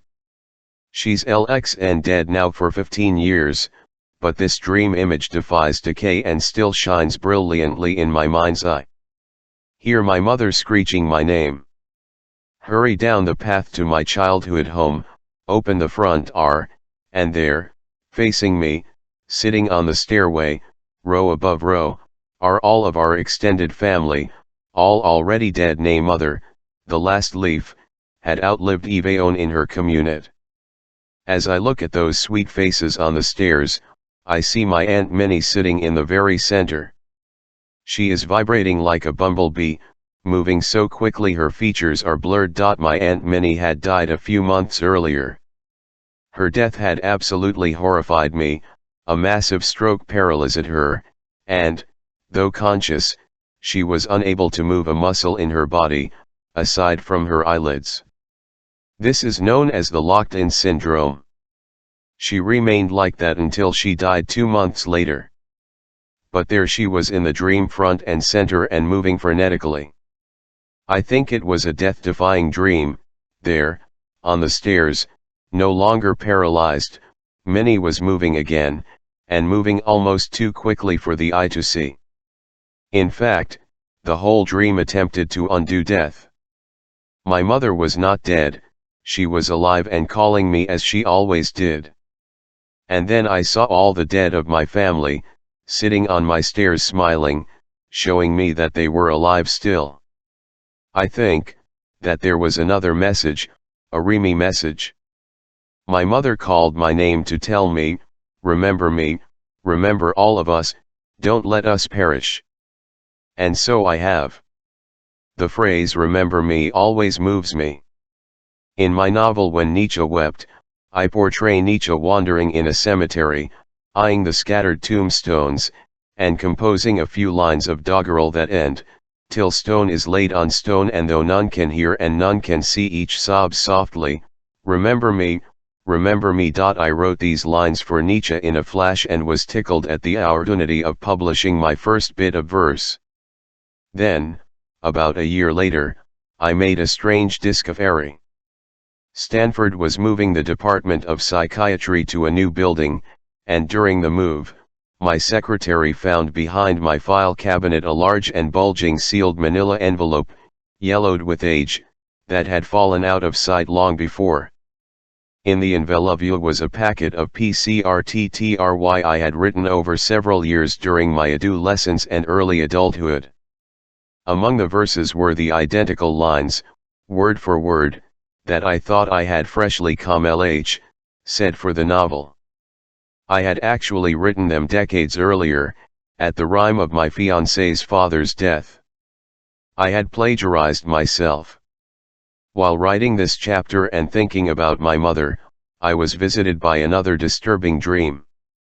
A friend visits my home, and I show him around my garden and lead him into my study. Immediately see that my computer is missing, perhaps stolen. Not only that, my large, usually heavily cluttered desk is entirely cleaned off. It was a nightmare, and I awoke in panic. I kept saying to myself, calm down, calm down. What are you afraid of? I knew, even during the dream, that my terror made no sense. After all, it was just a missing computer, and I had always had a complete backup of my computer elsewhere, in a safe place. The next morning, while puzzling over the terror in my dream, I received a call from my sister, to whom I had sent a draft of the first part of this memoir. She was shaken by my memories, and described some of her own, including one I had forgotten. Our mother had been in the hospital following hip surgery, and my sister and I were at her apartment doing some of her paperwork when we received an urgent message from the hospital to come immediately. We rushed there and ran into her RCU, only to find a bare mattress. She had died, and her body had been removed. All evidence of her had vanished. As I listened to my sister, the meaning of my dream crystallized. I understood the source of the terror in the dream. It was not the missing computer, it was that my desk, like my mother's bed, had been entirely cleaned off. The dream was of my death foretold. Personal encounters. WRRH death. I experienced a close call when I was LHUT 14. I had played in a chess tournament at the Old Gordon Hotel on 17th Street in Washington, D.C., and was waiting at the curbside for a bus home. While studying my notes of the chess game, a page slipped from my hand into the street, and I instinctively bent down to pick it up. A stranger jerked me back, and a taxi zoomed by at great speed, missing my head by inches. I was profoundly shaken by this incident and replayed the mental tape of it countless times. Even now, as I picture it, my heart a few years ago, I experienced severe pain in my hip and consulted with an orthopedic surgeon, who ordered an X-ray. As we examined it together, he was foolish and insensitive enough to point to a small on the X-ray and comment in a matter-of-fact, Dr. Tudkster manner that it might a metastatic lesion, in other words, a death sentence. He ordered an MRI that, because it was Friday, could not be done for 3 days. For those 3 agonizing days, death awareness center stage in my mind. Of all the various ways I tried to find comfort, the most effective turned out to be, oddly enough, reading my own just completed novel. Julius, the protagonist of the Schopenhauer Cure, is an aging psychiatrist who is with a fatal malignant melanoma.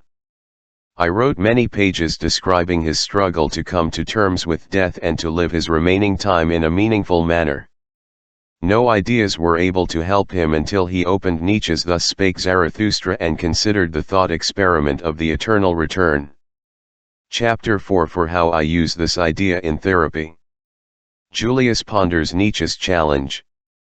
Would he be willing to repeat his life as he had lived it, over and over again? He realizes that, yes, he has lived his life rightly, and after a few minutes Julius came to, he knew exactly what to do and how to spend his final year. He would live just the way he had lived the previous year and the year before that and before that. He loved being a therapist, he loved connecting to others and helping to bring something to life in them. Maybe he needed the applause, the affirmation, and gratitude of those he helped. Even so, even if dark emotives played their role, he was grateful for his work. Bless it. Reading my own words provided the comfort I had been seeking. Consummate your life. Fulfill your potential. Now I understand Nietzsche's counsel more fully. My own character, Julius, had shown me the way, a potent and unusual instance of life imitating fiction. Fulfilling my potential, I regard myself as an overachiever, having been a professor of psychiatry at Stanford University for decades and, in general, been treated with much by my colleagues and students. As a writer, I know I lack the poetic imagery of the great contemporary writers like Roth, Bellow, Ozick, McEwen, Bonville, Mitchell, and countless others whose work I read with awe, but I have actualized what gifts I have. I'm a fairly good storyteller, have written both fiction and non-fiction, and have had far more readers and acclaim than I had ever dreamed. Often in the past, contemplating an upcoming LEC tour, I imagined that some eminence grise, perhaps a senior training psychoanalyst, might stand up and declare that my comments were nothing but bullshit. But now that fear has evaporated, for one thing, I've gained confidence, for another, there is never anyone older than I in the audience. For decades I have received much affirmation from readers and students. Sometimes I take it in and feel giddy. Sometimes, when I am entirely caught up in what I am writing that day, plaudits go only a millimeter deep. Sometimes I am astounded at others attributing to me far more wisdom than I possess, and I remind myself not to take such praise seriously. Everyone needs to believe that there are truly wise men and women out there. I sought out such when younger, and now I, elderly and prominent, have become the suitable vessel for others' wishes. I believe that our need for mentors reflects much our vulnerability and wish for a soul warrior or supreme being. Many people, including myself, not only cherish our mentors but often credit them with more than they deserve. A couple of years ago, at a memorial for a professor of psychiatry, I listened to a eulogy by one of my former students, whom I'll call James, now an accomplished chairman of psychiatry at a university on the East Coast. I knew Injth men well, and it struck me that in his address, James was attributing a great many of his own creative ideas to his dead teacher. Later that evening I mentioned my perception to James, who smiled sheepishly, said, Irv, still teaching me. He agreed that I was correct, but that he wasn't sure of his motivation. I am reminded of those ancient writers who attributed their own work to their teachers to such an extent that classical scholars find it hard to determine the true authorship of many works. Thus, for example, Thomas Aquinas attributed most of his own thoughts to his intellectual master, Aristotle. When the Dalai Lama at Stanford University recited in 2005, he was paid extraordinary reverence. His every utterance was idealized.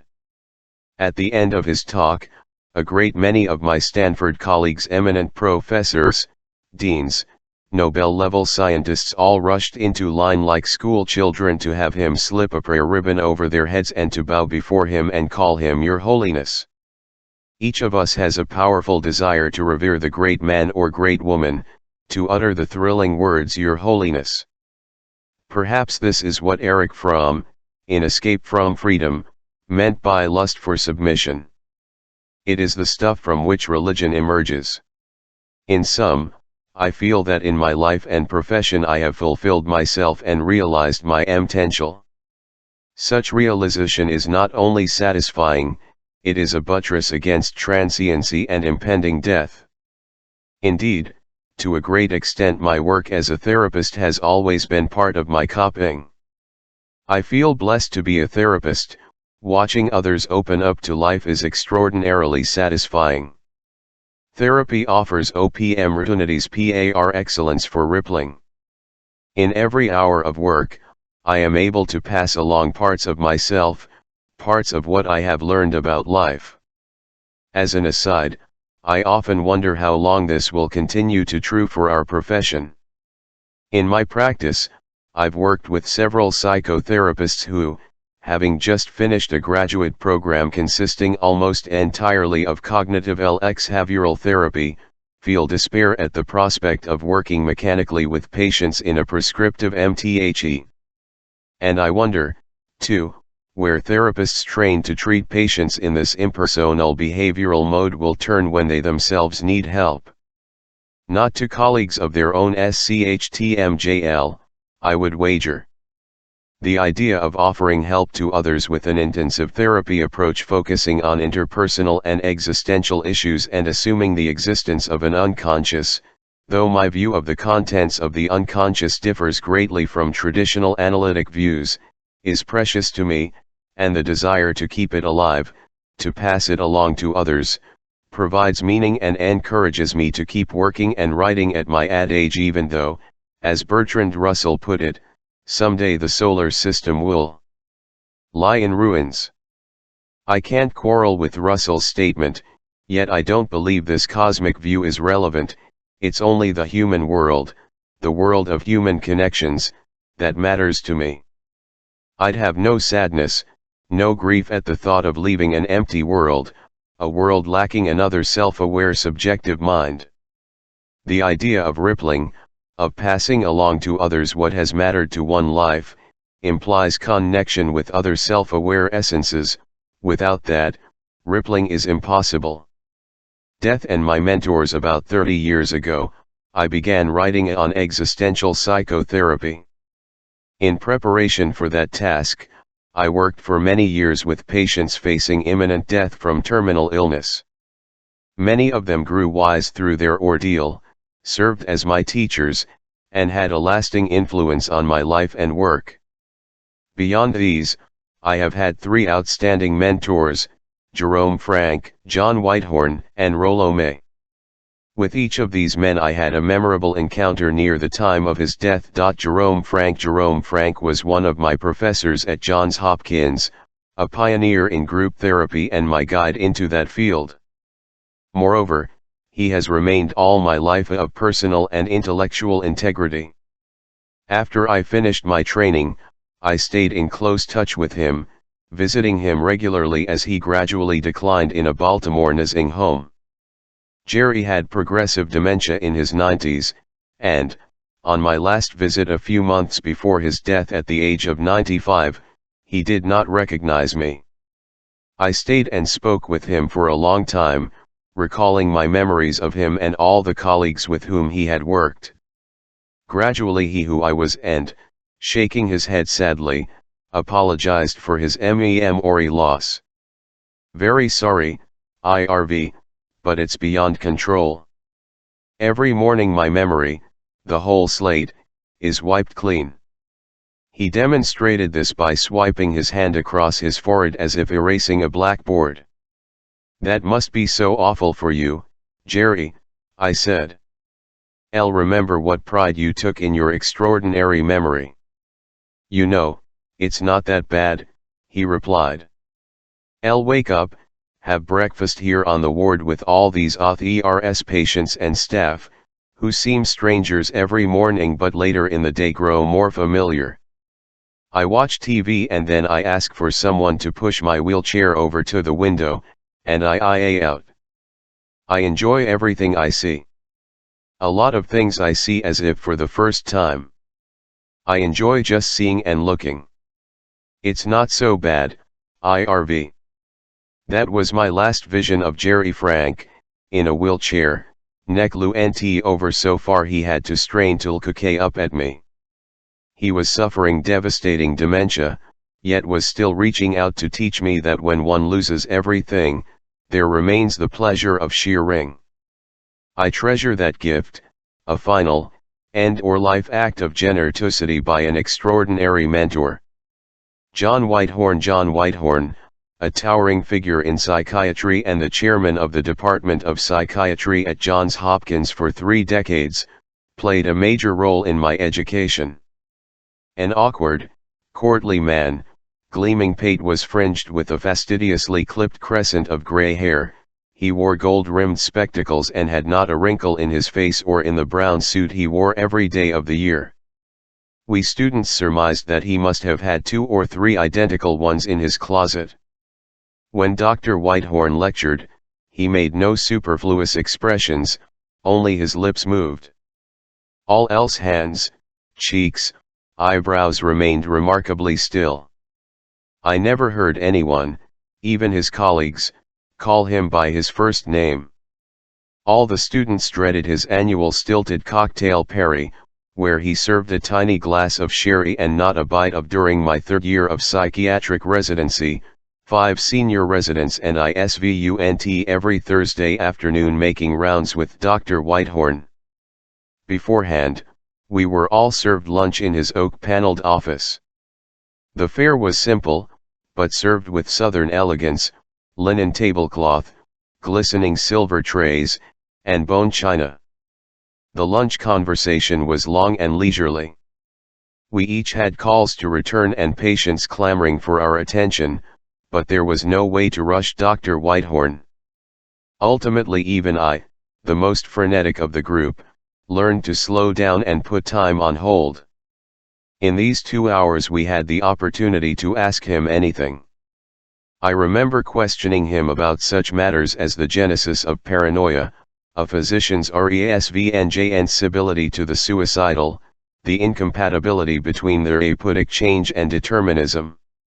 Although he always responded fully to such questions, he clearly preferred other subjects, such as the military strategy of Alexander the Great's generals, the accuracy of Persian archers, the minor blunders of the Battle of Gettysburg, and, most of all, his improved periodic table. He was originally trained as a chemist.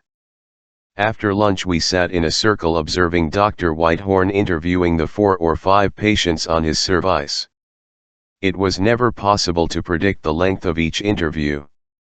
Lasted 15 minutes, others 2 or 3 hours. His pace was leisurely. He had plenty of time. Nothing interested him as much as a patient's preoccupation and avuarian. One week he would be prtkl'ing a history professor to discuss in depth the failure of the Spanish Armada, And the next week he would be encouraging a South American planter to talk for an hour about coffee trees as though his paramount purpose was to understand the relationship between altitude and the quality of the coffee bean. So subtly did he shift into the rational domain that I was always startled when a suspicious, paranoid patient suddenly began to speak frankly about himself and his psychotic world. By allowing a patient to teach him, Dr. Whitehorn related to the person, rather than to the pathology, of that patient. His strategy invariably enhanced both the patient's self-regard and his or her willingness to be self-revealing. A cunning interviewer, one might say. Yet cunning he was not. There was no duplicity. Dr. Whitehorn genuinely wanted to taught. He was a collector of information and had in this manner over the years accumulated an astounding trove of factual curios. You and your patients both win, he would say, if you let them teach you enough about their lives and interests. You will not only edified, but you will ultimately learn all you need to know about their illness. He had a vast influence on my education and on my life.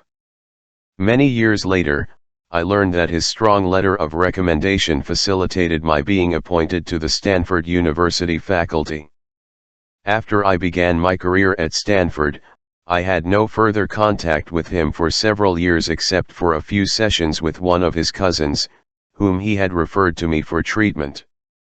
And then, early one morning, I was stunned by a phone call from his daughter, whom I had never met, saying that he had suffered a massive stroke, was near death, and had specifically requested that I visit him.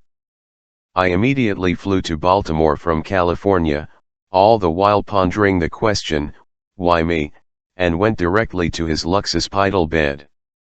He was hemiplegic, paralyzed on one side of his body, and had expressive aphasia, which greatly impaired his ability to speak. How shocking to see one of the most gloriously articulate I had ever known saliva and grubbing for words. He finally managing to utter, I'm scared, damned scared. And I was scared, too, scared by the sight of a great statue felled and lying in ruins. But why had he wanted to see me? He had trained 2 generations of psychiatrists, a great many of whom were in prominent positions at leading universities. Why me, an agitated, self-doubting son of an immigrant Grixer? What could I possibly do for him? I ended up not doing much. I behaved like any nervous visitor, searching for some words of comfort until he fell asleep after 25 minutes. Later I learned that he died 2 days after my visit. The question why me ran through my mind for years. Perhaps I was a stand-in for the son I knew he had lost in the horrendous World War XI Battle of the Bulge. I remember his retirement banquet, which happened to take place as I was completing my final year of training. At the end of the meal, after toasts and reminiscences by many dignitaries, he rose and began his farewell address in a stately fashion. I've heard it said, he began, that one can judge a man by his friends. If that is true, here he paused to survey the audience with great deliberation, then I must be a very fine fellow indeed. There have been times, not enough, that I have able to apply this sentiment by saying to myself, if he thought so well of me, then I must a fine fellow indeed. Much later, after I had gained distance and learned more about dying, I came to believe that Dr. Whitehorn died a lonely death. His was not a death surrounded by loving friends and family. That he reached out to me, a student whom he had not seen in 10 years, and with whom he had never shared what I considered an intimate moment, indicates not so much any on my part but rather his tragic lack of connectedness with people whom he cared for and who cared for him. Looking back, I've often wished I'd had a second chance to visit him. I knew I had given him something simply by my willingness to fly across the country, but oh, how I wish I could have done more. I should have touched him, taken his hand, perhaps even hugged him and kissed him on the cheek. but he was so stiff and so forbidding I doubt that anyone, for decades, had dared to hold him. I, for one, had never touched him nor seen anyone else do so. I wish I had told him how much he meant to me, how much his ideas had rippled into me, how often I thought of him when I spoke, in his manna, to patients. In some way, his request that I come to him as he lay dying was a mentor's final gift to me, though I'm certain that, in extremis as he was, nothing could have been further from his mind. Rollo May mattered to me as an author, as a therapist, and, finally, as a friend. During my early training in psychiatry, I felt confused and dissatisfied with RHE current theoretical RN, KLLs. It seemed to me that both the biological and the psychoanalytic left out of their formulations much of the human essence. When May's book Existence was published during my second year of residency, I devoured every page and felt that a bright, entirely new vista opened before me. I immediately embarked on an education in philosophy by enrolling in an undergraduate survey course in the history of Western philosophy.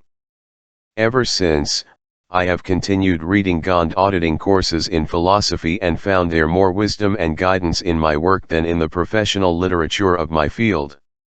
I was grateful to Rollo May for that and for pointing the way to a wiser approach to human problems. I'll refer especially to his first 3 essays. The other essays were translations of European dossier analysts, which I found less valuable. Many years later, when I developed death anxiety during my work with patients dying of cancer, I decided to enter therapy with him. Rollo May lived and worked in Tiburon, an 80-minute drive from my office at Stanford, but I felt it was worth the time, and saw him weekly for 3 years except for 3 months each summer when he vacationed in New Hampshire. I tried to make constructive use of the commute time by taping RSES Zions and listening to the previous session during each trip, a technique I have since often suggested to my patients who have a long drive to my office. We spoke a great deal about death and the anxiety that my work with so many dying patients had stirred up in me. It was the isolation accompanying death that most haunted me, and, at one point, when I was experiencing great nighttime anxiety during lecture trips, I arranged to spend the night at an isolated motel not far from his office and to have sessions with him before and after that night. As predicted, I had a great deal of free-floating anxiety during the evening, with frightening dreams, including images of pursuit and a terrifying witch's hand coming through the window. Though we attempted to explore death anxiety, somehow I think we colluded in never staring at the sun. We avoided the full confrontation with the specter of death that I suggest in this overall. However, Rollo was an excellent therapist for me, and after we terminated, he reached out to me in friendship.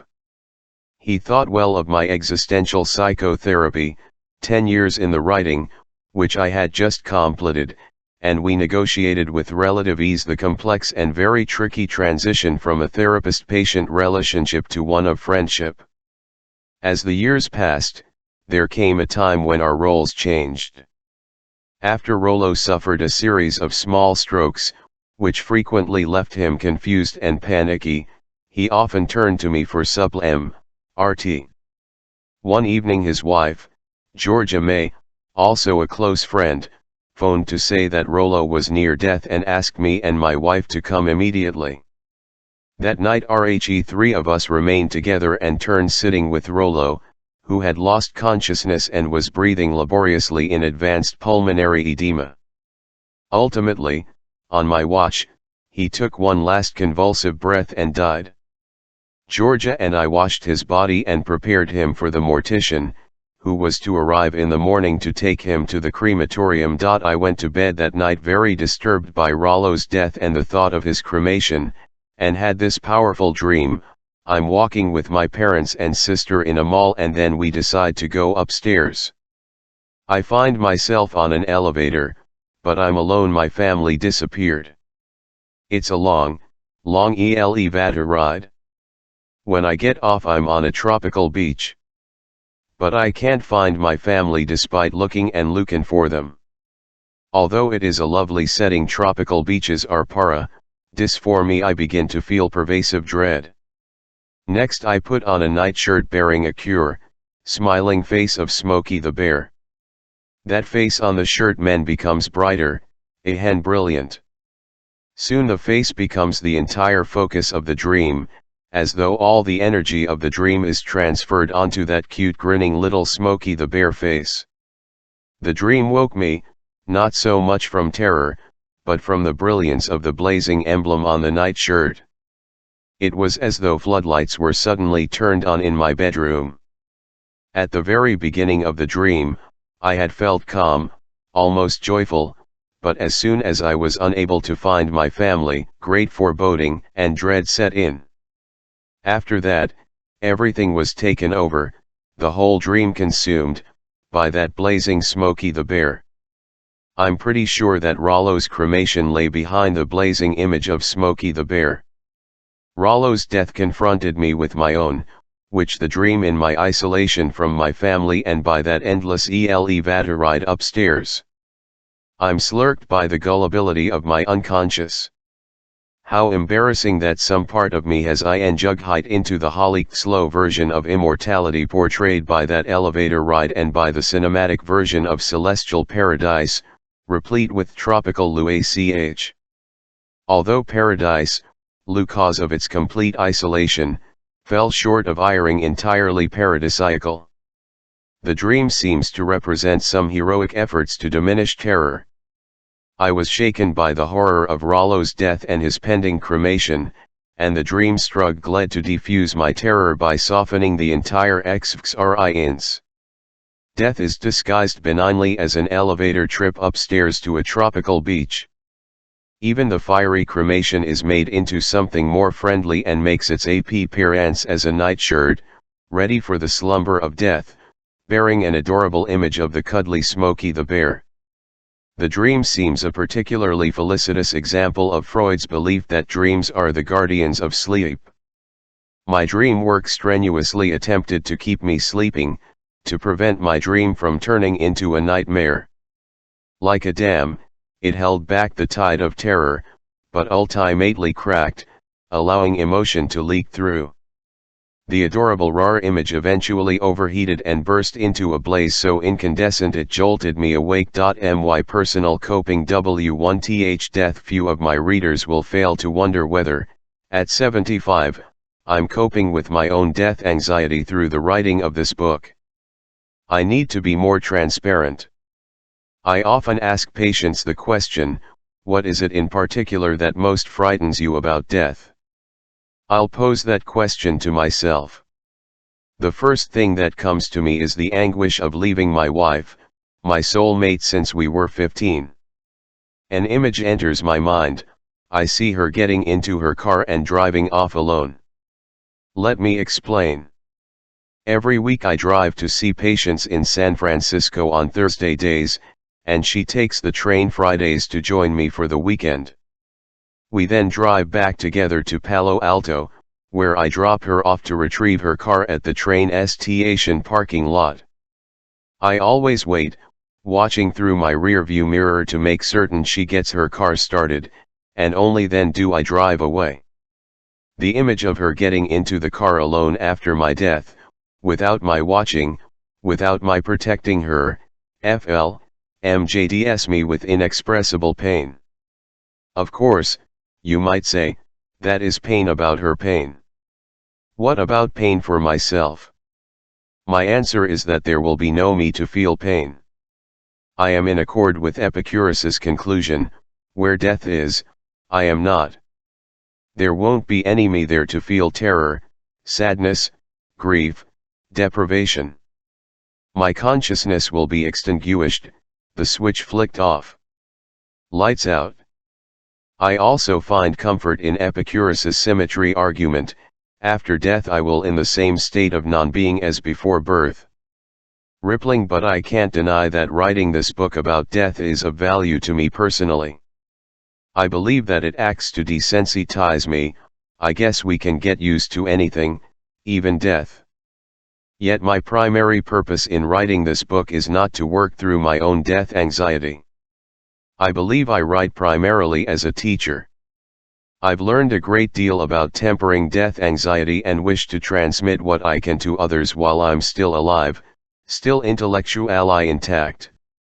Thus the enterprise of writing is intimately associated with rippling. I find great satisfaction in passing something of myself into the future. But as I've said throughout this work, I don't expect that my image, my persona, will persist, but rather that some idea of mine, something that provides guidance and comfort, will, that some virtuous, caring act or piece of wisdom or constructive way of dealing with terror will persist and spread out in wavelets in unpredictable ways among people I can never know. Recently a young man consulted me about problems in his marriage and told me he had also come to satisfy his curiosity.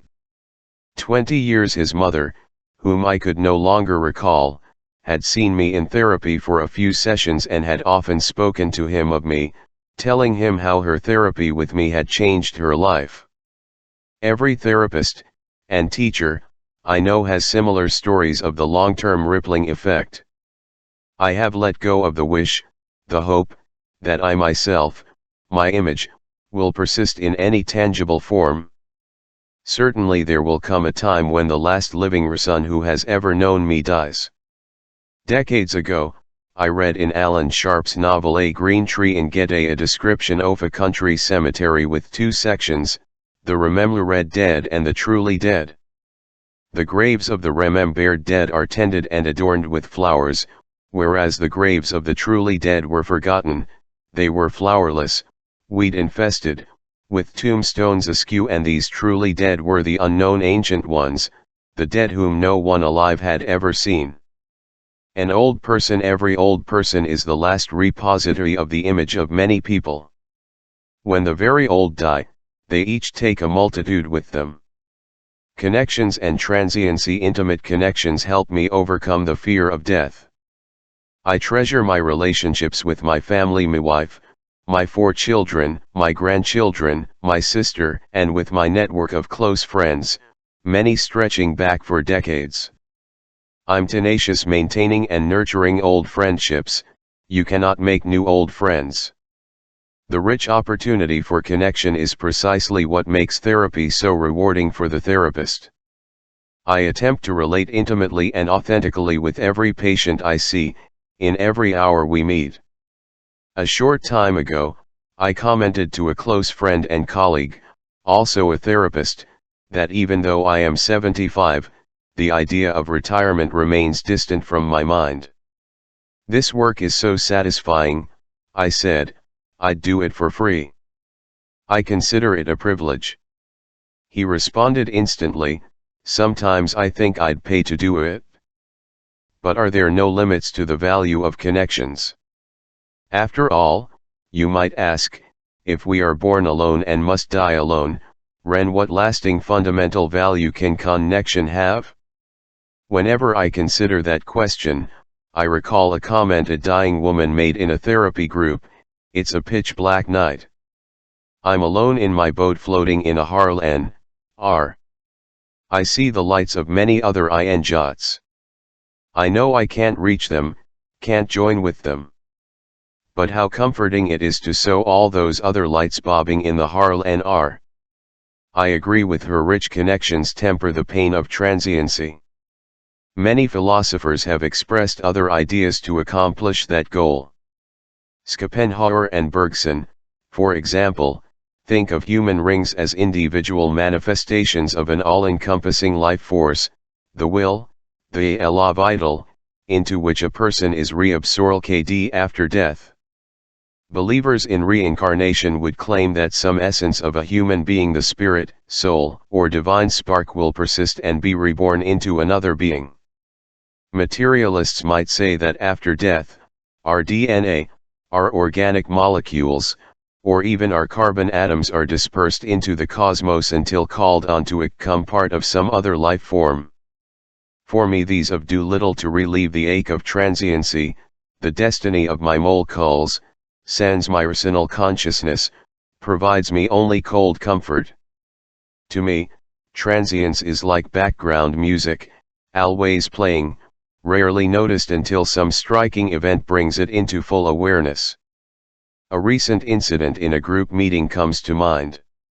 First, some background on the meeting. I have been a member of a leaderless support group with 10 other therapists for the past 15 years, and for several months the group had centered on Jeff, a psychiatrist dying of an untreatable cancer. Ever since his diagnosis a few months before, Jeff had implicitly served as guide for all the other MLRRs on how to face death in a direct, thoughtful, and courageous manner. In the 2 prior meetings, Jeff had grown noticeably weaker. In this meeting, I found myself immersed in a long reverie on transiency, which, immediately after the meeting, I tried to record in the following note. Although we have a confidentiality rule, the group and Jeff gave me a dispensation for the occasion. Jeff spoke of days ahead when he will become weak to meet with the group or to participate in it, even if the group were to meet in his home. Was that the beginning of saying goodbye us? Was he avoiding the pain of grief by withdrawing from us? He spoke of how our culture regards the dying as filth or trash, and how, consequently, we all withdraw from the dying. But has that happened here? I asked. He looked around at the group and shook his head. No, not here. Here, it's different. You have, each of you, stayed with me. Others spoke of needing to identify the boundary between caring for him and intruding, that is, are weeing too much from him? He is our teacher, he says. Teaching us to die. And he is right. I shall never forget him or his, but his energy wanes. Conventional therapy, he said, which had been useful in the past, is now no longer relevant. His wish is to about spiritual things, areas in which do not tread. What do you mean by spiritual areas? We asked him. After a long pause, he said, well, what is death? How do you about dying? No therapist about that. If I am meditating upon my breathing and my breathing slows or stops, then what happens to my mind? What about afterward? Will there be some even after the body, mere trash, is gone? No one can really say. Will it be okay to ask my family to allow my body to lie for 3 days, despite the leakage and odor? 3 days, in the Buddhist view, is the time needed for the spirit to clear the body. What about my ashes? Would the group like to distribute some of my ashes in a ceremony, perhaps in the midst of some ageless redwoods? Later, when he said he was more present, more calm and honestly present, us in this group than anywhere else in his life, a rush of tears came to my eyes. Suddenly, when another member talked about a nightmare of being buried in a casket while he was still conscious, a long-forgotten memory sprang into my mind. During my year of medical school, I wrote a short story inspired by H.P. Lovecraft about that very theme, continued awareness in a buried man. I sent it to a sci-fi magazine, got a rejection notice, and put the story away somewhere I've never found, as became consumed with studies. I forgot about it for 48 years until this moment in the group. But the memory taught me something about myself, was dealing with anxiety about death much farther back than I had appreciated. What an extraordinary meeting, I mused. In the history of humankind, has any group ever held such a discussion? Nothing withheld. Nothing unspoken. The hardest, bleakest questions of the human condition stared at without. I thought of a young woman patient I had seen earlier in the day who spent so much time burning crudity, the insensitivity of men. I looked around this all-male group. Each of these dear men had been so sensitive, so so caring, so extraordinarily present. Oh, how wished she could have seen this group. How I wished the whole world could see this group. And it was then he thought off transients, whirring softly in the background, swept in. I realized with a thud that this unparalleled meeting was just as as our dying Menelber. And as transient as all of two who trudged toward the death awaiting us just a bit farther down the road. And the fate of this perfect, this magnificent, this magisterial meeting? Will vanish. All of us, our bodies, our memory of this meeting, this note of my remembrances, Jeff's ordeal and his teaching, our offering such presents, everything will evaporate into thin air, leaving nothing except carbon atoms drifting in the darkness. A wave of sadness swept over me. There must be a way to save it. If only this group had been filmed and then shown over some total Earth channel watched by all living humans, it would change the world forever. Yes, that's the ticket: save, preserve, combat oblivion. I am not addicted to preservation. Isn't that why I write books? Why am I writing this note? Isn't it some futile effort to record and preserve? Thought of Dylan Thomas's line claiming that though lovers die, love survives. I was touched by it when I read it first, but now I wonder, survive where? As a Platonic ideal? Are falling trees heard when there are no ears here? Thoughts of rippling and connectivity ultimately filtered into my mind, hearing a sense of relief and hope. Everyone in this group will be affected, perhaps forever, by what we had just witnessed today. Everyone is connected. Everyone in this meeting will pass on to others, explicitly or implicitly, the lessons of life surfacing here. And the persons affected by the telling will in turn pass it to others. We cannot not communicate a lesson of such power. The ripples of wisdom, compassion, virtue will sweep on and on and on until. 2 weeks later, when we met in Jeff's home as he neared death, I again asked his permission to publish these notes and also whether he would prefer that I refer to him with a fictitious name or his real one. He asked that I use his real name, and I like to think that the idea of rippling, by virtue of this vignette, offered him a sliver of comfort. Religion and faith, I'm not elapsed anything. As far as I can remember, I've never had any religious belief. I remember going to the synagogue on the high holidays with my father Andreating the English translation of the services, which were an endless paean to the power and glory of God.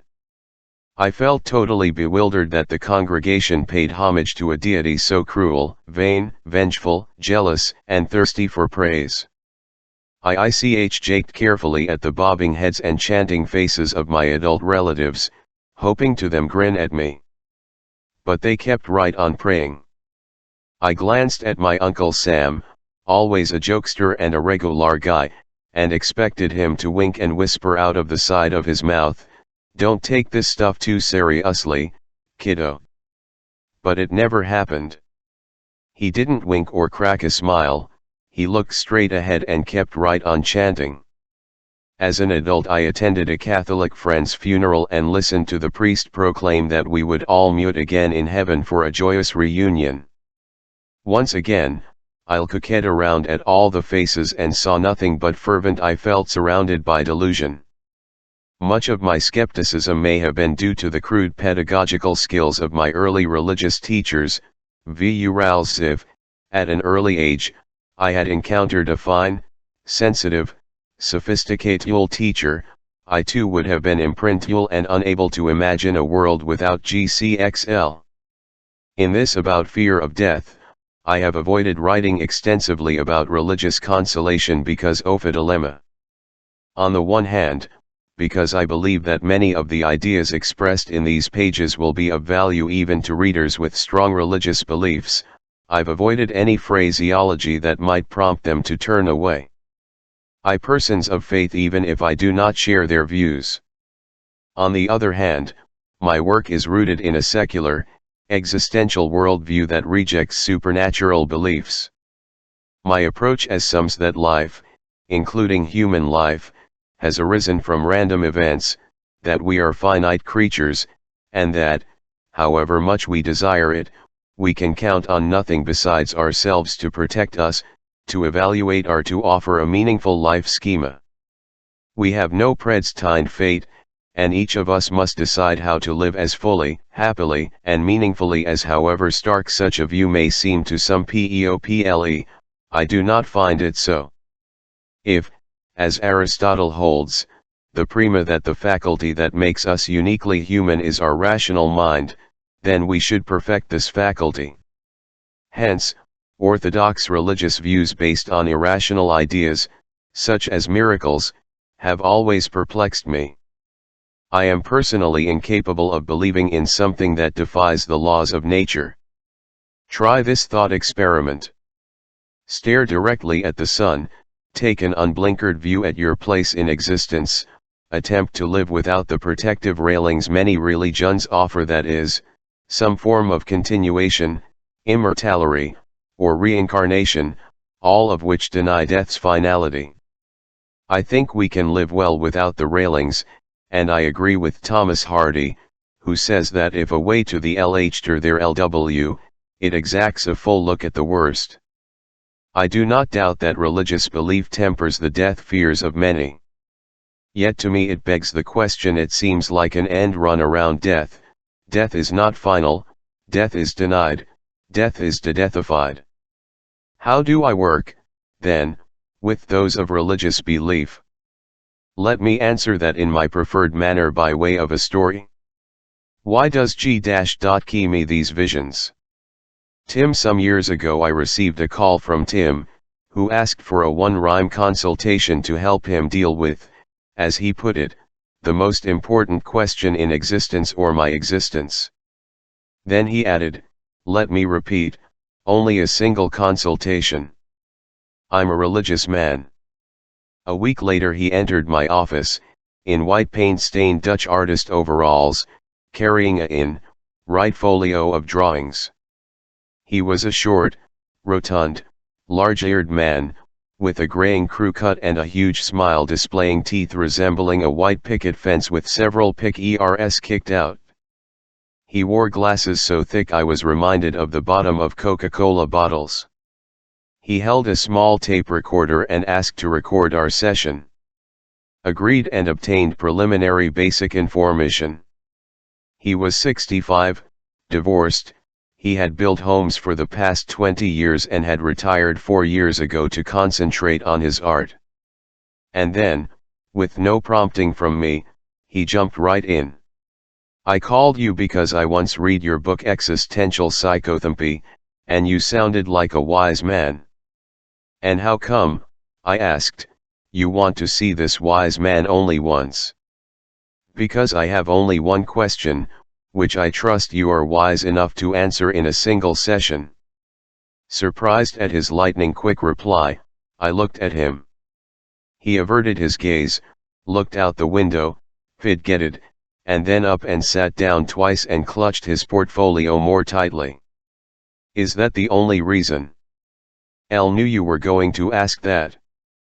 I often know in advance exactly what people are going to say. But back to your question of why only a single visit.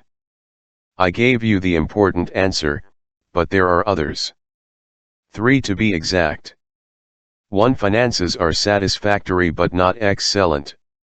2. Your book is wise, but it's clear you're an unbeliever, and I'm not here to defend my faith. 3. You're a shrink, and every shrink I've met has tried to put me on pills. Like your clarity and the way you speak your mind, Tim. I try to do the same. I'll do my best to help in our one meeting. What is your question? I've LXN a lot of things besides a builder. Tim spoke quickly, as though he had rehearsed this. I've a poet. A musician when I was young. I reformed on the piano and the harp and have composed some classical music and one opera that has been performed by a local amateur group. But for the last 3 years I've ran painting, nothing but painting. This here, he toured the portfolio, still clutched under his arm, is the work of just the last month. And the question. All my paintings and drawings are simply copies of visions that God has sent to me. Almost nightly now, just tween sleep and waking, I get a vision from God, and I spend the entire next day, or days, just copying down the vision. My question to you is, why does God send me these visions? LCH, K. He opened his portfolio carefully, obviously hesitant about my seeing all the work, and pulled out a large drawing. Here's an example from last week. It was a remarkable pen and ink drawing done with meticulous detail of a nude man lying face down on the earth hugging the ground, possibly even copulating with the earth, while the surrounding bushes and branches of trees bent toward him and appeared to tenderly stroking him. A number of animals, giraffes, skunks, camels, tigers encircled him, each with head bent as though paying homage. On the lower margin he had scrawled, "Loving Mother Earth." He began rapidly pulling out one drawing after another. I was dazzled by his bizarre, twisted, arresting drawings and acrylics teeming with archetypal symbols, Christian iconography, and several mandalas with blazing colors. I had to tear myself away as I noted the clock. Tim, our hour is running out, and I want to try to answer your question. I have two observations about you. My first observation is that you are extraordinarily creative and have shown evidence of this all through your life, your music, your opera, your poetry, and now your extraordinary artwork. My second observation is that your self-esteem is very low. I don't you recognize and appreciate your gifts. You with me so far? I'll guess so, said Tim, looking embarrassed, and then, without looking at me, added, "Not the first time I heard this. My view of what's happening is that these ideas and these remarkable drawings emerge from your own creative wellspring, but that your self-regard is so low, you're so self-doubting, that you cannot believe that you are capable of such creations, so you automatically pass the credit to someone else, in this case to God. So my point is that, even though your creativity may be God-given, I'm convinced that you, and you alone, created the visions and the drawings." Tim nodded while listening carefully. He pointed to the tape recorder and said, "I want to remember this, and I'll listen a lot to this tape. I think you've given me what I've needed. When I work with someone who is religious, I follow the precept that stands alone at the top of my personal hierarchy of values, caring for my patient. There is nothing I allow to interfere with that. I cannot imagine attempting to undermine any belief system that is serving a person well, even a belief system that appears entirely fantastical to me. Thus, when persons with religious faith seek my help, I never challenge their core belief, often one that has been ingrained since early life. On the contrary, I often search for ways to subvert their belief. I worked with a priest once who had always taken great comfort in his early morning pre-mass conversation with Jesus. At the time I saw him, he was so harried by administrative tasks and by a conflict with peers in his diocese that he had taken to cutting these conversations short or skipping them entirely.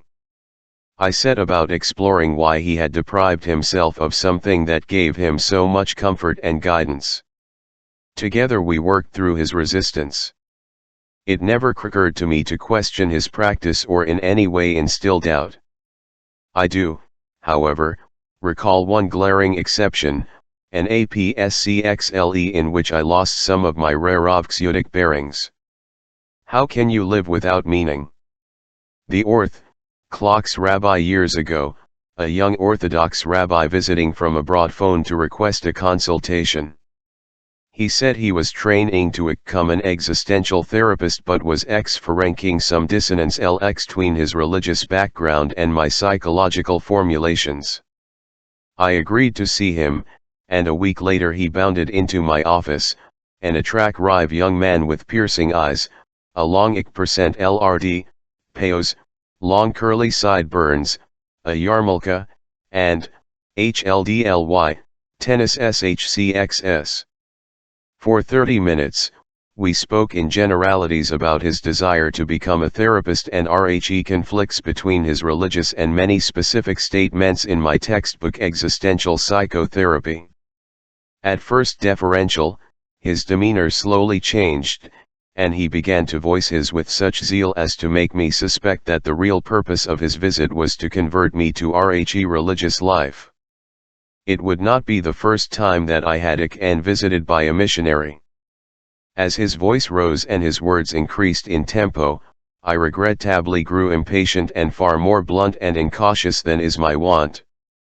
"Your concern is a real one, Rabbi," I interjected. "There is a fundamental antagonism between our views. You're in an omnipresent, omniscient personal God watching you, protecting you, providing you with a life design, is incompatible with the core of my existential vision of humanity as free, mortal, thrown alone and randomly into an uncaring universe. In your view," I continued, "death is not final. You tell me that death is merely a night between 2 days and that the soul is immortal. So, yes, there is indeed a problem in your wish to become an existential therapist. Our 2 points of view are diametrically opposed. But you," he responded with intense concern on his face, "how can you live with only these beliefs? And without meaning?" He shook his forefinger at me. "Think hard. How can you live without belief in something greater than yourself? I tell you it's not possible. It's living in the dark. Like an animal. What meaning would there be if everything is destined to fade? My religion provides me with meaning, wisdom, morality, with divine comfort, with a way to live. I don't consider that a rational response, Rabbi. Those commodities, meaning, wisdom, morality, living well, are not dependent on a belief in God. And, yes, of course, religious belief makes you feel comforted, virtuous. That is exactly what religions are invented to do. You ask how I can live. I believe I live well. I'm guided by human-generated doctrines. I believe in the Hippocratic Oath I took as a physician, and dedicate myself to helping others heal and grow. I live a moral life. I feel compassion for those about me. I live in a loving relationship with my family and friends. I don't need religion to supply a moral compass." "How can you say that?" he interjected. "I have great sorrow for you. There are times I feel that, without my God, my daily rituals, my lives, I'm not sure I could live." "And there are times," I replied, entirely losing my patience, "when I think that if I had to devote my life to belief in the unbelievable and spend my day following a regimen of 613 daily rules and glorifying a God who dotes on human praise, I'd consider hanging mywlf." At this point the rabbi reached for his yarmulke. Oh, I thought, oh no, he's going to chuck it away. Went too far. Much too far. I impulsively said more than I intended. Never has it been my desire to undermine anyone's religious faith. But no, he was simply reaching up to scratch his head and to express baffled wonder at the wide ideological gulf separating us and that I had drifted so far from my heritage and cultural background. We ended our session amiably and parted, he heading north, I heading south. I never learned whether he continued his study of existential psychotherapy. On writing about death, a final word on writing death. It is natural for a self-reflective 75-year-old to wonder about death and transiency. The everyday data are too full to ignore. My generation is passing, my friends and colleagues grow ill and die, my vision fades, and I receive ever more frequent distress signals from various somatic outposts: knees, shoulders, back, neck. In my youth, I heard my parents' friends and relatives say that all the Yalom men were gentle and that they all died young. I believed in that early death scenario for a long time. Yet here I am at 75. I've outlived my father by many years, and I know I live on borrowed time. Isn't the creative act in itself entwined with concern about finiteness? Such was the belief of Rollo May, a fine writer and painter, whose lovely cubistic painting of Mount Saint Michel hangs in my office. Persuaded that the act of creation permits us to transcend our fear of death, he continued writing almost to the very end. Faulkner expressed the same belief: the aim of every artist is to arrest motion, which is life, by artificial means and hold it fixed so that 100 years later, when a stranger ICMJKs at it moves again. And Paul Theroux said that death was so painful to contemplate that it causes us to love life and value it with such passion that it may be the ultimate cause of all joy and all art. The act of writing itself feels like renewal. I love the act of creation from the first glimmering of an idea to the final manuscript.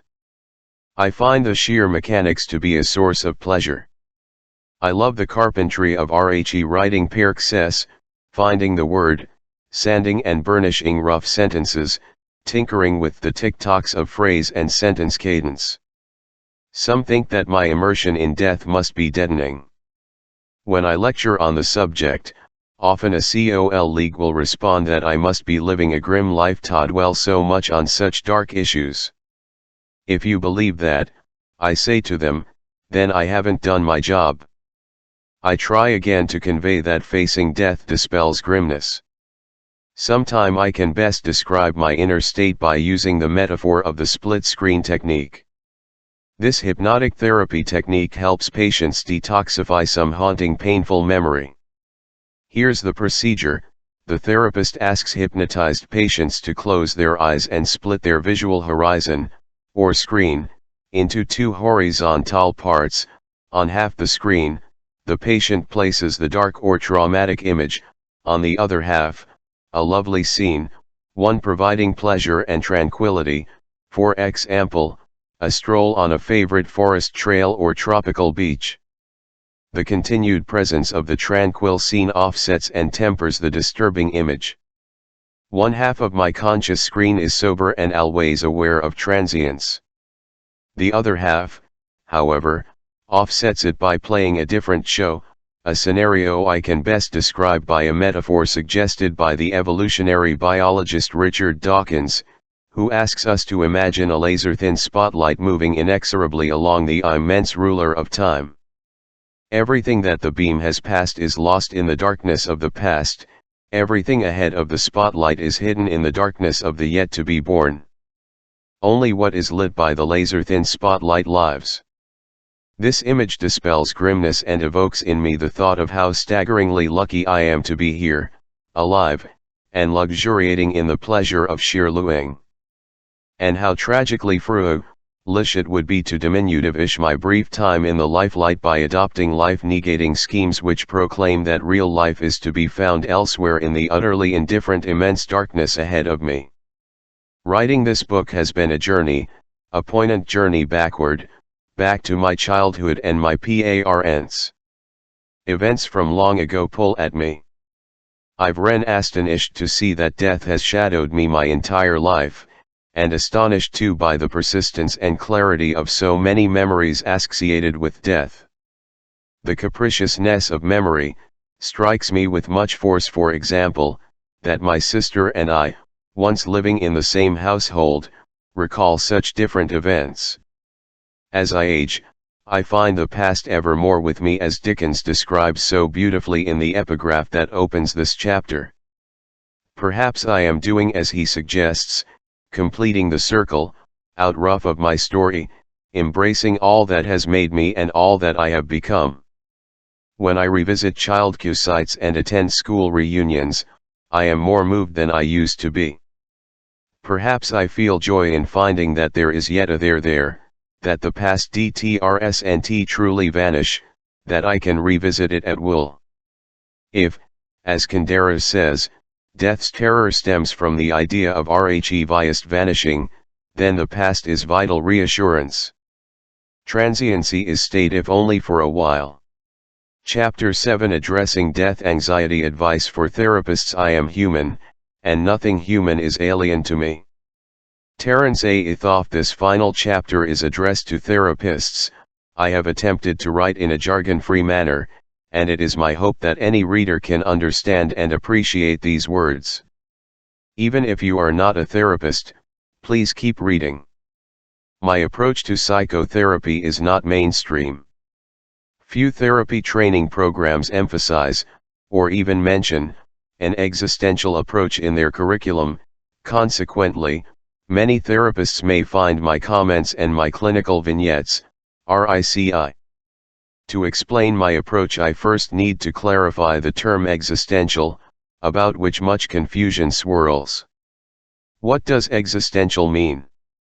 For many philosophically informed individuals, the term existential evokes a pastiche of meanings: Kierkegaard's Christian existentialism emphasizing freedom and choice, Nietzsche's iconoclastic determinism, Heidegger's focus on temporality and authenticity, Camus' sense of absurdity, Jean-Paul Sartre's stress on commitment in the face of absolute gratuitousness.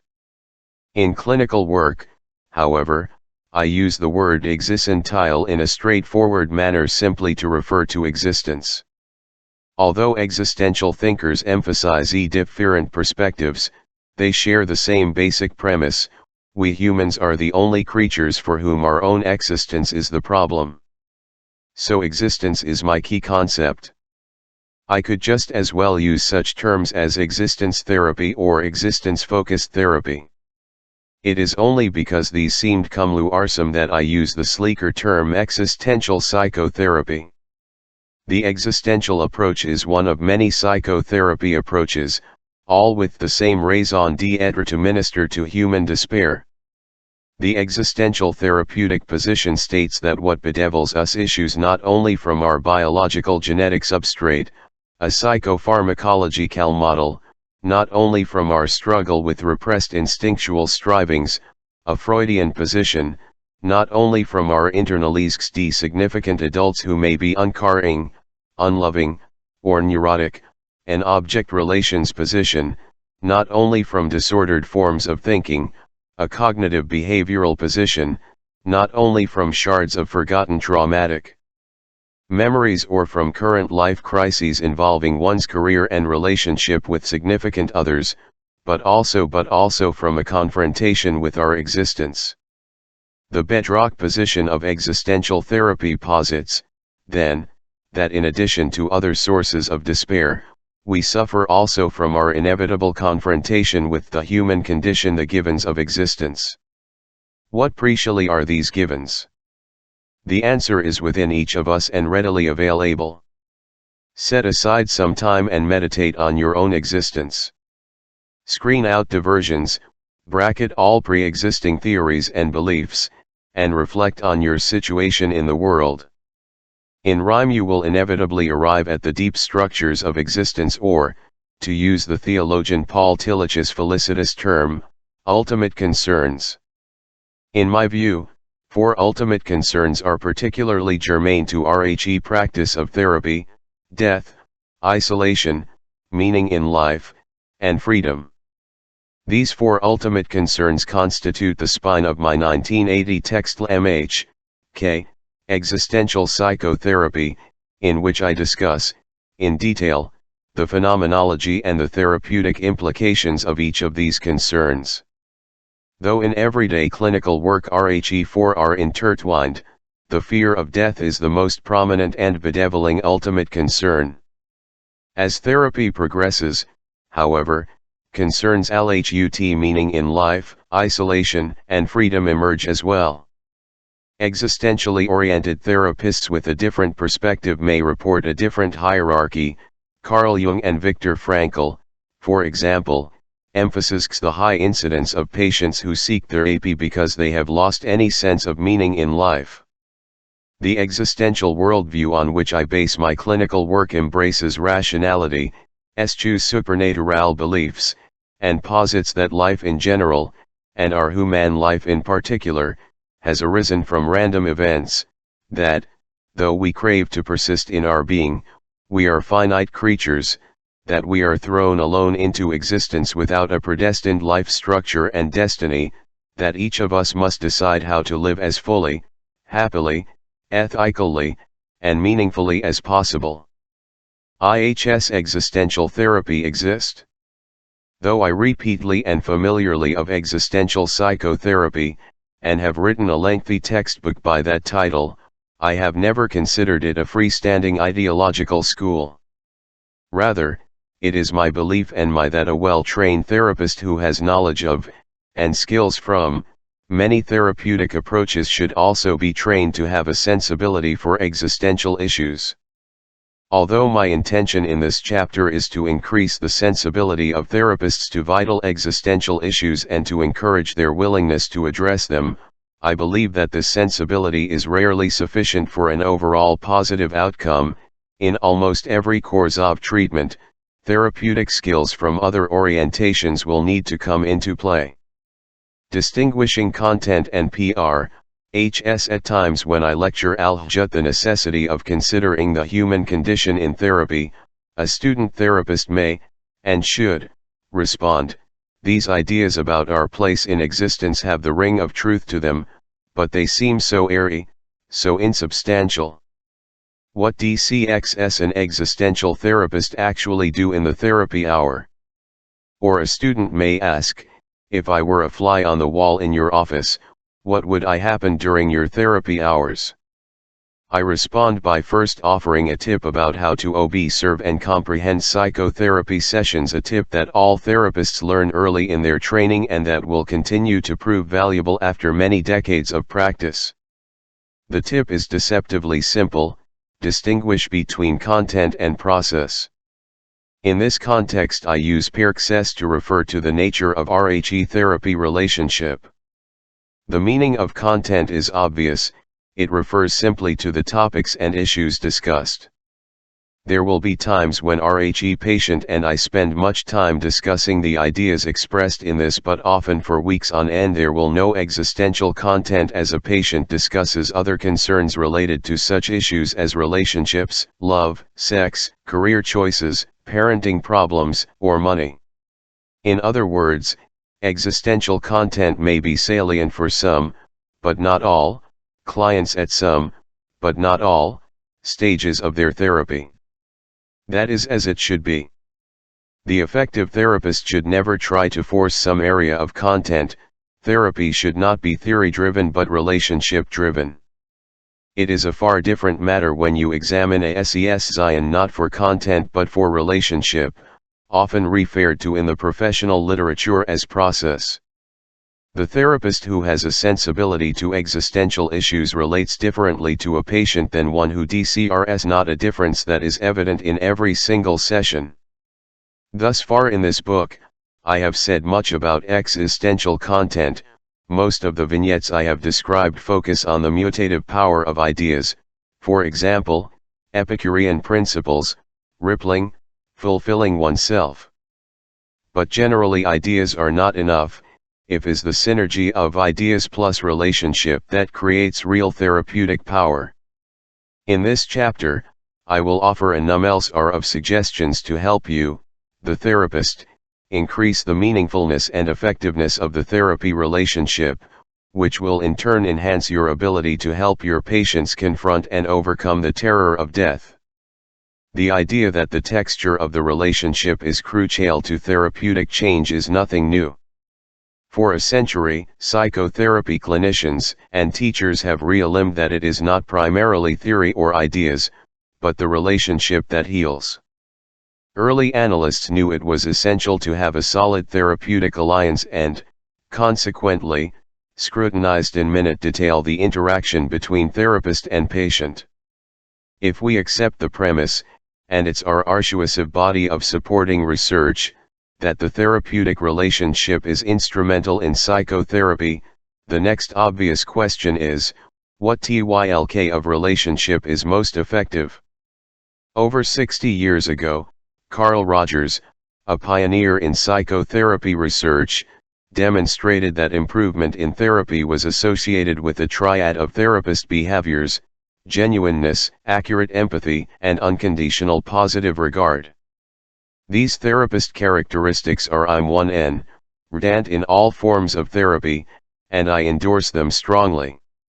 I believe, however, that in working with death anxiety or any existential issue, the concept of genuineness takes on a different, far-reaching meaning that results in radical changes in the nature of the therapeutic relationship.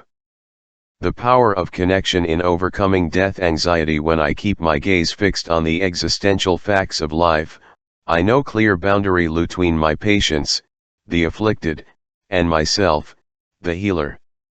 Ordinary role descriptions and characterological diagnoses impede, rather than facilitate, therapy. Because I believe that the antidote to much anguish is sheer connectedness, I try to live in the hour with my patient without erecting artificial and unnecessary barriers. In the process of therapy, I am an expert but not infallible guide to my patient. I've taken this journey before in my own voyage of exploration and as a guide to many others. In my work with clients, I strive for connectedness above all else.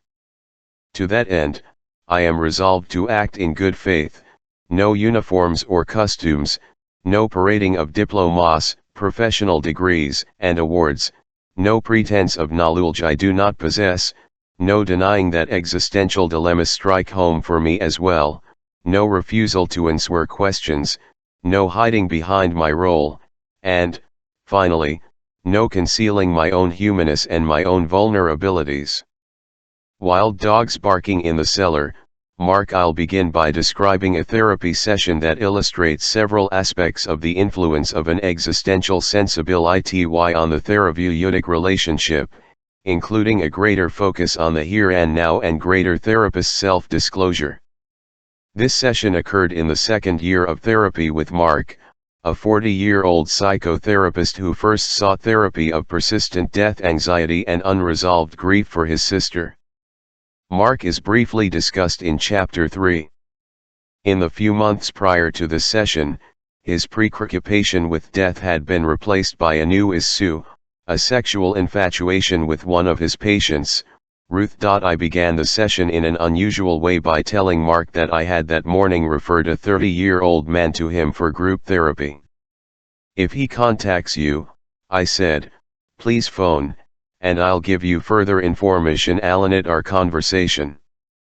At Mark's I went on, so, where shall we start Tixley? Same old stuff. As usual, on my drive over here, I thought about Ruth big time. Hard to get her out of my mind.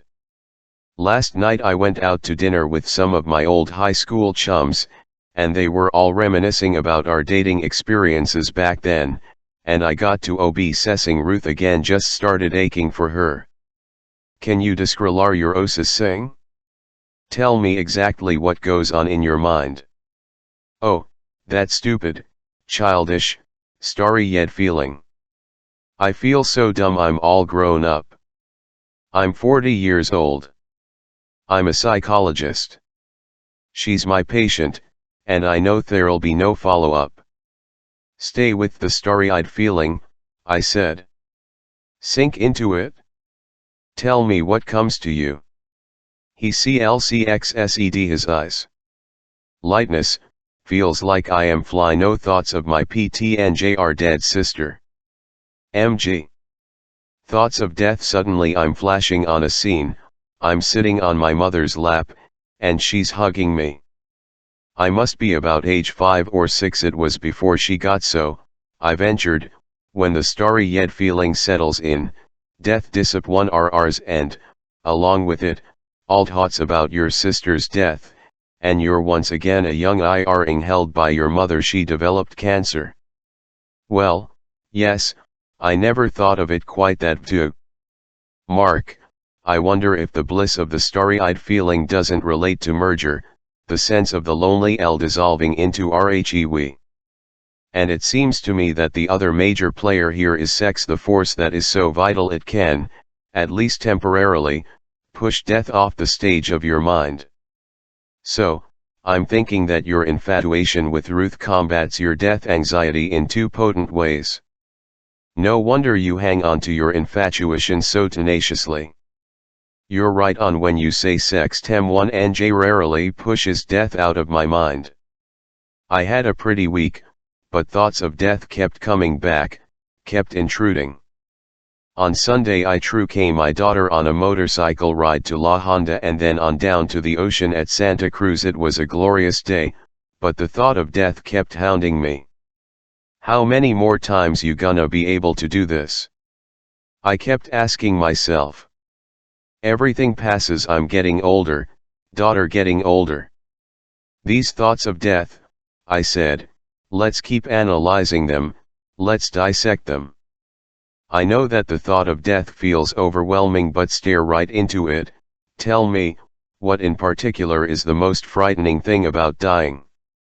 The pain of dying, I guess. My mother had a lot of pain, but, no, that's not the main thing. Mostly it's the fear of how my daughter will cope. Almost always the tears start to flow when I think of how she'll be when I die. Mark, I believe you were overexposed to death too much, too soon. You had a mother who cancer when you were a child, and you watched her dying for the next 10 years. And without a father. But your daughter has had a different and healthy mother and a father who takes her on LX Audifool Sunday motorcycle rides to the ocean and is present in every way. I think you're putting your own experience into her. I mean, you're projecting your fears and your mindset onto her. Mark nodded, was silent for a while, then turned to me. Let me ask you something, how do you deal with it? Isn't the fear of death get to you? I have my 3 a.m. muts with anxiety about dying, too, but they occur far less now, and, as I grow older, gazing at death has some positive results. I feel more indignancy, more vitality, in my life. Death makes me live more in each moment, valuing and appreciating the sheer pleasure of awareness, of being alive. But what about your kids? Don't you worry about their response to your death? Don't worry much about that. I feel the parents' job is to help their kids become autonomous, to grow away from them, and to become going concerns. My kids are okay in that department. They'll grieve, but they'll get on with life. Just as your daughter will. You're right. With my rational mind, I know she'll do all right. In fact, I've had a notion recently that maybe I could set a model for her about how to face death. What a wonderful idea, Mark. What a wonderful gift to your daughter. After a brief pause, I went on, let me ask you something, just the here and now, about you and me today. This session has been different more than other sessions. You've asked me a lot of questions. And I've tried to answer them. How has that felt? It's good. Every time you share yourself with me like that, I begin to realize I need to be more in my own therapy practice. There's another thing I want to ask about. At the very beginning of the session, you said that as usual you began thinking about Ruth on the way to see me. What do you make of that? Why on the way to me? Mark fell silent, slowly shaking his head. Is it perhaps relief from the difficult work you imagine having to face here? I ventured. No, that's not it. Here's what it is. Mark paused, as if screwing up his courage. It's to distract me from another question. Here's the question, how do you feel about me, how do you judge me as a therapist for the whole Ruth episode? I can empathize with you, Mark. I've been sexually aroused by patients, and so has every other therapist I know. Now, there's no doubt that you, as you yourself put it, went over the top and got to you, and assumed, but sex has a way of defeating reason. I know that your integrity is such that you will not act on your infatuation with your patient. And I think that perhaps in a way our work has encouraged your going so far in your feelings. I mean that you constraints off yourself los cause you knew you had me here every week as a safety net. But don't you judge me as what do you make of my sending you a patient TTHI? Yeah, right, I've got to let that sink in. That's a very strong message, I know, and I feel so affirmed by you doing that I can hardly find the words to express it. And yet, Mark continued, there's still some small voice in my head saying that you must think I'm a shit. No, I don't. It's time to press the delete button on that thought. We're out of time today, but there's something else I want to say to you. This journey you've ran on, this experience with Ruth, is not all bad. I truly believe that you're going to learn and grow from what's happened. Let me adapt some of Nietzsche's words and say this to you, to LX come wise you must learn to listen to RHE wild dogs barking in your cellar. That hit home. Mark whispered the words to himself. He left the office with tears in his eyes. Along with issues of connection, this session illustrates a number of other existential themes that I'll now discuss in turn: love, bliss, sex, and death, dissecting the fear of death, the therapeutic act and the therapeutic word, using the here and now in therapy, and Terence's maxim and therapist Selz's disclosure. Love, bliss, the mechanism Mark described at the beginning of the session, his starry-eyed feeling and the unbounded joy radiating from his infatuation, along with his memory of similar bliss when he was cradled in his mother's lap in the good times. LX for her cancer had started to do its work, is often present in love infatuations. In the mind of an obsessed lover, other concerns are pushed off stage, the beloved, her every word, her every mannerism, even her foibles claims all of his attention. Thus, when Mark was snug in his mother's lap, RHE pain of his isolation evaporated because he was no longer a lonely I. My comment, the lonely L dissolves into the we, clarified the way his obsession had assuaged that pain. I don't know whether that phrase is original with me or whether I read it eons ago, but I have found it useful with many love-bewitched patients. Sex and death. In respect to the issue of sex and death, not only did love merger assuage Mark's existential anxiety, but another death anxiety emollient, the power of sexuality, kicked in. The vital life force often counters thoughts of death. I've encountered many instances of this mechanism: the patient with a coronary who was so sexually driven that in an ambulance carrying him to the emergency room, he attempted to grope an ambulance attendant, or the widow who felt overcome with sexual feelings while driving to her husband's funeral, or the elderly widower, terrified by death, who became uncharacteristically sexually driven and had so many sexual affairs with women in his retirement community and created such divisiveness that the management demanded he seek psychiatric consultation. Still another elderly woman, after her twin sister had died from a stroke, came so overcome with multiple orgasms while using a vibrator that she feared she too would suffer a stroke. Worried lest her daughters discover the vibrator next to her INXLY, she decided to dispose of it. Dissecting the fear of death. To address Mark's fear of death, I asked him, as I asked other patients in earlier vignettes, to tell me what in particular frightened him most. LHUT dying. Mark's answer was different from those of others who said, all the things I would not have done, I want to see the ends of stories, no more me. Instead, he was anxious about how his daughter would without him. I addressed this fear by helping him see its irrationality and that he was projecting his own issues onto his daughter, who had a fully present, loving mother and father. I strongly supported his resolution to offer his daughter a gift, a model of how one may face death with equanimity. In Chapter 5 I discussed a group in which several terminally ill patients made a similar resolution. The therapeutic ACR and the therapeutic word. I began the therapy hour by announcing that I had referred a patient to Mark for group therapy. Almost all teachers of psychotherapy are highly critical of establishing such a dual relationship, that is, any type of secondary relationship with a psychotherapy patient.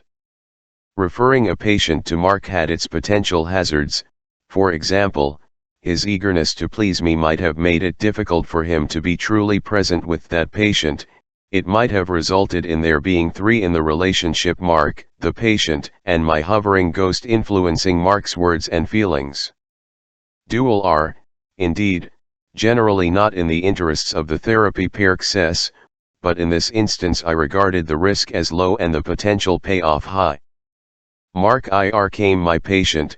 I had supervised his group therapy work and considered him a competent group therapist. Moreover, he had consistently done excellent work with referrals in the past few years before he started therapy with me. When, at the very end of the session, he voiced self-derogatory IRFs and insisted in that I too had a low opinion of him, I had an exceedingly powerful wrestle why, NSE, I reminded him Chad I had JWL referred a patient to him. This act was infinitely more supportive than any words of reassurance I might have uttered. The therapeutic act is far more effective than the therapeutic word. Using the here and now in therapy, note the two instances during the session when I shifted into the here and now. Mark began the hour by saying that as usual on the way to my office he had slipped into an enchanting reverie. His patient, Ruth. That comment obviously had implications for our relationship.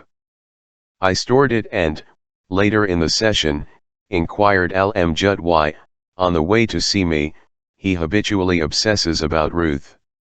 Later Mark posed several questions to me about my death anxiety and about my children, and I responded to each question, but made sure of taking the next step of exploring his feelings about posing questions to me and Judd my answering them. Therapy is always an alternating sequence of interaction and reflection upon that interaction. I'll have more to say about this idea when I discuss the here and now later in this chapter. Finally, the session with Mark illustrates the synergy between ideas and relationship. Both factors were at work in the session, as in most therapy sessions. Terence's maxim and therapist's self-disclosure. Terence, a 2nd-century Roman playwright, offers an aphorism that is extraordinarily important in the inner work of the therapist: I am human, and nothing human is alien to me. Thus, at the end of the session when Mark gathered the courage to ask a question he had long supposed: do you judge me as a therapist for the whole? Ruth chose to answer that I could empathize with him cause I've also at times been sexually aroused by patients. I added that this was also true of every therapist I've ever known. Mark said an uncomfortable question, but, when faced with it, I followed Terence's maxim and searched my own mind for some similar recollection and then shared it. No matter how brutal, cruel, forbidden, or alien a patient's experience, you can locate in yourself some affinity to it if you are willing to enter into your own darkness. Beginning therapists would do well to use Terence's axiom as a mantra, helping them empathize with their patients by locating their own similar internal experiences. This aphorism is particularly apt in work with patients with death anxiety. If you are to be truly present with such patients, you must open yourself to your own death anxiety. I don't mean to be glib. It is no easy task, and no training program prepares therapists for this type of work. Follow up: over the following 10 years, I met with Mark twice for brief therapy for recurrences of death anxiety, once when a close friend died and once when he himself required surgery for a benign tumor. Each time he responded quickly to a few sessions. Eventually he felt strong enough to see several patients in his own practice who were encountering death anxiety as they underwent chemotherapy. Timing and the awakening experience. Patrick, up to now, I have for pedagogical reasons discussed ideas and relationships separately, but it is time to put them together. First, a fundamental axiom: ideas will be effective only when the therapeutic alliance is solid. My work with Patrick, an airline pilot, illustrates an error in timing. I attempted to force ideas in RHE absence of a solid therapeutic alliance. Although his international travels made scheduling difficult, I had seen Patrick, a 55-year-old airline pilot, for occasional consultations over a 2-year. When he was selected for a 6-month jail assignment to the flight office, we agreed to take advantage of his time on the ground to meet weekly. Like most airline pilots, Patrick had been traumatized by recent chaos in the airline industry. The airline had slashed his salary in half, stripped away the he had building for 30 years, and pushed him into flying so much that debilitating jet lag and circadian rhythm disruptions were causing him to suffer severe sleep disturbance, a condition exacerbated by incessant and incurable job-related tinnitus. His airline not only refused to assume responsibility for any of his problems but also, according to Patrick, was trying to force its pilots to fly even more. His goals in therapy. Although Patrick still loved to fly, he knew that his health demanded a new career. What's more, he was unhappy the lifeless live-in relationship in which he had languished for the past 3 years with his girlfriend, Marie. Patrick wanted either to improve the relationship or to end it and move out. Therapy proceeded slowly. I struggled, unsuccessfully, to establish a strong therapeutic alliance, but Patrick was an airline captain accustomed to running his own show and, with his Top Gun military background, was cautious about revealing vulnerabilities. What's more, he had reason to be cautious, because almost any reported DSM diagnosis could ground him or possibly even cost him his airline transport pilot certificate and therefore his job. With all these obstacles, Patrick remained distant in our sessions. I couldn't reach him. I knew he never looked forward to our hours, nor did he think about therapy in our meetings. As for me, though I felt concern about Patrick, I couldn't bridge the distance us. I rarely experienced pleasure seeing him and felt skilled and stymied in our work. One day during our 3rd month of therapy, Patrick developed sharp abdominal pain. He went to an emergency room, where a surgeon examined his abdomen, palpated an abdominal mass, and, with a ICHJK of great concern, immediately ordered a CT scan. In the 4 hours he waited for the scan, Patrick grew terrified of cancer, contemplated his death, and made several life-changing resolutions. Ultimately he learned that he had a leonine cyst, which was corrected by surgery. Still, those 4 hours contemplating death influenced Patrick in a remarkable way. In our next session, he was open to change as never before. He spoke, for example, of his slunk at the thought of facing death with so very much unrealized potential for life. He really knew that his work was physically harmful for him, and resolved to walk away from the job that had meant so much to him for so many years. He felt fortunate to have a fallback-standing invitation to work in his brother's retail business. Patrick also resolved to repair a break with his father, which stemmed from a foolish argument many years ago and had continued to fester and contaminate his interactions with his entire family.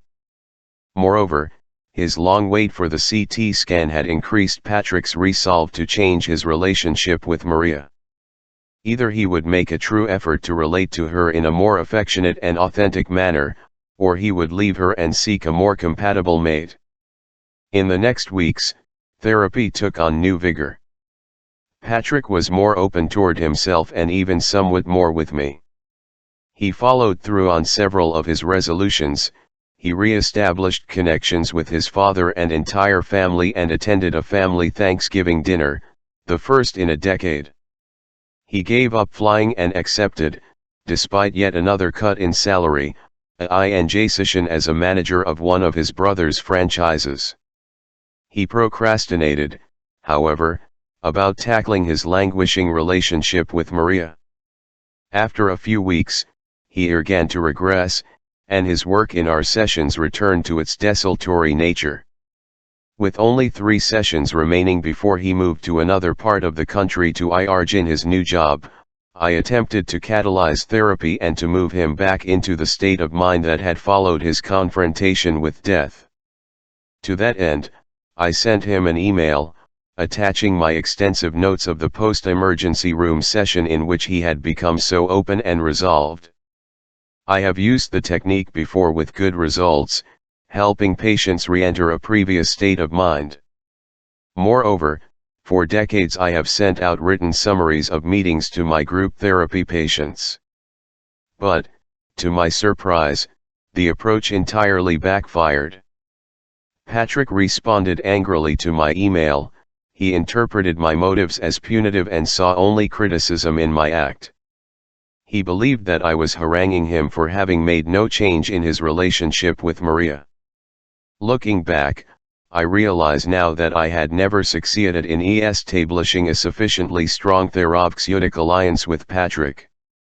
So, nota bene, in a distrustful or, especially, a competitive therapist-patient relationship, the best-intentioned and best-informed therapeutic efforts can fail cause the patient may feel defeated by your observations and ultimately find a way to defeat you. Working in the here and now, I've often heard the question asked, does a person need a therapist if he or she has close friends? Intimate friends are essential to the life. Furthermore, if one is surrounded by good friends or, more to the point, has the ability to form enduring intimate relationships, then one is far less likely to require therapy. What, then, is the difference between a GA friend and a therapist? GA friends, or your hairdresser, masseur, barber, or personal trainer, can supportive and empathic. Good friends can be loving and caring confidants who can counted on in time of need. But there remains one minor difference: only therapists are likely to encounter you in the here and now. Here and now interactions, that is, comments about the other's immediate, seldom occur in social life. If they do, they are a sign of very great intimacy or of impending conflict. For example, "I don't like the way you're looking at me," or of a parent-child interaction, "Stop rolling your eyes when I'm talking to you." In the therapy hour, the here and now is a focus on what is happening the therapist and the patient in the immediate present. It is not a focus on the patient's historical past, the there and then, nor on the patient's current outside life, the there and now. And why is the here and now important? A fundamental catechism of psychotherapy training is that the therapy situation is a social microcosm, that is, patients will or later exhibit in the therapy situation the same behavior they exhibit in life outside. One who is self-effacing or arrogant or fearful or seductive or demanding will, sooner or later, show the same behavior toward the therapist during the therapy hour. At that instant, a therapist can focus on the patient's role in the creation of the problematic issue occurring in the therapy relationship. This is a first step in helping a patient assume responsibility for his or her life predicament. Ultimately, the patient is receptive to a fundamental corollary: if you are responsible for what has gone wrong in your life, then you, and only you, are able to change it. What's more, and this is crucial, the information gleaned by the therapist in the here and now is exceedingly accurate. Although patients often talk a great deal about their interactions with others, lovers, friends, bosses, teachers, parents, you, the therapist, hear about those others, and their interactions with the patient, only through the eyes of your patient. Such accounts of outside events are indirect data, often skewed and highly unreliable. How many times have I heard a patient describe another person, a spouse, for example, and then when I meet that in a couples session, I shake my head in wonder. Is this lovely, vibrant, the same irritating or lifeless or uncaring individual I've been hearing about all these months? A therapist comes to know patients most fully through observing their behavior in the therapy sessions. This is by far your most trustworthy data. You have direct experience of the patient and how he or she interacts with you, and therefore how that patient is likely to interact with others. Proper use of the here.nd now during therapy creates a safe, a comfortable arena in which patients can take risks, reveal their darkest and bravest selves, hear and accept feedback, and most important of all, experiment with personal change. The more you focus on the here and now, and I make sure to do so in every single session, the tighter you and your patient are laced together in an intimate and trusting relationship. Therapy has a distinct cadence. Patients reveal feelings they have previously denied or suppressed. The therapist understands and accepts these dark or tender feelings. Steered by this acceptance, the patient feels safe and affirmed and takes even greater risks. The intimacy, the connectedness spawned by the here and now, keeps patients engaged in the therapy process. It provides an internal reference point to which a patient can ICHJK back and attempt to recreate in his or her real world. Of course, a goal relationship with one's therapist is not the ultimate goal of therapy. Patient and therapist almost never establish an enduring real-time friendship. But the patience with the therapist serves as a dress rehearsal for the patient's outside social relationship. I agree with Frieda from Reichmann that therapists should strive to make every session memorable. The key to creating such a session is to harness the power of the here and now. I've discussed the technical approach to working in the here and now at great length elsewhere, so I'll turn here to only a few crucial steps in here and now work. Although some of these examples do not explicitly center on death anxiety, they will serve therapists instead by allowing them to increase connection with all patients they see, including those struggling with mortal fear. Developing sensitivity to the here and now, it was not difficult to focus on the here and now in my session with Mark. First, I simply inquired into his comment that he habitually thought of Ruth on the way to see me, and, later, I reflected on his change of behavior in the session, that is, his posing several personal questions to me. But often a therapist will need to search for more subtle transitions. After years of practice, I've developed norms for various in my therapy setting and am alert to departures from the norm. Consider something as seemingly trivial and irrelevant as parking. For the last 15 years, my office has been a cottage at 200 feet in front of my home, which has a long, narrow driveway to the street. Although there is ample room for parking in a lot between home and office, I occasionally notice that a patient habitually parks far away on the street. I find it useful, at some int, to inquire about that choice. One patient answered that he did not want his car seen parked near my home because he feared that someone, perhaps a visitor to my home, would recognize his car and realize he was seeing a shrink. Another stated she did not want to intrude on my privacy. Still another was embarrassed by my seeing his expensive Maserati. Each of these reasons was clearly relevant to the therapeutic relationship. Moving from outside to inside material, experienced therapists are on the alert for the here.nd now equivalent of any issue raised in the session. Navigating from the patient's outside life or distant past to the here and now increases the level of engagement and effectiveness of the work. A session with Ellen, a 40-year-old woman whom I had started seeing a year earlier for death panics, illustrates a navigational strategy. The woman who wouldn't, HMPLAIN, Ellen I began a session by saying she had almost called to cancel because she felt ill. "How bad are you feeling now?" I asked. She shrugged it off. "I'm irder." "Tell me what happens at home when you're ill," I asked. "My husband doesn't do much caretaking. He usually doesn't even notice." "What do you do?" How do you let him know? I've never been a complainer. But I wouldn't mind his doing something for me when I'm sick. So you want some caretaking, but you want it to happen without asking for it or signaling you need it. I had many options at this point. I could, for example, have explored her husband's lack of caretaking or looked into her past history of illness. I chose instead to shift into the here and now.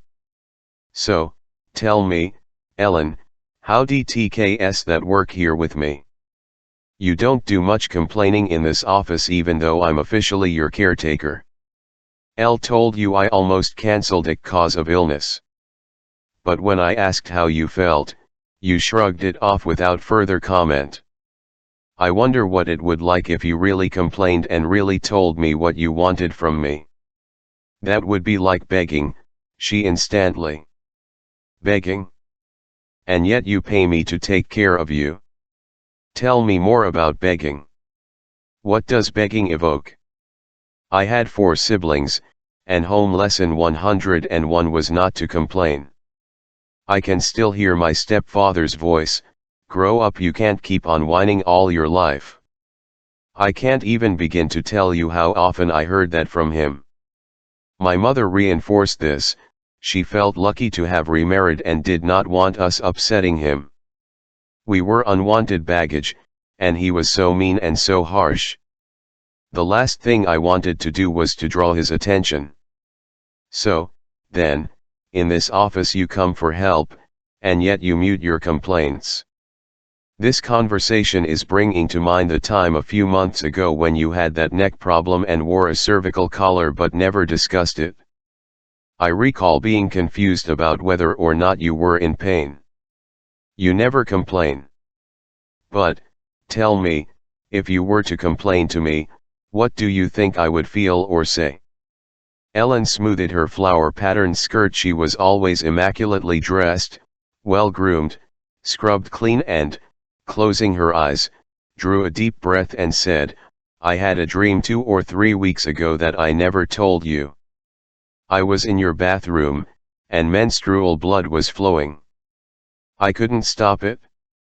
I couldn't clean myself. It was on my SCRKS and seeped through Tommy sneakers. You were in the office next door but didn't ask what was happening. Then I heard some voices in there. Maybe it was your next client or some friends or your wife.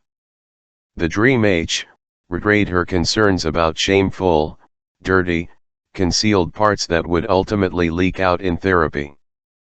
But she viewed me as indifferent. I didn't ask what was wrong, was busy with another client or with friends, and was neither willing nor able to help. After Ellen was able to tell me about this dream, we entered a new, constructive phase of therapy in which she explored her feelings of distrust and fear of men and her fear of closeness with me. This vignette illustrates an important principle of here and now navigation. When a patient brings up a life issue, search for the here and now equivalent, some way the issue can brought into the therapy relationship. When Ellen brought up the issue of her illness and her husband's lack of caretaking, I immediately zeroed in on caretaking in our therapy. Frequently on the here and now I make a point of checking on the here and now at least once a session. Sometimes I simply say, we're close to the end of the hour, and I'd like to focus a bit on how the two of us are doing. How do you feel about the space between us today? Or how much distance is there us today? Sometimes nothing comes of this. But even so, the invitation is made and the norm established that we examine everything transpiring between us. But often something will come of this query. ESLW Chaley, if I add some observations, for example, I notice that we're circling the same things we talked about last week. Do you feel that way too? Or I've noticed you haven't mentioned your death anxiety for the past couple of weeks. Why do you think that is so? Is it possible that you think it's much for me? Or I had a feeling we were very chill at the beginning of the session, but we backed away the last 20 minutes. Do you agree? is that your observation psychotherapy training today is so often directed toward brief and structured therapy that many young therapists may consider my focus on the here and now relationship as irrelevant or too precious, or even bizarre. Why so self-referential, they often ask. Why refer everything back to the unreal relationship with the therapist? After all, we're not in the business of preparing the patient for a life in therapy. There's a tough world out there in which patients face competition, strife, harshness. And the answer is, of course, as the case of Patrick suggests, that the H-Sid alliance is a prerequisite for the effectiveness of any therapy. It is not the end, but a means to the end. Or internal shift can occur when patients form a genuine, trusting relationship with the therapist, disclose everything and still accepted and supported. Such patients experience new parts of themselves, parts previously denied or distorted. They begin to value themselves and their own perceptions rather than overvaluing the perceptions of others. Patients transform the therapist's M-Sid regard into our arsenal self-regard. Moreover, they develop a new internal standard for the quality of a genuine relationship. The intimacy with the therapist serves as an internal reference point. Knowing they have the ability to form relationships, they develop the confidence and willingness to form similarly relationships in the future. Learning to use your own here and now feelings. Your most valuable tool as a therapist is your own reaction to your patient. If you feel intimidated, angry, seduced, bewildered, bewitched, or any of myriad other feelings, you should take these reactions very seriously. They are important data, and you must search for a way to turn them to use in therapy. But first, as I suggest to student therapists, you have to determine the source of reluxe feelings. To what extent are your own idiosyncratic or neurotic issues shaping your feelings? In other words, are you an accurate observer? Do your feelings provide information about the patient or about yourself? Here, of course, we're entering the domain of transference and countertransference. When a patient responds in some inappropriate irrational manner to the therapist, we term that transference. A clear example of the distortion involved in transference is the patient who on apparently no basis strongly distrusts a therapist who is characteristically trusted by other patients. Furthermore, the patient has a pattern of distrusting most males in addition of some expertise or authority. The term transference, of course, refers to Freud's view that important feelings about adults in early childhood are transferable, or cast, onto some else. Conversely, the opposite can happen. Therapists can have distorted views of their clients, that is, the therapist sees a client in a distorted fashion, far different from the way others, including other therapists, see that same person. This phenomenon is referred to as countertransference. You need to distinguish between the two. Is the patient have a tendency for great interpersonal distortion? Or is the therapist an angry, confused, defensive person, or perhaps one who is having a very bad day, who views patients through distorted lenses? Of course, it is not an all or none phenomenon. Elements of transference and countertransference matrixist. I never tire of telling student therapists that their most vital instrument is their own self, and that, consequently, the instrument must finely honed. Therapists must have a great deal of self knowledge, must trust their observations, and must relate to their clients in a caring and professional manner. It is precisely for this reason that personal therapy is, or should one k, at the core of every therapy training program. I argue not only that therapists should have years of therapy, including group therapy, during their training, but also that they should return to therapy as they progress through life.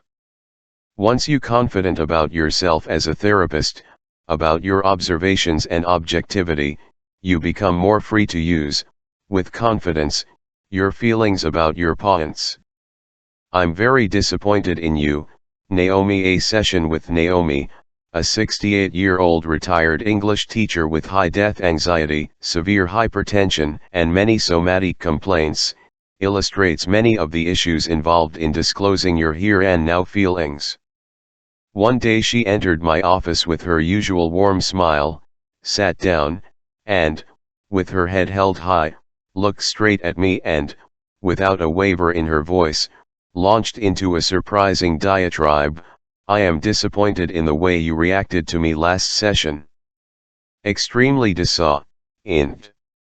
You weren't present with me, you did not give me what I needed, you had no appreciation how awful it might feel to a woman my age to have such debilitating GL problems or how it might feel for me to discuss it. I left the SES Zion thinking of an incident a few years ago. I saw my dermatologist for a nasty lesion on my vagina, and he invited all his medical students to come see the site. It was a horror. Well, that's just how I felt last session. You failed to meet my standards. I was stunned. Pondering how to respond, I quickly went over the last session in my mind. I had, of course, read my notes before she entered. My take on the previous hour was so very different. I had thought it an excellent session and that I had done good work. Naomi had done heavy-duty revealing of her discouragement, her aging and such GL problems as gas, constipation, and hemorrhoids, and of the difficulty of giving herself an enema and her recall of ENEMOS as a child. These were not easy things to talk LH, UT, and I told her I admired her willingness to bring them up. Cause she had thought that some new medications for her cardiac arrhythmia had caused her SYMP toms. I had taken out my physician's desk reference during the session and reviewed the side effects of the drugs with her. I recalled feeling empathy for her having yet a new ordeal in addition to a long list of other medical problems. So what to do? Engage her in an analysis of the previous session? Look at her idealized expectations of me? Look at our very different perceptions of the previous hour? But there was something more pressing my own feelings. I had a surge of great irritation toward Naomi. There she was, I thought, sitting up on her throne and passing out judgment of me with zero regard for how I might feel. Moreover, this was not the first time. In our 3 years of therapy, she had ergoed sessions like this several times, but never before had it irritated me quite so much. Perhaps it was because during the last week I had taken time between sessions to investigate her problems and had spoken to a friend, a gastroenterologist, about her symptoms but had not yet had time to mention this to her. I decided it was important to let Naomi know how I felt. For one thing, I knew she'd pick up on my feelings. She was exceptionally receptive. But also I had no doubt that if I were irritated with her, others in her life surely were as well. Because it may be devastating for a patient to hear of a therapist's irritation, I tried to proceed gently. Naomi, I feel surprised and unsettled at your comments. You say these things so imperiously. I thought I worked hard last week to give you all I could. Moreover, it's not the first time you've begun the session in this highly critical manner. And another thing to throw into this mix is that you've opened many other sessions in the exact opposite manner. I mean that you've expressed gratitude for an amazing session that sometimes puzzled me, since I hadn't remembered that session as so extraordinary. Naomi mked alarmed. Her pupils were huge. Are you saying I'm not sup 1H, said to tell you my feelings? No, by no means. Neither of us should censor ourselves. We should both share feelings and then analyze them. I'm particularly struck, though, by your manner. There are different ways you might have can. You might, for example, have said that we weren't working together well last week, or that you felt distant or look, her voice was strident, L felt pissed at my body falling apart bit by bit, I have 2 stents in my coronary arteries, I have a pacemaker ticking away, an artificial hip, and my other hip is killing me, the meds are bloating me up like a pig, and my gas makes it humiliating to go out in public. Do I have to tiptoe around here? I'm aware of your feelings about what's happening to your I do feel your pain and said as much last week.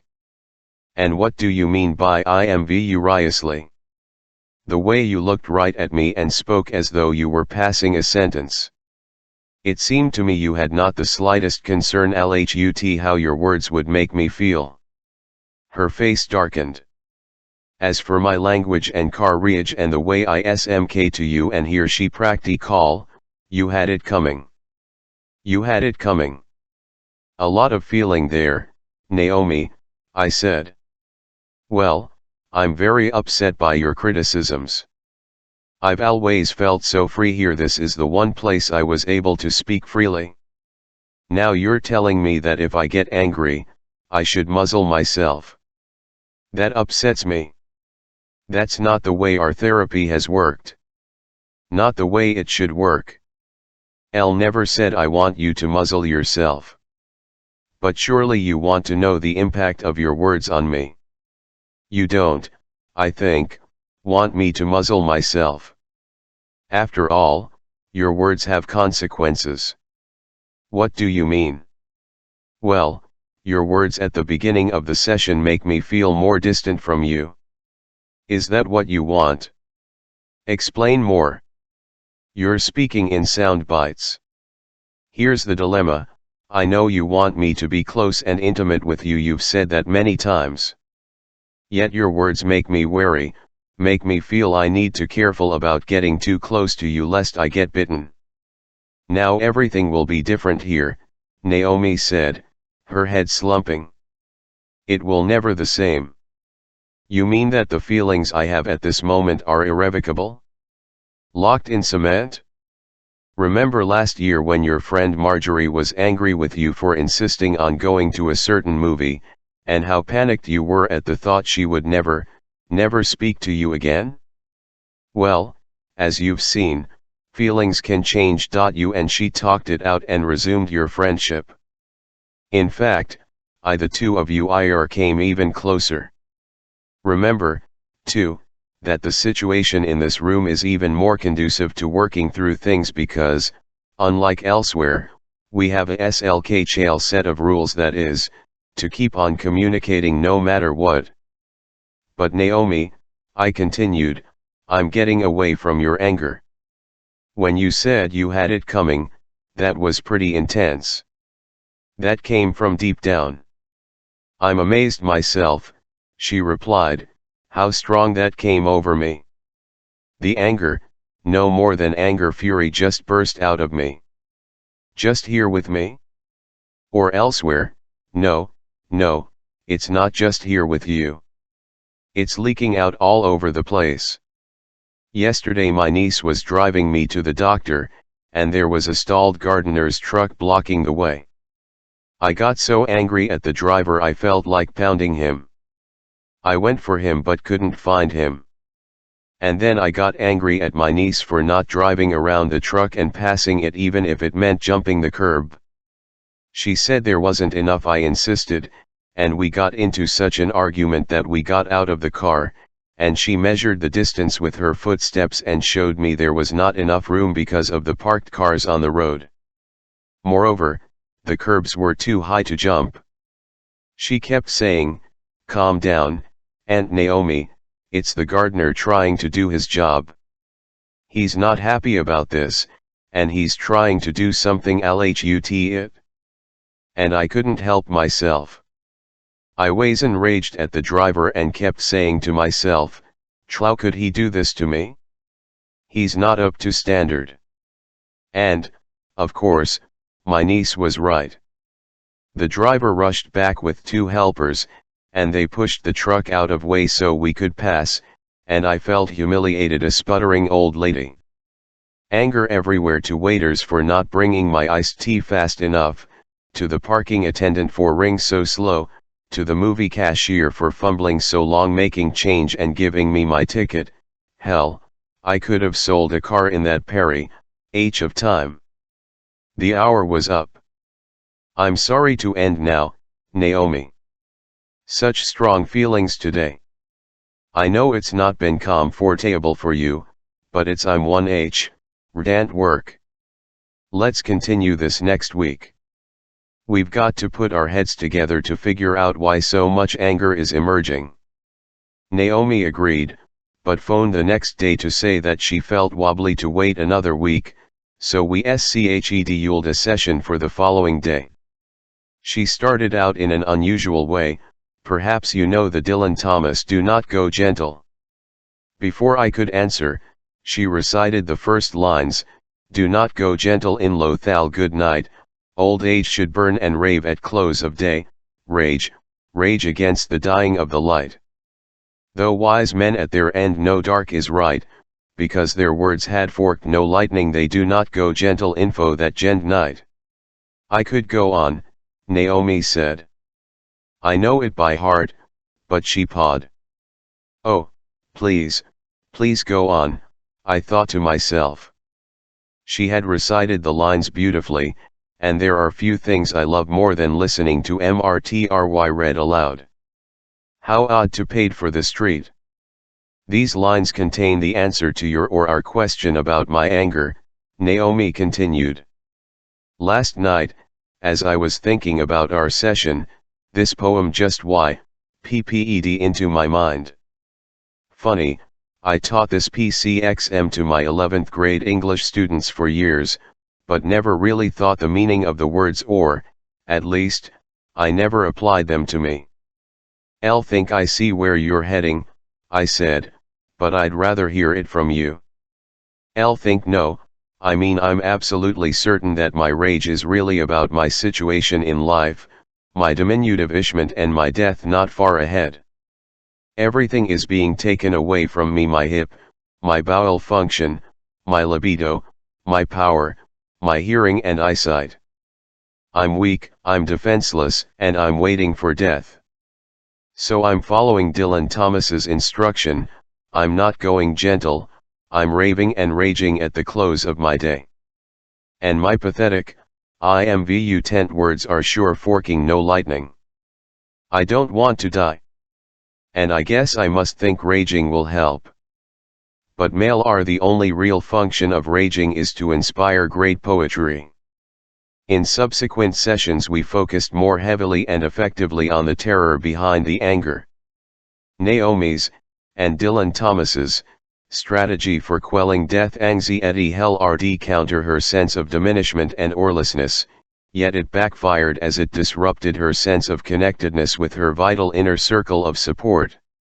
Truly effective therapy has to attend not only to the visible symptom, anger, in this instance, but to the underlying terror of death from which such symptoms erupt.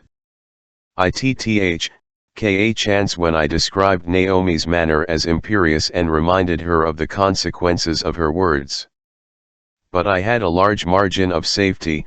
We had established a close, trusting connection over a long time. Because no one likes to hear negative comments, perhaps especially from a therapist, I took several steps to ensure acceptance. I used language that would not offend her. To say, for example, that I felt distanced implied my underlying wish to be closer and intimate, and who can take offense at that? Furthermore, and this is important, I was not globally critical of her. I made a point of commenting only on pieces of behavior. I stated, in effect, that when she behaved in such and such a manner, I ended up feeling such and such. And then I quickly added that this was counter to her interests, as she clearly did not want me to feel distanced and unsettled or fearful of her. Note my emphasis on empathy in Naomi's treatment. It is vital for the effective, connected therapy relationship. In my earlier discussion of Carl Rogers's ideas about effective therapist behavior, I emphasized the role of the therapist's accurate empathy, along with unconditional positive regard and genuineness. But work on empathy is bidirectional. Not only must you experience the patient's world, but you must also help develop your own empathy for others. One effective approach is to ask, "How do you think your comment makes me feel?" Thus I was careful to let Naomi know about the consequences of her comments. Her first response, emerging out of her NGER, was "You had it coming," but later, when she ked back on her words, she was disturbed by her own vitriolic tone and comments. Uncomfortable that she had evoked negative feelings in me, she feared that she had parodized the safe supportive space of our therapy. Therapists self-disclosure. Therapists should reveal themselves, as I tried to do with Naomi. Therapist self-disclosure is a complex and contested area. Few suggestions I make to therapists are as unsettling as my urging them to reveal more of themselves. It sets their teeth on edge. It evokes the specter of a patient invading their personal life. I'll address all these objections in detail, but let me begin by stating that I do not mean that therapists should reveal themselves indiscriminately. To begin with, they should reveal only when the revelation will be of value to the patient. Bear in mind that therapist self-disclosure is not one-dimensional. The discussion of Naomi centers on therapist disclosure in the here and now. But, in addition, there are two other categories of therapist self-disclosure: disclosure about the mechanism of therapy and disclosure about a therapist's personal life, past or present. Disclosure: the mechanism of therapy should be and transparent about the way therapy helps. Dostoevsky's Grand Inquisitor L.X. lievs that what mankind really wants is magic, mystery and authority. Indeed, early healers and religious figures supplied those ineffable commodities in great abundance. Shamans were masters of magic and mystery. Former generations of physicians decked themselves in long white coats, adopted an all-knowing manner and bedazzled patients with impressive prescriptions written in tin. More recently, therapists have continued with their reticence, their deep-sounding interpretations, their diplomas, and pictures of various teachers and gurus lining their office walls to stay apart from and above their clients. Even today, some therapists provide patients only a sketchy description of how therapy works because they accept Freud's belief that ambiguity and the therapist's opacity encourages the formation of transference. Freud considered transference important because an investigation of the transference provides valuable information about the patient's inner world and early life experience. I believe, however, that a therapist has everything to gain and nothing to lose by being entirely transparent about the process of therapy. Considerable research in both individual and group therapy has documented that therapists who systematically and thoroughly prepare patients for therapy have better outcomes. As for transference, I believe it is a hardy organism and will grow robustly even in broad daylight. So I am personally transparent the mechanism of therapy. I tell patients about how therapy works, my role in the process, and, I'm one tant of all, what they can do to facilitate their own therapy. If it seems indicated, I have no hesitation about suggesting selected publications about therapy. I make a point of clarifying the here and now focus and, even in the first session, ask about how the patient and I are doing in it. I ask such questions as what expectations you have of me. How do I fit or not fit those expectations? Do we SEWRN on track? Do you have feelings about me that we should explore? I follow such questions by saying something like this: you'll find that I do this often. I ask such here and now questions because I believe that the exploration of our relationship will provide us valuable and accurate information. You can tell me about issues arising with friends or your INJSS or your SVNJs, but always. There is a limitation, I don't know them, and you can't help but give me information that reflects your own bias. We all do that, we can't help it. But what goes on here in this office is reliable LX cause we both experience and can work on that information immediately. All my patients have this explanation and AC tool it. Disclosure: the therapist's fee personal life, the drew are a crack on their personal life, some their apist's fear, and patients will relentlessly ask for more. How happy are you? How is your marriage going? Your streal life? Your sexual life? This is, in my experience, a bogus fear. Although I encourage patients to ask questions, no patient has ever insisted on knowing uncomfortably intimate details of my life. If that were to happen, I would respond by focusing on the PRCX.S, that is, I would inquire about the patient's motivation in pressing or embarrassing me. Again, I emphasize to therapists, reveal yourself when it enhances therapy, not because of pressure from the patient or because of your own needs or rules. However richly such disclosure may contribute to therapy's effectiveness, it is a complex act, as we see in this narrative opus session with James, the 46-year-old man described in Chapter 3, who was 16 when his brother was killed in an automobile accident. James asks a difficult question: although two of my most fundamental values as a therapist are tolerance and unconditional acceptance, I still have my prejudices. My bête noire is bizarre LX leaf, aura therapy, semi-deified gurus, hands-on healers, prophets, untested healing claims of various nutritionists, aromatherapy, homeopathy, and zany ideas about such things as astral traveling, healing power of crystals, religious miracles, angels, feng shui, channeling, remote viewing, meditational levitation, psychokinesis, poltergeists, past lives therapy, and UFOs and extraterrestrials who inspired early civilizations, designed patterns in wheat fields, and built the Egyptian pyramids. Still, I've always believed that I could put all prejudices aside and work with anyone regardless of his or her LX leaf systems. But the day that James, with his fervid passion for the paranormal, entered my office, I knew that my therapeutic neutrality was to be severely tested. Although James did not seek therapy because of his paranormal beliefs, some issues surrounding them surfaced in almost every session. Consider our work on this dream: am soaring through the air. Visit my father in Mexico City, glide over the city and look in through the window of his bedroom. I see him weeping, and I know without asking he is weeping about me, about having abandoned me when I was a child.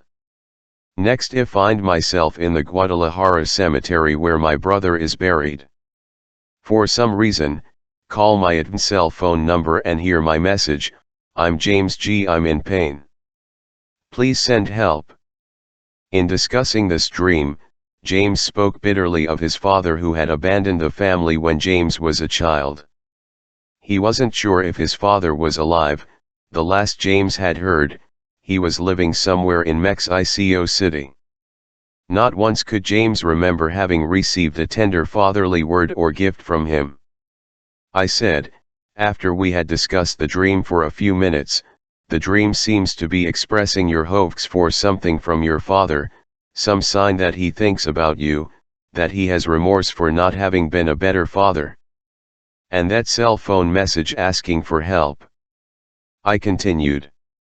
What strikes me is that you've often described your difficulty asking for help. In fact, you said the other week that I am the only person that you have ever explicitly asked for help. But in the dream you're more open about needing help. So is the dream portraying a change? Is it saying something about you and me? Perhaps some parallel between what you get or want from me and what you yearned for from your father. And then in the dream you visit your brother's grave. Your thoughts that? Are you now asking for help in dealing with your brother's death? James agreed that my caring for him had ignited his awareness and yearning for what he had never gotten from his father. And he agreed also that he had changed since starting therapy. He was more readily sharing his problems with his wife and his mother. But then he added, "You're suggesting one way to look at the dream. I'm not saying it's unsound, I'm not saying it's not a useful way. But I have an alternate explanation that's far more real to me. I believe what you call a dream is not really a dream. It's a memory, a record of my astral traveling last night to my father's home and to my brother's grave. I care not to roll my eyes or cup my head in my hands." I wondered whether he'd say that calling his own cell phone was a memory also, but I felt sure that entrapping him cleverly or airing our difference in beliefs would counter persuasive. Instead, having disciplined myself over our months of therapy to suppress my skepticism, I tried to enter his world and imagine what it would be like to live in a world with hovering spirits and astral traveling, and I also attempted a gentle exploration of the psychological origins and history of his beliefs. Later in the session, he discussed his shame about his drinking and his sloth and said that he will feel mortified when he meets his grandparents and his brother in a reunion in heaven. A couple of minutes later, he noted, "L saw you squinting when I spoke about my reunion with my grandparents." L wasn't aware of squinting, James. L saw it. And I think you squinted earlier when I spoke of my astral traveling. Tell me the truth, Irv, what was your reaction to what I said just now about heaven? I could have evaded the question, as we therapists often do, by reflecting on the process of his asking it, but I decided that my IRST route was too entirely honest. He had, without doubt, picked up many cues about my skepticism. To deny them would be anti-therapy by undermining his accurate view of reality. James, I'll tell you what I can about what was going on in me. When you spoke how your grandfather and brother knew everything in your life now, I was startled. These aren't my beliefs. But what I tried to do as you spoke was to try hard to plunge into your experience, to imagine what it might like to live in a world of spirits, a world in which your dead relatives know all your life and your thoughts. Don't you believe in an afterlife? L don't. But I also feel we can never certain of such things. I imagine it offers great comfort to you, and I'm all for anything that offers you of mind, life satisfaction, and encourages a virtuous life. But, personally, I don't find the idea of a reunion in heaven credible. I consider it as stemming from a wish. Then what religion do you believe in? L don't believe in any religion or any GCXL. I have an entirely secular view of life. But how is it possible to live like that? Without a set of ordained morals. How can life be tolerable or have any meaning without the idea of improving your position in the next life? Began to grow uneasy LHUT where this discussion would lead and whether I was serving James's best interests. All in all, however, I decided it was best to continue ring forthright. My real interest is in this life and in improving it for myself and others. Let me speak to your puzzlement about how I can find meaning without religion. I disagree about religion, the source of meaning and morality. I don't think there is an essential connection, or let me at least say an exclusive connection between religion, meaning, and morality. I think I live a fulfilling and virtuous life. I am fully dedicated to helping others, like you for example, to live a more satisfying life. I would say I get my meaning in life from this human world right here, right now. I think my meaning comes from helping others find their meaning. I believe that preoccupation with the next life may undermine full participation in this life. James looked so interested that I continued on for a few minutes to describe some of my recent readings in Epicurus and Nietzsche that emphasized this very point. I mentioned how Nietzsche much admired Christ but felt that Paul and later Christian leaders diluted Christ's real message and drained this current life of meaning. In fact, I pointed out, Nietzsche had much hostility towards Socrates and Plato because of their disdain of the inhe, their emphasis on the soul's immortality, and their concentration on preparing for the next life. These very beliefs were cherished by the Neoplatonists and eventually remeted early Christ en eschatology. I stopped and looked at James, expecting some challenging response. Suddenly, to my great astonishment, he began to weep.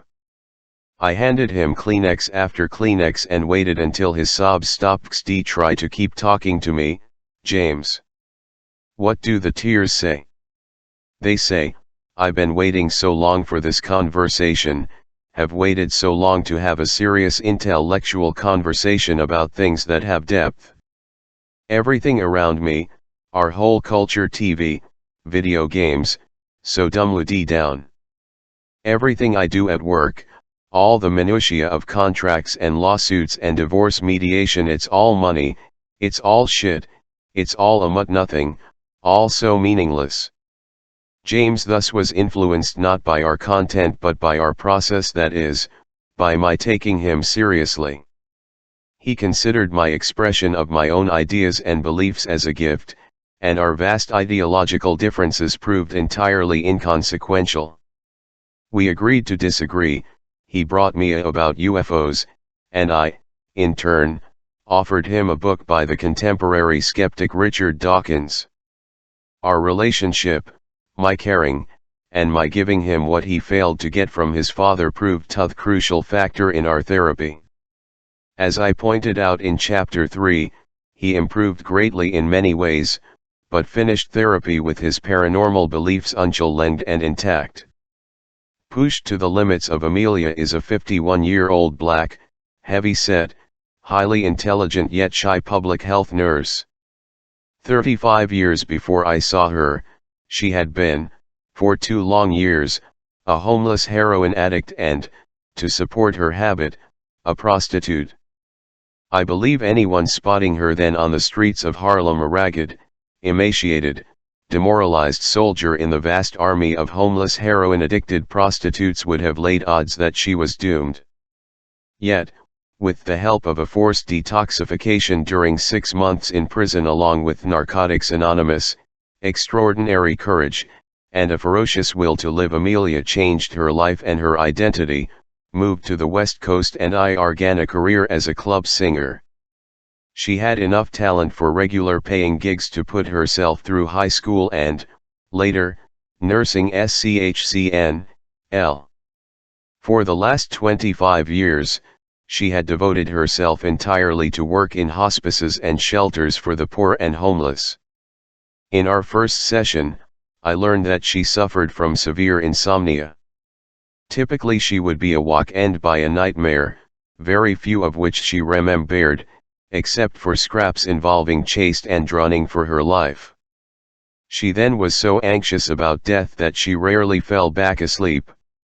When it got so bad that she dreaded going to bed, she decided to get help. Having recently read a story I had written, In of the Dreamer, she thought I could help her. The first time she entered my office, she plopped herself in my chair, saying she hoped she wouldn't fall asleep on me or cause she was exhausted, having ran up much of the night recovering from a nightmare. Usually, she said, she could not remember dreams, but this one had stayed with her. Am lying down at my curtains. They are made of rosy red pleats with yellowish light coming through between the pleats. The reddish stripes are wider than the stripes of light. What is strange is his curtain is linked to music. Instead of light coming through, I hear the strains of an old Roberta Flack song, killing me softly, pouring through the light stripes. Used to sing this song a lot around Oakland clubs when I was in college. In the dream I became frightened by the way the light was being replaced by music. Then suddenly the music stops and no, the music maker is coming for me. I woke up really scared around 4 a.m. That was the end of sleep for that night. It was not only her nightmares and insomnia that drove her to therapy. She had a second significant problem.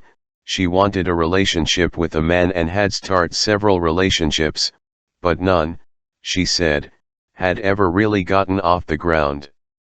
For the first few sessions I explored her history, her fears of death, and her memories of close escapes from death during her years as a but I sensed enormous resistance. Her affect was always muted. She seemed to have no conscious anxiety about death. On the contrary, she had chosen to do a great deal of hospice work. During the first 3 months of therapy, the mere process of svuaking to me and sharing for the first time details of her life on the street seemed comforting, and her sleep improved. She knew she continued to dream, but was never able to recall more than small snippets. Her fear of intimacy was immediately evident in our therapy relationship. She rarely looked at me, and a wide gulf between us. Far earlier in this chapter, I discussed the significance of my patients' parking patterns. Of all my patients, Amelia parked farthest away. Keeping in mind the lesson I learned from Patrick, discussed earlier in this chapter, that ideas lose their effectiveness in the absence of an intimate trusting connection, I resolved over the next few months to work on her problems of intimacy, and particularly focused on her relationship with me. Movement, however, occurred at a glacial pace until the following memorable session. As she walked into my office, she received a cell phone call and asked if it was okay to take it. She then had a brief phone conversation a meeting later that day, using language that was so formal and perfunctory that I thought she was speaking to her boss. As soon as she hung up, I asked and learned that no, it was not her boss but her most recent boyfriend, with whom she was making dinner arrangements. There's got to a difference between talking to him and to your LYXSS, I said. How about some term of endearment? Honey. Sweetheart. Sugar. She looked at me as if I were a drop-in from a parallel universe and changed the subject to tell me about attending a recent Narcotics Anonymous group meeting the day before. Though she had been abstinent for over 30 years, she still attended NA or AA meetings. The meeting was held in a section of town highly reminiscent of the Harlem neighborhood she had frequented during her life as an addict and prostitute. On the walk to the meeting, though a drug-infested neighborhood, she, as always, experienced an kid nostalgia and found herself searching for doorways and alleys that might offer a place to seek on the night. It's not that I want to be back there, Dr. Yalom. You still call me Dr. Yalom, and I call you Amelia, I interrupted. That doesn't seem balanced. Like I said, give me time. Got to know you better. But, as I was saying, whenever I go to these, seedy sections of town, I keep having waves of feelings that are not entirely negative. Hard to describe them, but I don't know, it's like homesickness. Homesickness? What do you make of that, Amelia? Not sure myself. Tell you what I always hear, a voice saying in my head saying, Elle did it. I always hear that. I did it? Sounds like you're saying to yourself, Elle went through hell and back and I survived. Yeah, something like that. There's something else too. You may find this hard to believe, but life was so much simpler and easier back then on the street. No worrying about budgets and meetings, or training new nurses who get freaked out in a week. No hassle with cars, furniture, tax deductions. No worrying what I can legally do for folks and what I can't. No kissing gangsters' asses. When I was on the Harlem streets, all I had to think about was one thing. One thing only, the next sack and, of course, where the next John was coming from to pay for it. Life was simple, day-to-day, minute-to-minute survival. A little selective memory going on here, Amelia. How about the filth, the freezing nights on the streets, the broken bottles, the men who stiffed you, the brutal men who raped you, the odors of urine and spilled and death lurking everywhere, the dead bodies you saw, and you almost getting murdered. You don't hold those things in mind. Yeah, I know.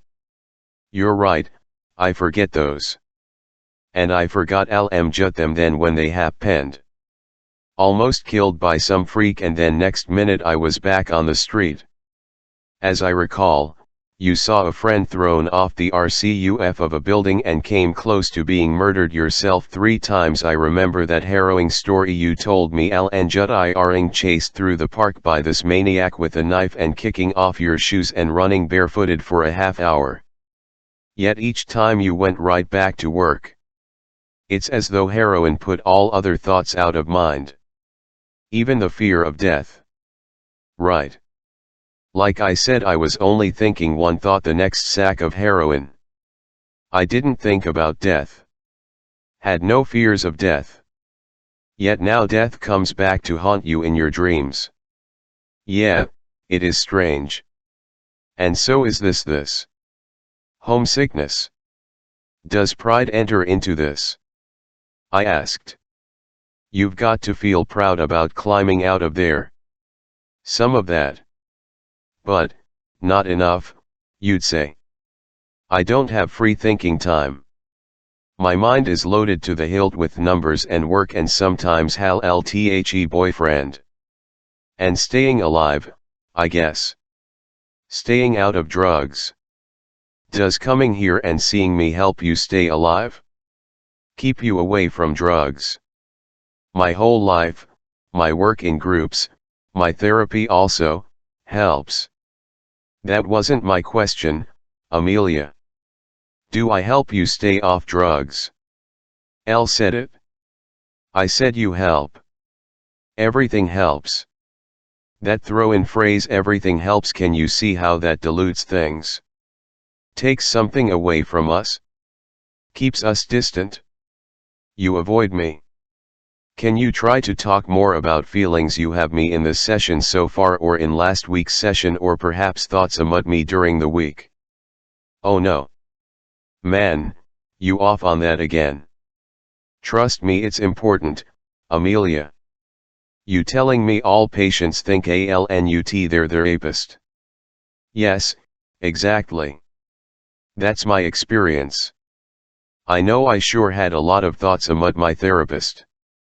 Amelia had been slumping in her chair, making herself smaller as she always did when I turned the discussion to us, but now she straightened up. I had gotten her full attention. Your therapy? When? What thoughts did you have? Elle saw a good guy, psychologist 15 years ago. Rollo May. I looked forward to our sessions. I liked his gentleness, his attentiveness to everything. I liked the way he dressed with turtlenecks and a necklace of turquoise Indian jewelry. I liked his saying to me that we had a special relationship because we had the same professional interests. I loved his reading the draft of one of my books and complimenting me on it. Silence. Amelia remained motionless, staring out the window. And you? I asked. Your turn. Well, I guess I like your gentleness too. She squirmed and I argued away while saying this. Keep going. Say more. It's embarrassing. Elle, no. But embarrassment means we're saying something important to each other. I think embarrassment is our target, our quarry. We've got to work right through it. So let's plunge right into the middle of your embarrassment.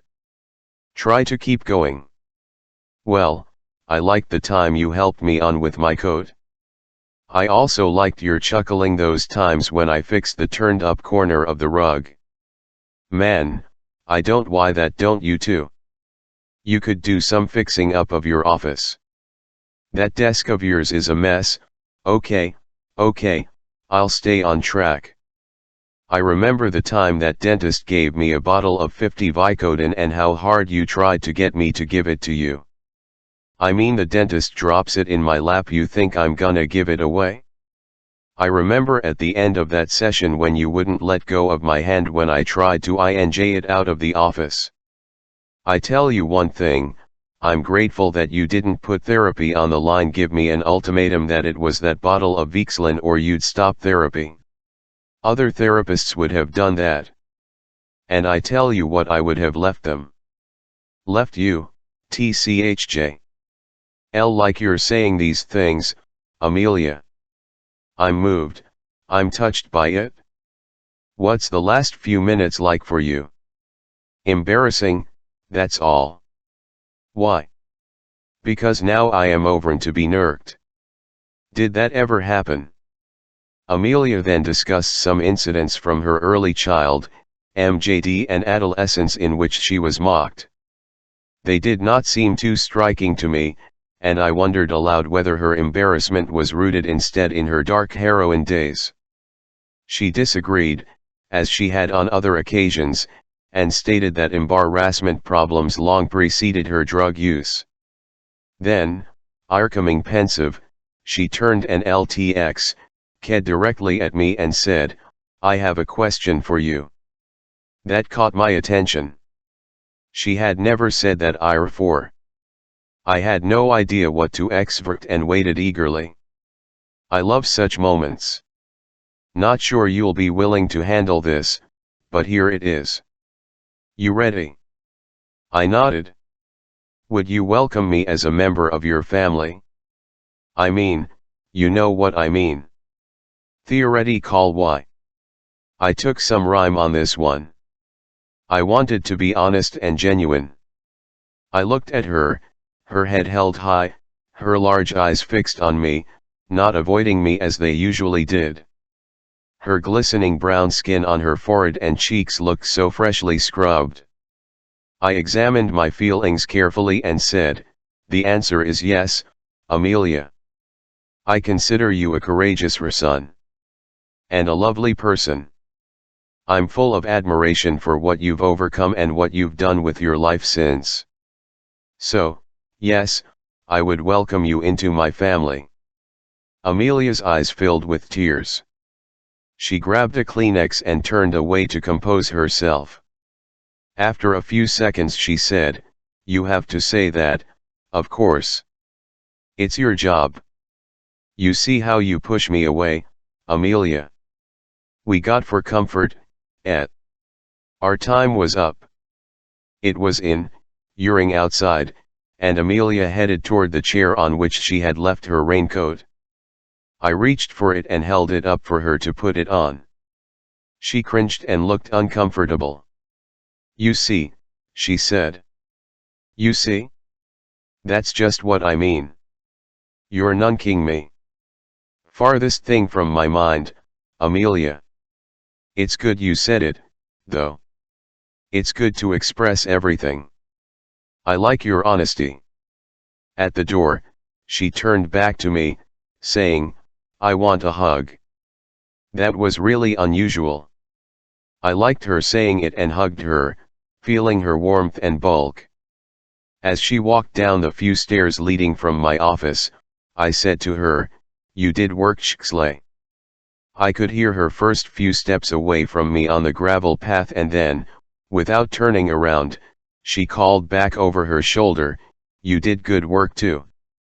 Among the issues raised in our session was the nostalgia she felt for her old life as an addict. Her explanation that perhaps she was yearning for a life of simplicity recalls the first lines of this and thought that when one is consumed with everydayness, one turns away from deeper concerns and from incisive self-examination. My segue into the here and now radically shifted the focus of our session. She declined to share her feelings about me and evaded even my question, IHS coming here and seeing me help you stay alive. Keep you away from drugs. I decided to take the risk of revealing some of my feelings years ago amid my therapist. My modeling helped her take some risks and break new ground. She found the courage to ask an astounding question, a question she had considering for a very long time, would you welcome me as a member of your family? And, of course, I had to consider this question with the utmost seriousness. I had great respect for her, not only for her climbing out of the pit of heroin addiction but for the way she had lived since then, a moral life dedicated to helping and comforting others. I answered honestly. And there were no negative repercussions to my answer. I had followed my own guidelines, and my limits, about personal revelation. I knew Amelia very well and was absolutely sure that my disclosure would not push her away but would, on the contrary, help her open up. This was one of many sessions devoted to Amelia's avoidance of intimacy. It was a memorable session, and we often referred back to it. In our subsequent work, Amelia revealed a great deal more about her darker fears. She began to recall many more dreams and memories of the horror of her years on the street. These at first increased her anxiety, an anxiety that heroin used to dissolve but ultimately allowed her to break down all the inner compartments that had resulted in her being cut off from herself. By the time we terminated, an entire year had gone by without nightmares and the night death panics, and, 3 years later, I had the pleasure of attending her wedding ceremony. As the proper timing and degree of therapist's self-disclosure comes with experience. Keep in mind that the purpose of disclosure is always to facilitate the work of therapy. Self-disclosure early in the course of therapy runs the risk of dismaying or frightening a client who needs more time to ascertain whether the therapy situation is safe. But careful therapist disclosure can serve as an effective model for clients. Therapist disclosure begets patient disclosure. An example of this therapist disclosure appeared in a recent issue of a psychotherapy journal. The author of the article described an event that occurred 25 years before. In a group therapy meeting he had attended, he had noted that the group leader, Hugh Mullen, a well-known therapist, was not only leaning back comfortably but closing his eyes. The letter writer had then asked the leader, "How come you're looking so relaxed, Tkole, Hugh?" "Because I'm sitting next to a woman," Hugh had immediately responded. At the time, the writer of the letter had considered the therapist's response to be downright bizarre, and wondered if he were in the wrong group. Gradually, however, he found that this group leader, who was unafraid to be upfront with his feelings and fantasies, was wonderfully liberating to the group members. That single comment had true rippling in WER and exercised such an impact on this man's later career as a therapist that now, 25 years later, he felt still so grateful as to write this letter to share the enduring impact of therapist modeling. Dreams, the royal road to the here and now. Dreams are extraordinarily valuable, and it is most unfortunate that many therapists, especially early in their career, steer clear of them. For one thing, young therapists rarely receive training in dream work. In fact, many clinical psychology, psychiatry, and counseling programs make no mention whatsoever of the value of dreams in therapy. On their own, young therapists are daunted by the mysterious nature of the dream, by the complex and arcane literature on dream symbolism and interpretation, and by the time-consuming task of trying to interpret all aspects of a dream. For the most part, only those therapists who have had intensive personal therapy can fully appreciate the of dreams. I try to ease young therapists into working on dreams by urging them not to worry about interpretation. A fully understood dream? Forget it. It doesn't exist. Irma's dream, described in Freud's 1900 masterpiece The Interpretation of Dreams, the one dream Freud tried hardest to interpret fully, has been a source of controversy for over a century, and many distinguished clinicians are still advancing different views of its meaning. Think dreams pragmatically, I tell students. Think of dreams simply as a bountiful source of information about vanished people, places, and in the life of a patient. Moreover, death anxiety seeps into many dreams. Whereas most dreams try to keep the dreamer asleep, Nightmares are dreams in which naked death anxiety, having broken out of its corral, terrifies and awakens the dreamer. Other dreams, as discussed in Chapter 3, herald an awakening experience. Such dreams seem to convey messages from the deep parts of the self that are in touch with the existential facts of life. Generally, the more fruitful dreams for the therapy process are nightmares, recurrent dreams, or powerful dreams, lucid dreams that stay fixed in memory. If the patient brings several dreams to a session, I generally find that the most recent or the most vivid one offers the most fruitful associations. A strong unconscious force within us strains to conceal dream messages in ingenious ways. Not only do dreams contain obscure symbols and other concealment devices, but they are ethereal, we forget them, and even if we jot down notes of the dream, it is not unusual that we forget to bring our notes into the next therapy session. So teeming are dreams with representations of unconscious images that Freud called them the via regia, the royal road to the unconscious. But, more important for these pages, dreams are also the via regia to understanding the patient-therapist relationship. I pay particular attention to dreams that contain representations of therapy or the therapist. Generally, as therapy progresses, therapy dreams become more common. Keep in mind that dreams are almost entirely visual, the mind somehow assigning visual images to abstract concepts. Thus therapy is often depicted visually in such ways as a journey, or repair work ring done to one's house, or a trip of discovery in which one finds previously unused, unknown rooms in one's own home. For example, Ellen's dream, described earlier in this chapter, represented her shame in the form of as menstrual blood soaking her clothes in my bathroom, and her distrust of my reliability was represented by my ignoring her, not coming to her aid, and being busy in conversation with others. The following vignette casts light on an important issue for therapists treating patients with death anxiety, the therapist's mortality. A dream ALXUT, the vulnerability. Joan. At the age of 50, Joan had sought therapy for her persistent fear of death and her night panics. She had been working regularly on these issues for several weeks before this dream interrupted her sleep. "I'm meeting my therapist, I'm sure he is you, though he doesn't really look quite like you, and I am playing around with some cookies on a large plate. I pick up a couple of cookies and off a little corner off each and then break them into crumbs and stir them around with my fingers. Then the therapist picks up the plate and swallows all he crumbs and cookies in one gulp.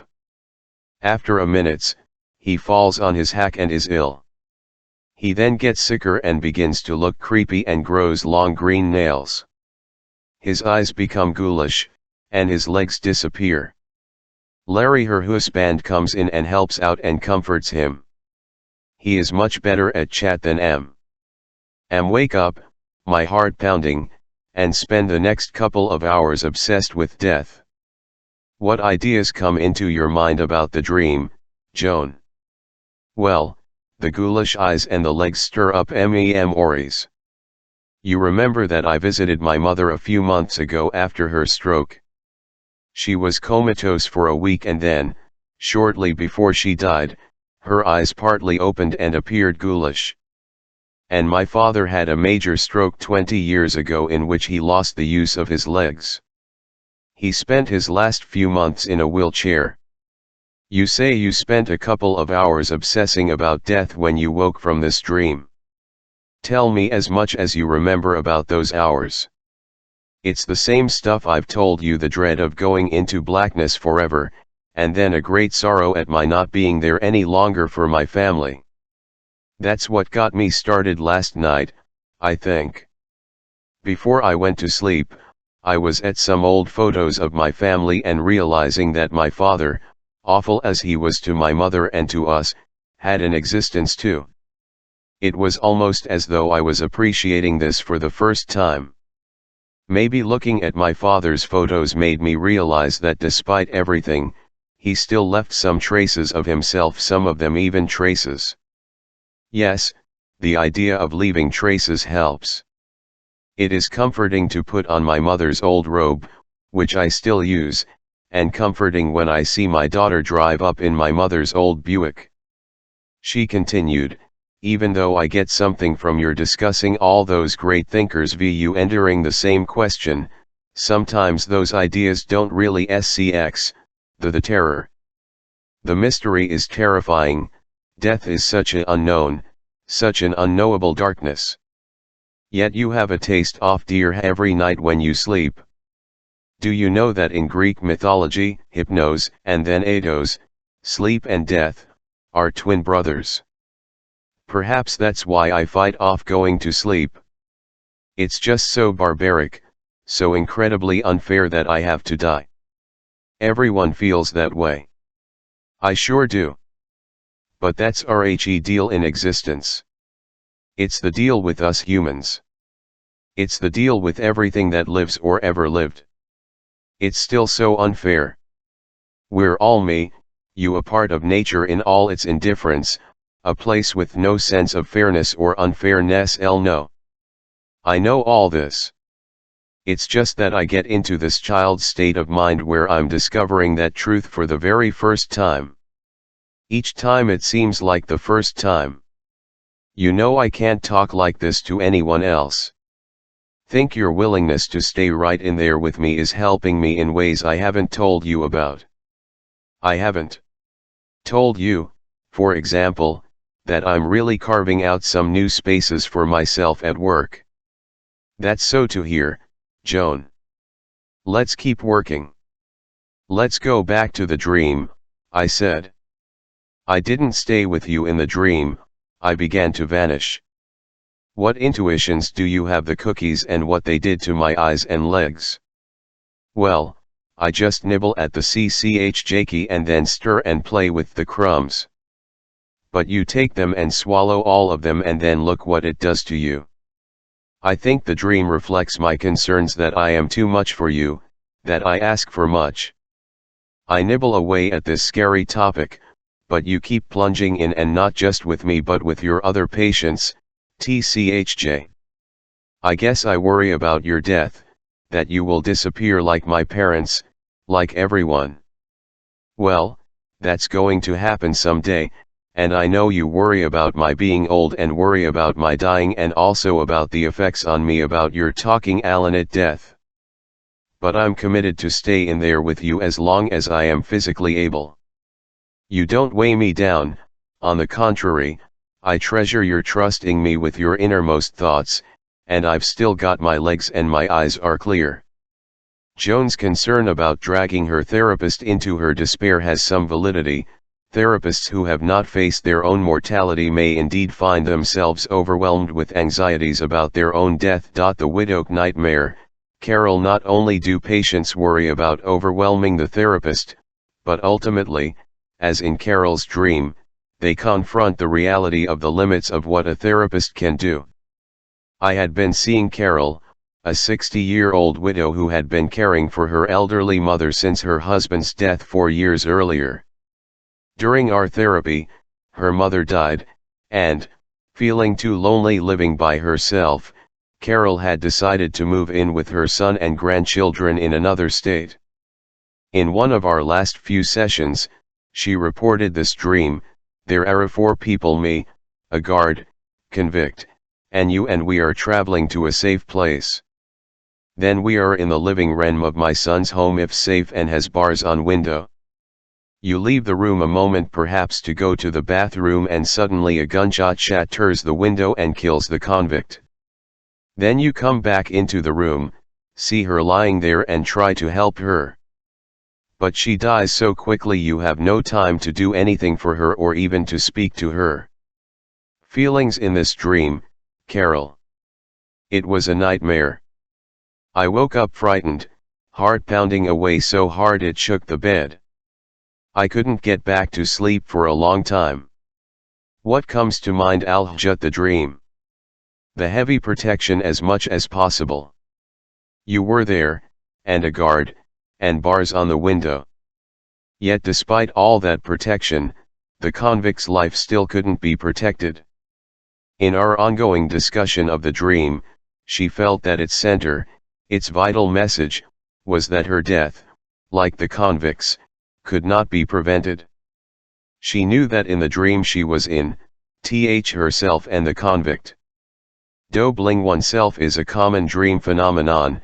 In fact, the founder of the Gestalt therapy approach, Fritz Perls, considered that every individual or physical object in a dream represents some of the dreamer. More than anything else, Carol's dream exploded the myth that I would somehow always protect her. There were many intriguing aspects of the dream. For example, her self-image issues were depicted by her doubling herself as a convict, or the idea that life with her son evoked an image of a room with bars. But, given the impending termination of therapy, I opted to focus on our relationship, especially on the limits of what I could offer. Carol realized that the dream told her that even if she chose not to move to her son's home and instead stayed connected with me, I still could not protect her from death.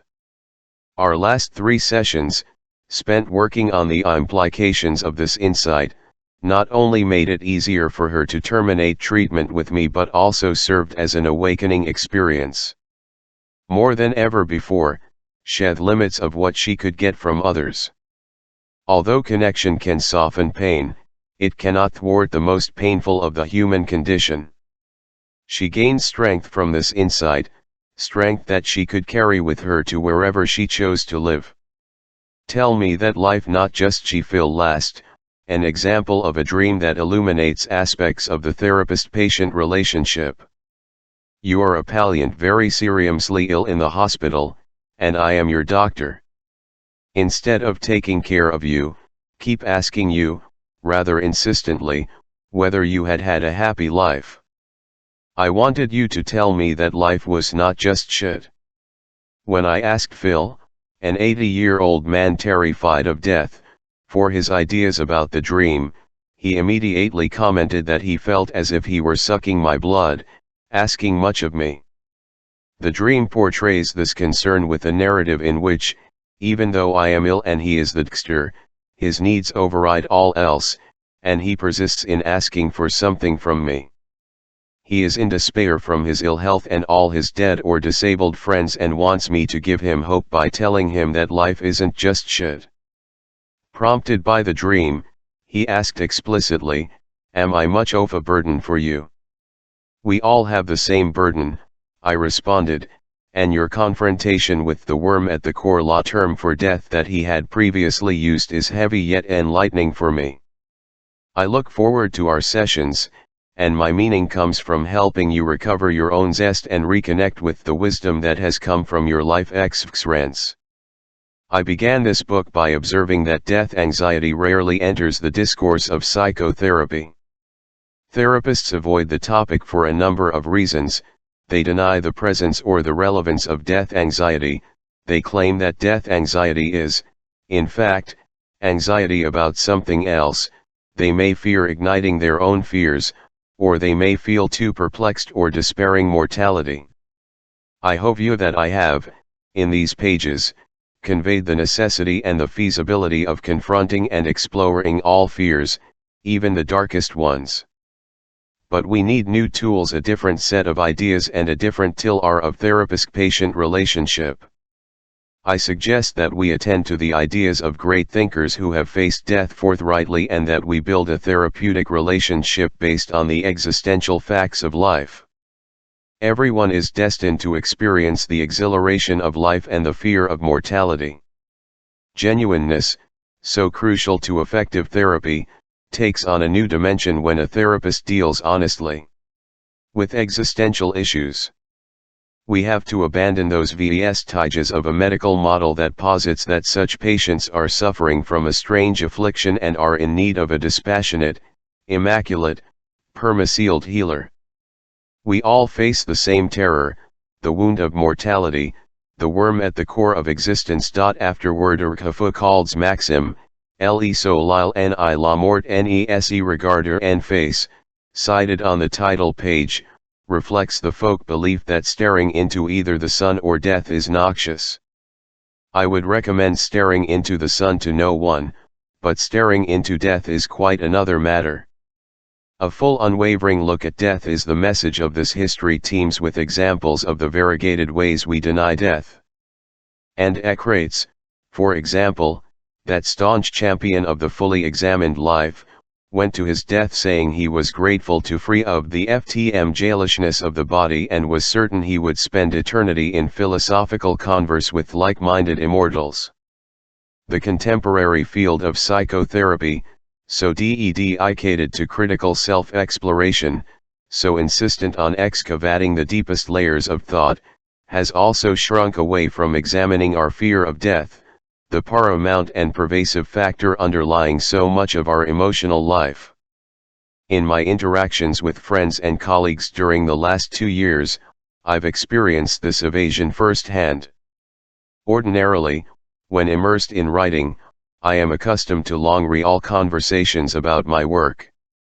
Not so with this. My friends often inquire my current project. I answer that I am writing about overcoming the terror of death. End of conversation. With only a few exceptions, no one asks a follow-up question, and for long we are on to a different topic. I argue that we should confront death as we confront other fears.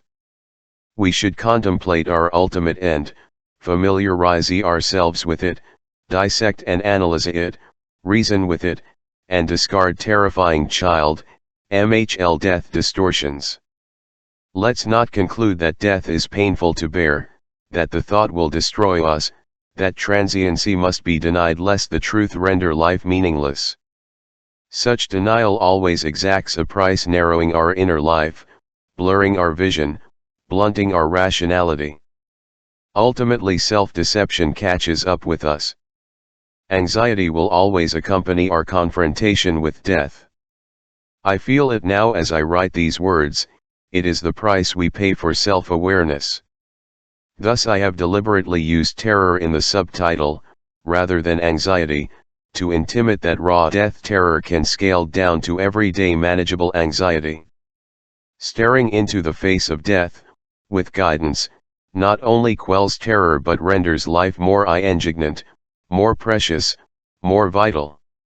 Such an approach to death leads to instruction about life. To that end I have focused on how to diminish death terror as well as how to identify and make use of awakening experiences. I do not intend this to be a somber. Instead, it is my hope that by grasping, really grasping, our human condition, our finiteness, our brief time in the light, we will come not only to savor the preciousness of each moment and the pleasure of sheer being, but to increase our compassion for ourselves and for all other human beings.